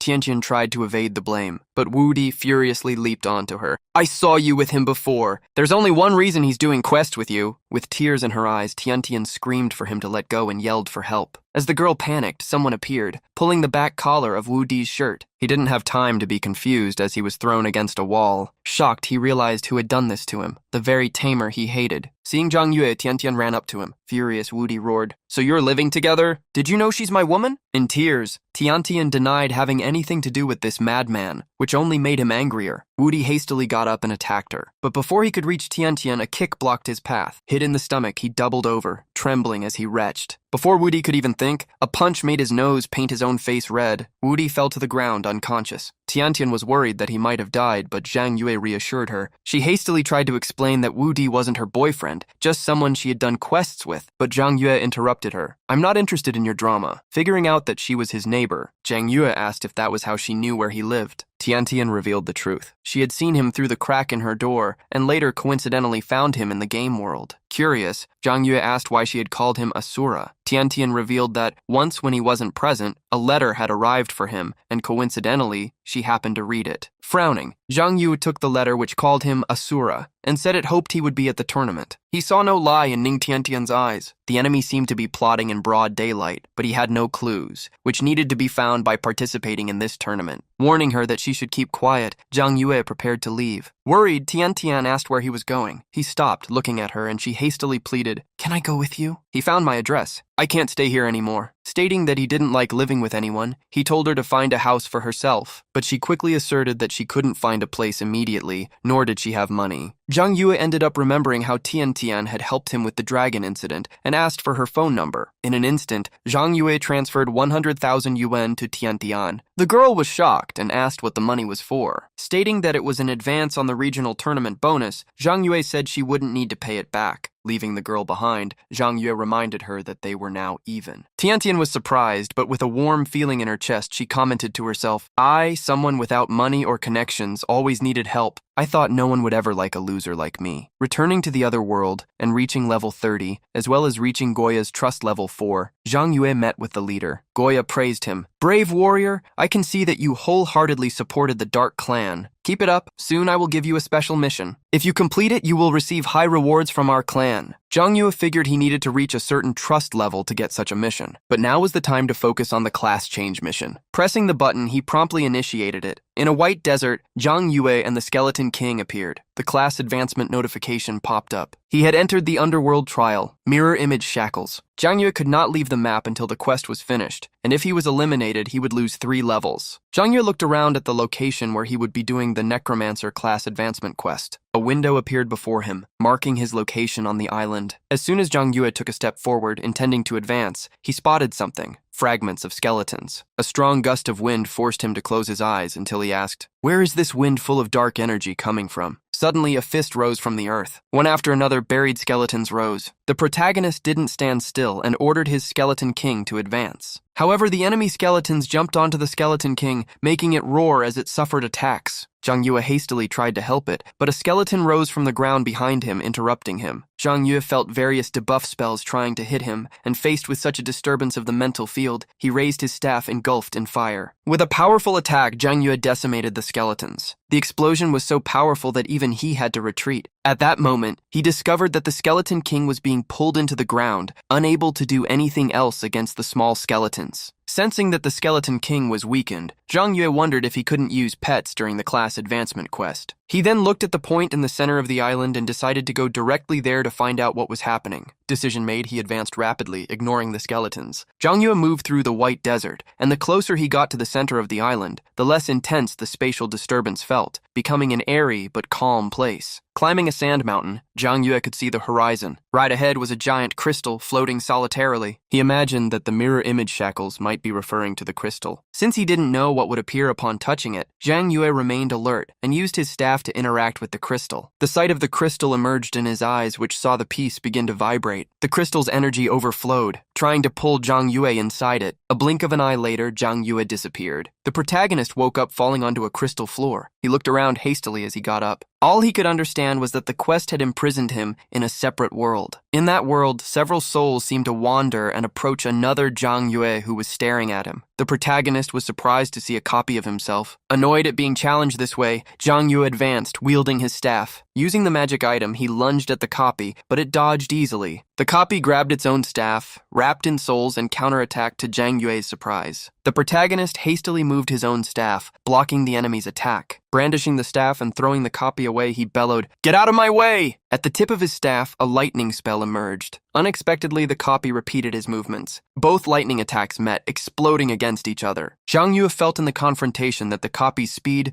strength, casting habits, and mana intensity were identical to his. Even his own instincts were being replicated by that copy. However, he soon realized something was wrong. The copy only imitated him the moment he attacked, without demonstrating human instincts. Having never expected the class advancement quest to be this way, upon discovering how it worked, Zhang Yue believed things would be easier than they were initially supposed to be. Continuing the battle, Zhang Yue used the flaming missiles to attack the copy, which promptly copied him. Once again, the mirrored spells met head-on. However, Zhang Yue used the explosion as a distraction to advance quickly. Most of the time, warriors relied on their instincts, which is why he anticipated the moves the copy would use, allowing him to strike it with a thrust of his sharpened staff. Zhang Yue managed to throw the copy away. because surely, as long as his reactions were faster, there was no way the copy could perfectly reproduce his movements. Zhang Yue cast the spells aside, throwing several thrusts at the copy at a speed it couldn't react to in time. The copy gritted its teeth, trying to conjure a spell. Zhang Yue was doing the same, engulfing his staff in fire. The two flame spells exploded against each other once more. But amidst the explosion, electric missiles appeared. With the electricity hitting the copy, the imprisonment spell was used, causing the electricity to engulf it. Zhang Yue took advantage of the copy being immobilized to launch a final thrust, which destroyed the shadows of his enemy. Smiling, Zhang Yue boasted,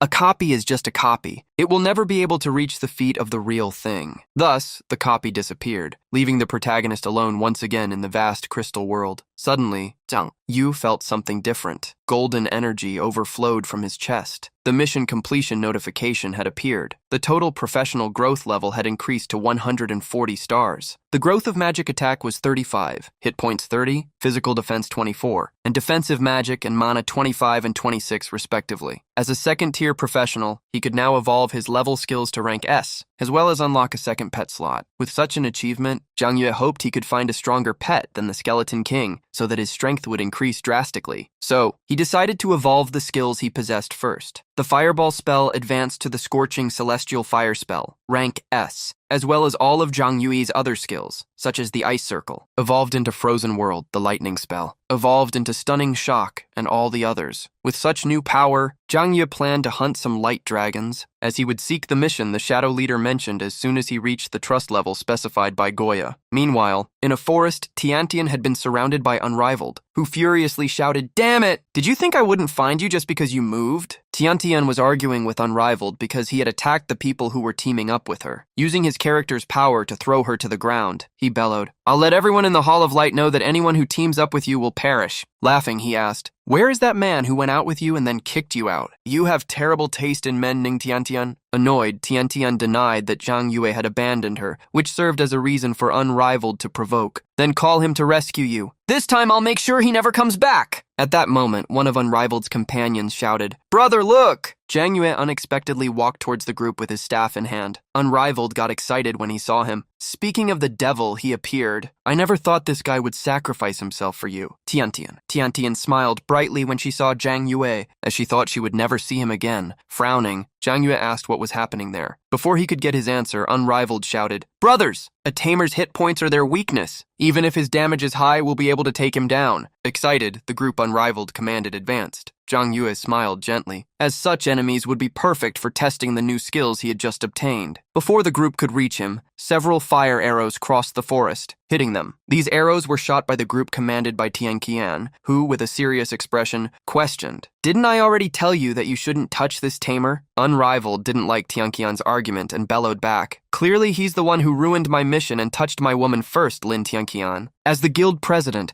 not only did you fail to help your own people, but you helped him, your people's enemy." Stating that he didn't need Unrivaled to teach him how to do things, Tianqian gave a signal to a rogue in his guild. This rogue attacked, and before Unrivaled could realize it, he was already being thrown backward due to the force of an attack. Tianqian then walked up to Zhang Yue. "Brother, on behalf of the God of War Guild, I apologize for what happened before. If you are willing, I, as the guild president, sincerely invite you to join our guild and offer you the position of vice president." Stating that they could talk at another time, Zhang Yue declared that he had no relation to his guild. Approaching Tiantian, Zhang Yue threw a potion to her. At the same time, he received a message from Liu Yao. "Big brother, save me. Sister-in-law and I are about to be eliminated." Giant two-headed dragons, magical versions of the light dragons. It's unknown if they mutated on their own or if someone altered their genes. The two heads launched energy cannons that rained down on the shield raised by the two guilds. Su Jinyan hastily ordered, "Archers, attack the one on the left, it has lower physical defense. Mages, attack the one on the right. Knights, attract the aggro. Priests, keep healing." One of the mages from the Supreme Guild quickly asked Liu Yao how they should fight, and without much thought, he ordered them to follow the same commands as the leader of the Misty Rain Pavilion. Soon, several attacks fell upon the dragon, which roared furiously. Instigated against the humans, the dragon's two heads opened fire once more. The energy blasts crashed against the golden dome, which seemed to withstand the attacks. Although the members in battle didn't think they could win, "Guild leader, this pair of dragons is too strong." At that moment, someone everyone knew appeared asking, "What is going on?" Everyone turned, and upon seeing Zhang Yue, they became extremely excited, concerned. Jinyan approached Zhang Yue, warning him that he should be careful, as the dragons had high resistances. He asked her not to worry, and to leave the battle to him. Those dragons had been corrupted from the Light Clan. Technically, they still belonged to the Light Clan, so Zhang Yue wouldn't be punished for facing them. Thinking this was a great chance to test his new skills, Zhang Yue hit the staff on the ground, and a glacial energy emerged, forming the frozen wasteland. Like sand in the wind, the ice hit the dragon, causing every part of it to be frozen. Liu Yao was shocked. That damage was insane. Yue, did you complete the second-class advancement? Jinyan, shocked, asked how he evolved his skills to rank S so quickly. The dragon managed to break the ice and launch a joint attack, decimating everything in its path with energy. Having dodged the attack, Zhang Yue activated the Thunder Domain, as well as the Celestial Fire Flame, creating orbs that traveled toward the dragon. Immense amounts of damage fell upon the dragon, which couldn't defend itself. Excited, Liu Yao and Su Jinyan ordered their subordinates to attack. Soon, dozens of long-range attacks fell upon the dragon flying above them. In the end, the dragon fell, causing the large group to celebrate. Zhang Yue had activated the Necromancer's harvest, but nothing happened. He needed a pet stronger than the Skeleton King, guild invitations, and a hidden mission with excitement. Liu Yao stated that Zhang Yue could easily win the municipal preliminaries with his current strength, and promptly invited him to join the Supreme Guild to crush the other guilds and become first place in Zhejiang. Liu Yao was surprised, as Su Jinyan did not oppose his idea. Jinyan had remained silent because she knew her current strength wasn't enough to recruit Zhang Yue. Suddenly, one of Liu Yao's companions ran up, shouting, "Boss!" Bad news. The main force of the God of War Guild was annihilated in the Fourth World by a group of mysterious professionals. Even their leader didn't survive. Liu Yao was shocked, and both he and Su Jinyan looked at Zhang Yue. The protagonist was confused by the look, and stated that if he had wanted to eliminate the God of War group, he would have done it a long time ago. Liu Yao was relieved that Zhang Yue didn't want to face a world again. Su Jinyan sighed and smiled, stating that now Liu Yao's guild had surpassed the God of War Guild in the province's ranking. Having met Tian Qian not long ago, Zhang Yu wondered who could have eliminated their entire squad. A notification congratulated Zhang Yue, as the trust of the Dark Clan leader, Goya, had reached level 5, the maximum level. Zhang Yue immediately returned to Goya's hall, receiving a welcome. Goya then revealed, "For 100 years, you have been the only one who fulfilled the requirements for the Dark Clan's final mission." Zhang Yue frowned upon hearing about such a mission. The clan leader then told a story. "For millennia, we have been unable to defeat the hypocritical Light Clan and dominate the Dragon Valley because of the Divine Light Dragon and its royal guard, Zhang." Yue questioned if Goya was asking him to eliminate the Divine Dragon, but Goya delivered a different mission. "I want you to enter its territory and destroy the royal guard." Surprised, Zhang Yue asked if he would need to eliminate the entire royal guard. Goya confirmed and passed on the location of where they were, in the forbidden zone of the Light Clan, where only a human could go, making him the only hope for victory. The mission notification appeared for Zhang Yue. "Congratulations, you have unlocked the unique hidden mission, Glory of the Dark Clan." Except, Zhang Yue was surprised, as this was a mission that hadn't appeared for hundreds of years. The mission asked him to infiltrate the forbidden zone of the Light Clan and destroy the royal guard. The time limit was 10 days, and the reward was unknown. Wondering if the mission would disappear if he failed, he accepted it, hoping the reward would be better than the mission. Goya placed his hands on the shoulders of the Dark Clan's warrior. "Warrior, the glory of our clan is in your hands. Go with confidence. We will prevent the Divine Light Dragon from returning to the Forbidden Zone." For the mission, Zhang Yu would pass through a portal which approved entry into the Forbidden Zone. Zhang Yu crossed the portal, receiving the welcome to the special map, Forbidden Zone of the Light Clan. He could not leave the Forbidden Zone during the mission. Leaving it or being eliminated would count as a failure for the mission. Frowning, Zhang Yue was surprised that he couldn't leave the location. As the starting point would be the place where he spawned, Zhang Yue wondered if the system was afraid he would be eliminated somehow. While looking at the surrounding canyons, he heard a roar. In the sky, several battle dragons of the Luminous Guard, level 35 monsters, were flying. Zhang Yue wondered how long it would take to eliminate an entire army. However, he thought 10 days would be enough. Immediately, he began the hunt, launching a fire strike against the dragons. The attack exploded in the sky, drawing the attention of the flying monsters. Zhang Yue was located, and the first dragon launched a fire blast. Zhang Yue promptly jumped back, dodging the attack. However, before he realized it, arrows flew towards him. The protagonist managed to defend himself by summoning the skeleton warrior. Frowning, Zhang Yuk wondered who was attacking him, on top of a dragon. A man in golden armor questioned, "Who dares to trespass the gates of the Forbidden Land?" Zhang Yue was already wondering why a group of dragons was so difficult to deal with. Now he found out there were knights with them. The knight was also worried. The The attack he suffered had been so strong that if he hadn't had a complete set of equipment, it could have been much worse than light injuries. Calling the Skeleton King, Zhang Yue ordered it to protect him. Laughing with red eyes, the Skeleton King used the taunt ability. The dragons and knights were affected by the ability, starting their attacks. Arrows and fire attacks rained down on the Skeleton King one after another. Zhang Yue trusted that classes with powerful attacks never had high hit points. With the skeleton defending him, Zhang Yue hoped to be able to launch stealth attacks. Thus, the protagonist raised his staff, conjuring a fire spell. A sun seemed to have appeared as the fire exploded amidst the dragons. The Cataclysm of Divine Flames ability destabilized the dragons and their knights. The dragons roared, diving towards Zhang Yue in an attempt to suppress him. Zhang Yue immediately shouted to the Skeleton King, "Get them!" The Skeleton King released its dark energy, using the Shadow Sword formation, blocking the advance of the dragons with the swords. Zhang Yue added an attack by raising his staff. The frozen wasteland took form, along with the Thunder Domain, which fell upon the dragons and their knights. One after another, the dragons and the Luminous Guard Dragon Knights were eliminated. By eliminating the knights, the dragons were barely a problem. Thunder and ice united, eliminating the dragons. Shadow swords blocked the paths, allowing Zhang Yue to choose the adversaries he would fight. Beside the protagonist was also the skeleton warrior, who, with fury, knocked the knights off their flying mounts.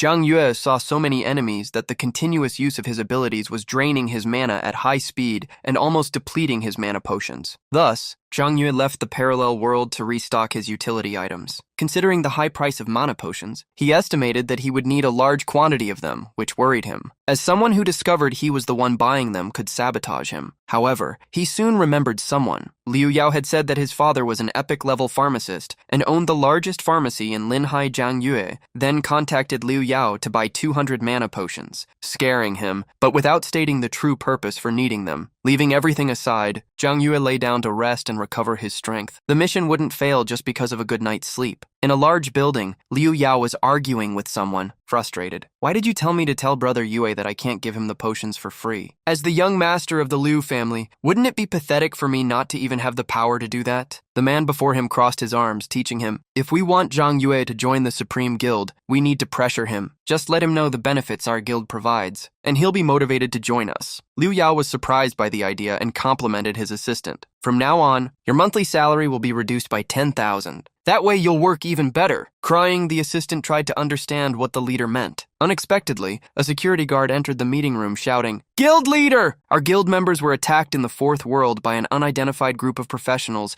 and suffered several losses. The Misty Rain Pavilion also lost many people. Liu Yao and the assistant furiously jumped up. "Who dares to touch the members of the Supreme Guild? Gather everyone who is online!"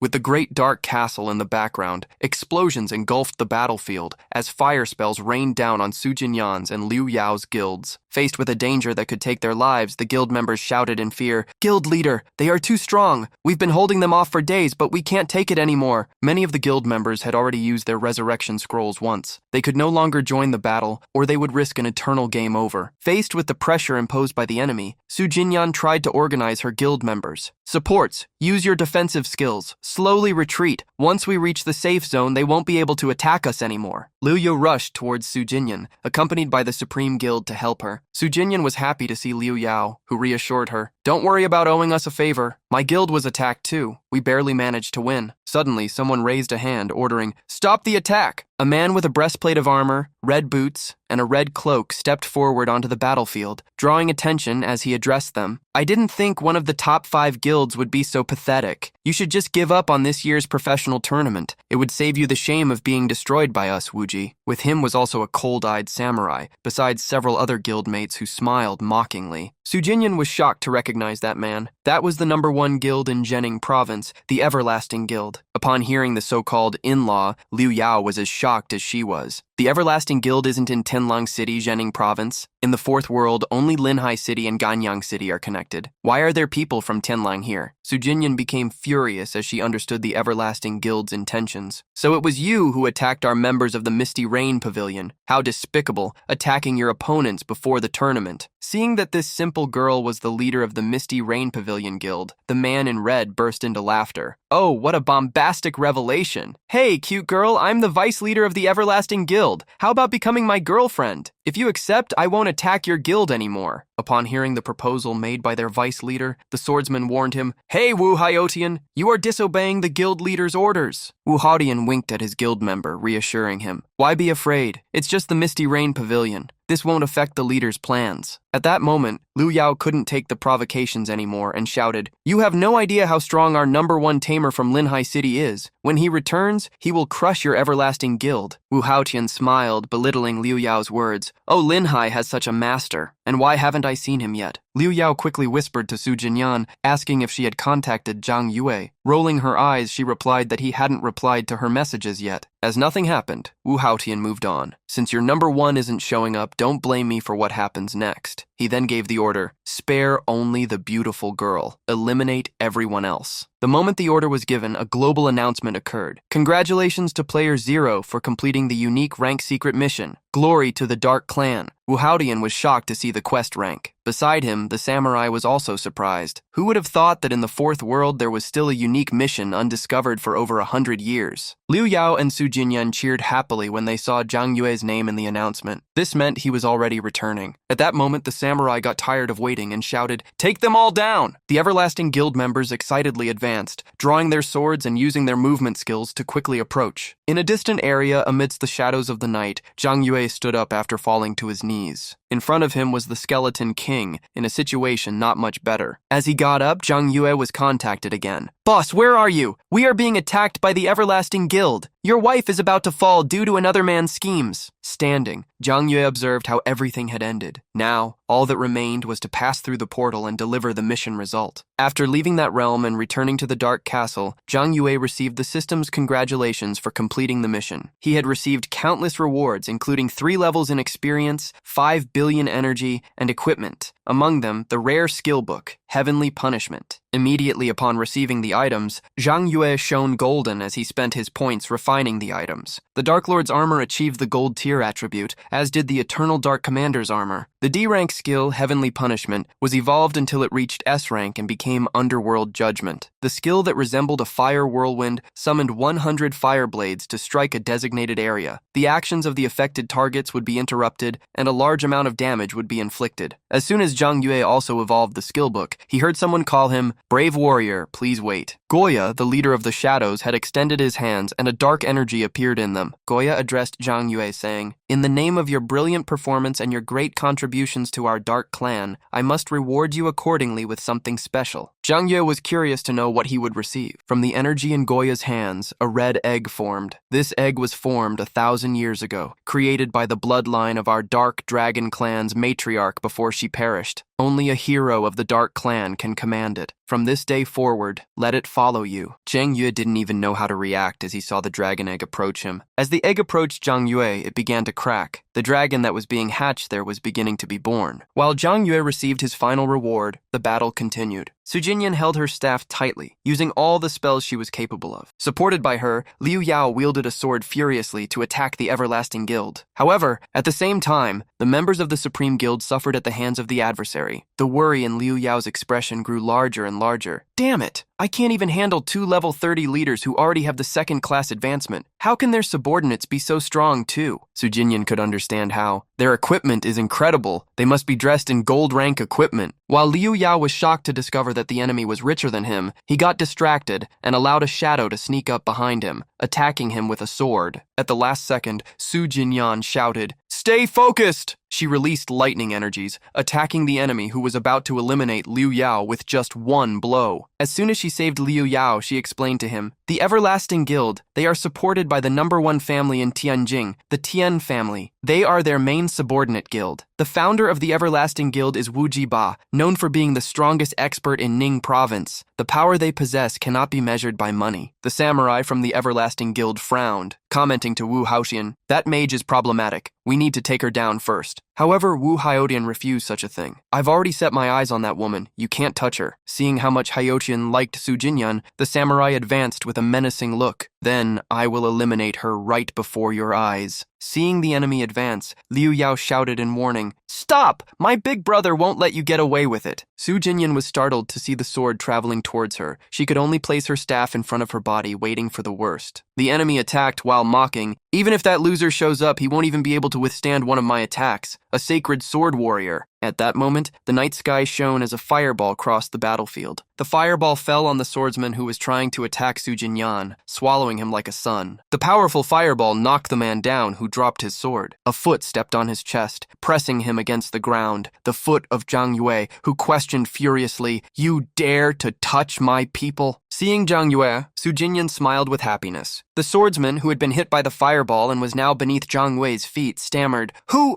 are you?" The protagonist smiled, delivering the answer. "I am the one you said wouldn't be able to withstand even one of your attacks." The Everlasting Guild wouldn't let their great member be massacred like that. Several members ran toward Zhang Yue, cursing him. Wu Haotian led them. "Brothers, let's go!" Zhang Yue faced the approaching group and released a strong energy that shimmered like lightning. "If you don't value your lives, come." Wu Haotian stopped his advance midway upon seeing Zhang Yue's strength. "He is level 35? He's at a higher level than our guild master." The other guild members stopped behind Wu Haotian, equally shocked. "What kind of class is a necromancer? I've never seen that before. Wait, he's not hiding his name. He is Zero." At that moment, an attack landed on the swordsman's chest. Zhang Yue delivered his end to him. Unconscious, a glow appeared around the player Zhang Yue sent to the lobby, making him slowly disappear. The protagonist faced the Everlasting Guild, asking them, "Who will be next?" Wu Haotian trembled with rage and shouted in response, "Stop pretending. I don't believe you can handle all of us." The protagonist smiled, asking them not to say later that he didn't give them a chance. Zhang Yue raised his staff, and at its tip a sphere of energy began to form, gathering all the surrounding fire energy into a spiral. As the underworld judgment skill was activated, a circle of fire emerged around Zhang Yue's enemies. Several skeletons and necrotic beings were summoned, surrounding them. At the same time, two skills were used. A great thunderbolt fell on the group and a frozen world attacked them, preventing them from escaping. Being surrounded by the walls of ice, the Everlasting Guild became scared and leaned on Wu Haotian. They had never seen those skills. The damage caused by them was gigantic. They begged Wu Haotian to order a retreat. Wu Haotian gritted his teeth. He had confirmed what had been said. Lin Hai possessed a new powerful professional, a tamer on top of that. This made him extremely curious to know everything about Zero. Immediately, Wu Haotian started running, giving the order to retreat. As soon as the battlefield became calm, with only a frosty breeze, Liu Yao approached Zhang Yue. "Boss, you are incredible! You defeated Zhening's #1 guild all by yourself." Su Jinyan moved, thanked Zhang Yue. The protagonist apologized for being late, but Su Jinyan was too happy to blame him. Lin Tian was also present and thanked Zhang Yue. "Thank you. This time the Everlasting Guild also attacked us. By the way, are you going to join our guild? You can set any condition." Liu Yao suddenly stepped in front of Zhang Yue, yelling at Lin Tian, "The boss is going to join our supreme guild." Su Jinyan, who came slower, had to argue with the two. "Wait, he's closer to my pavilion. Of course he'll join us. Zhang Yue, I promise our pavilion won't hinder you at all." Lightning sparked between the three who were vying for Zhang Yue. The protagonist interrupted the discussion with a proposal. "Let me borrow 1 million from each of you. I will help you level up and pay the amount back in 1 month." Lin Tian was surprised by the request for borrowed money. Liu Yao promptly stepped forward to help. "My father might have frozen my money, but I can arrange funds if necessary." Zhang Yue didn't want Liu Yao to get into trouble to help him. It was at that moment that Su Jinyan emerged as a savior. "I have that money. I will lend you the 3 million. Before Zhang Yue could ask how she had such an amount, Su Jinyan asked him with a smile, "You want to found your own guild, don't you?" Su Jinyan had hit the nail on the head. Zhang Yue liked how sharp she was. As expected of the talented and beautiful second young lady, you guessed correctly. Concerned, Liu Yao asked if Zhang Yue was sure, as managing a guild wasn't easy. However, Zhang Yue had already made his decision. What no one knew was that, in his past life, he planned to use fame to recruit all the strongest people in the Dragon Country to build a world-class guild. Unfortunately, before he could even start, he encountered the 9-level beasts. Lin Tian agreed with Liu Yao and warned Zhang Yue that managing a guild as a novice wouldn't be easy. With a bright smile, Zhang Yue reassured them, "There's no need to worry. I will be able to safely carry you each time for 10,000 yuan. The services for the Misty Rain Pavilion will be free. Consider this as retribution for the 3 million. Seeing how much they lost, Liu Yao and Lin Tian wished they had withdrawn the money earlier. With the view of the castle in the distance,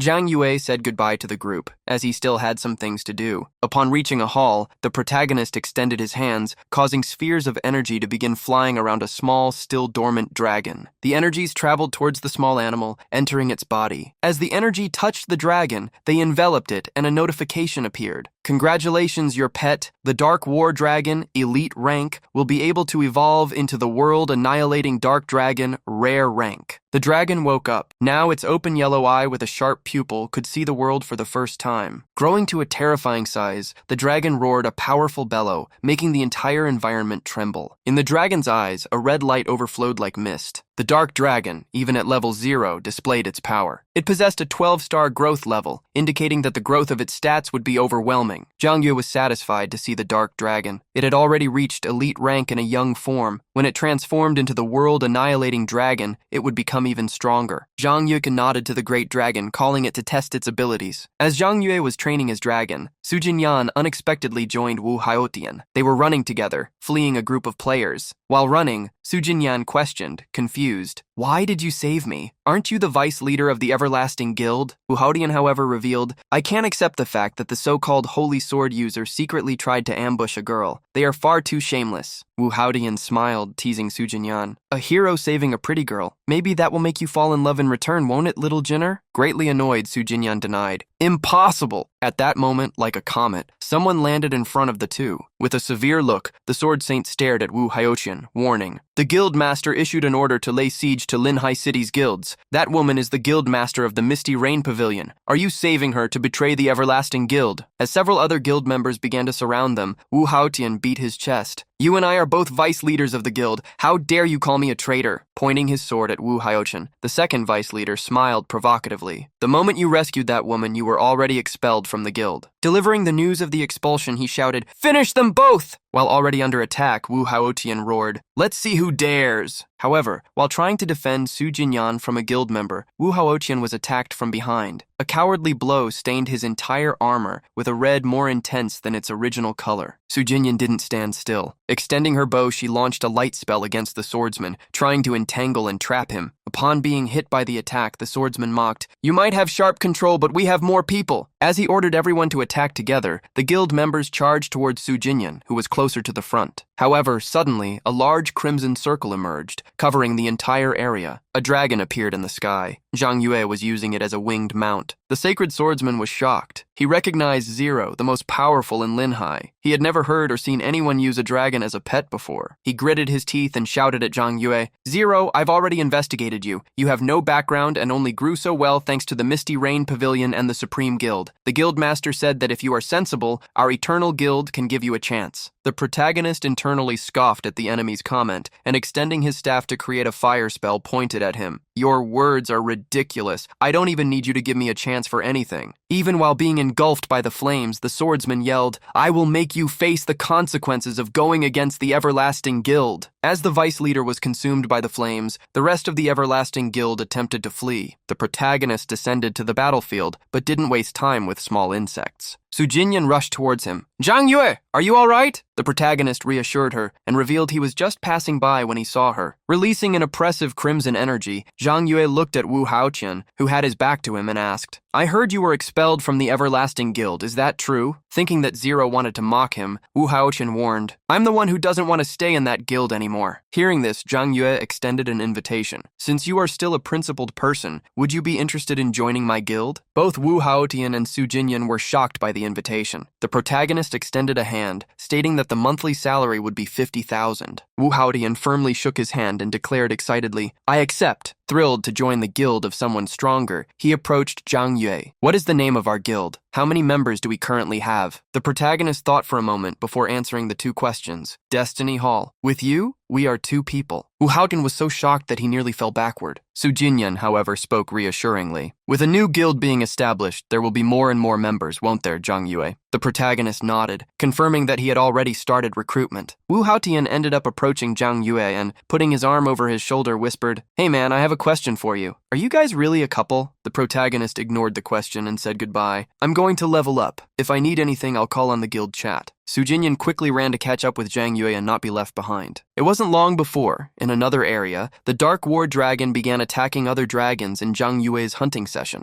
The protagonist merely watched the battle while taking care of some affairs. In addition to registering the new guild, he also published recruitment information. However, most of those who wanted to join the guild were common people below level 30. However, Zhang Yue expected this this. Powerful professionals would not choose a newly established guild. As Zhang Yue checked the information on a holographic window, he heard a scream. Save me! Ah! Someone come help me! Zhang Yue spotted a young woman with pink hair styled in pigtails. With a holster on her leg, she ran hurriedly, being chased by 3 men. While running, the young woman ended up tripping and falling like a ripe fruit. The men managed to get closer. The first to reach the girl, a shirtless big guy, smiled, mocking in his question. Ning Tiantian, you thought we wouldn't be able to find your hiding spot, didn't you? It's only natural that you pay for your debts. The pink-haired young woman glared at the big guy, cursing him. I owe you nothing. You're the one who framed me. It was Wu Di. Before the girl could continue speaking, the big guy attacked her, grabbing her while she screamed. Before they could realize it, however, the big guy was kicked away with a forceful blow. Zhang Yue had saved the girl and, with a cold gaze, questioned how much the young woman owed. The shirtless big guy got up, ignoring the humiliation he suffered. Clenching a fist to punch Zhang Yue, he bellowed, "Mind your own business, weakling!" But with just a wave of his hand that swung his staff, Zhang Yue conjured a fireball that easily hit his large target, throwing him far away once more. With Zhang Yue's blow, everyone stared at him and recognized him. Hey, that guy is Zero! He's the one who challenged the Everlasting Guild all by himself. Run! While the group fled, Zhang Yue looked away so as not to stare at the girl's ripped clothes and, concerned, asked if she was all right. With a weary look, Ning Tiantian replied, I don't owe them any money. They were hired by Wu Di to take revenge on me. Zhang Yue didn't want to get too involved and said goodbye. If there's nothing else, I'll be leaving first. However, he noticed that Ning Tiantian was following him. The young woman didn't want to be alone. She feared the group would look for her as soon as she was isolated. Zhang Yue thought about eliminating the entire group, but if he did so without a reason, his name would be flagged, and it would become difficult to obtain experience points. To keep the girl from being scared, Zhang Yue asked her to stay together while he hunted. Ning Tiantian followed Zhang Yue to an area with large rocks sculpted by the hot wind that swept through the place. Occasionally, embers were carried by the wind, against which Ning Tiantian shielded herself as she commented, "This place seems a little different from other areas, doesn't it?" The protagonist agreed with her as he continued to move forward. It wasn't long before a large gray dragon found them. The flying monster was resting on top of a rock and upon seeing them, roared furiously while beginning to prepare a breath attack. Zhang Yue stood in front of Ning Tiantian so that she wouldn't be in danger. The girl became extremely excited when she saw him draw his staff, creating flames and bravely stating, "I'll deal with it." Before the dragon attacked, Zhang Yue launched a powerful fireball which exploded over the dragon. The attack caused a loud noise, alerting other earth dragons who, flying over Zhang Yue, launched their spells, conjuring sharp rock shards to attack. Faced with the rain of rocks, Zhang Yue tried to move quickly, dodging the attacks. While dodging, Zhang Yue realized that one of the rocks moved slightly as it attacked him, correcting the angle of the attack. Still managing to stop all the attacks, the protagonist noted to himself that he needed to be careful. The rock dragons possessed the power of skill control. Keeping an eye on the various dragons flying overhead, he cursed them. Even a hero couldn't deal with these vultures. Being ambushed isn't the worst thing that could happen, but it still ruins the mood. At that moment, Zhang Yue's greaves shone with a green color. He was surprised to discover that it could not only remove control effects, but also heal him. Zhang Yue ended up summoning the Dark War Dragon and ordered, "Take care of them for me." As soon as he gave the order to the dragon, Zhang Yue turned to Ning Tiantian, asking what her profession was. The young woman revealed she was a holy light priestess. This surprised Zhang Yue, as this was an elite rank class. When powerful individuals faced each other, what they feared most was being affected by control. Currently, everyone's level was still low, so such a weakness wasn't yet apparent. However, upon encountering a forbidden mage like Su Jinyan in the future, the affected person could suffer an instant defeat. In Zhang Yue's memories, the elite rank Holy Light Priestess class had the effect of removing all control effects affecting a target. Zhang Yue couldn't help but think that having a Holy Light Priestess by his side would make him invincible. He then asked the young woman, "Would you like to join my guild? The pay is 50,000 a month." Even before hearing the amount, Ning Tiantian replied excitedly, "I accept." However, she became sad the next moment. "But I don't have many combat skills, and my companions always complain that I'm a burden," Zhang Yue reassured her. Placing his hand on her shoulder, he stated, "They don't understand anything. Your status and position in my heart are 10 times, 100 times greater than you can imagine." Ning Tiantian was moved by Zhang Yue's words. She thanked him, emotional. Having recruited one more person, Zhang Yue opened the conversation chat and sent a message to Wu Haochen, calling him. He also sent the location of where he was. 10 minutes later, Wu Haodian arrived running. "What happened? Is a battle about to take place? The protagonist pointed to Ning Tiantian, replying to Wu Haotian. New members need to meet. Wu Haotian was shocked. Hey, that's something that can be done by message. Why did I need to make a special trip? However, upon looking closely at Ning Tiantian,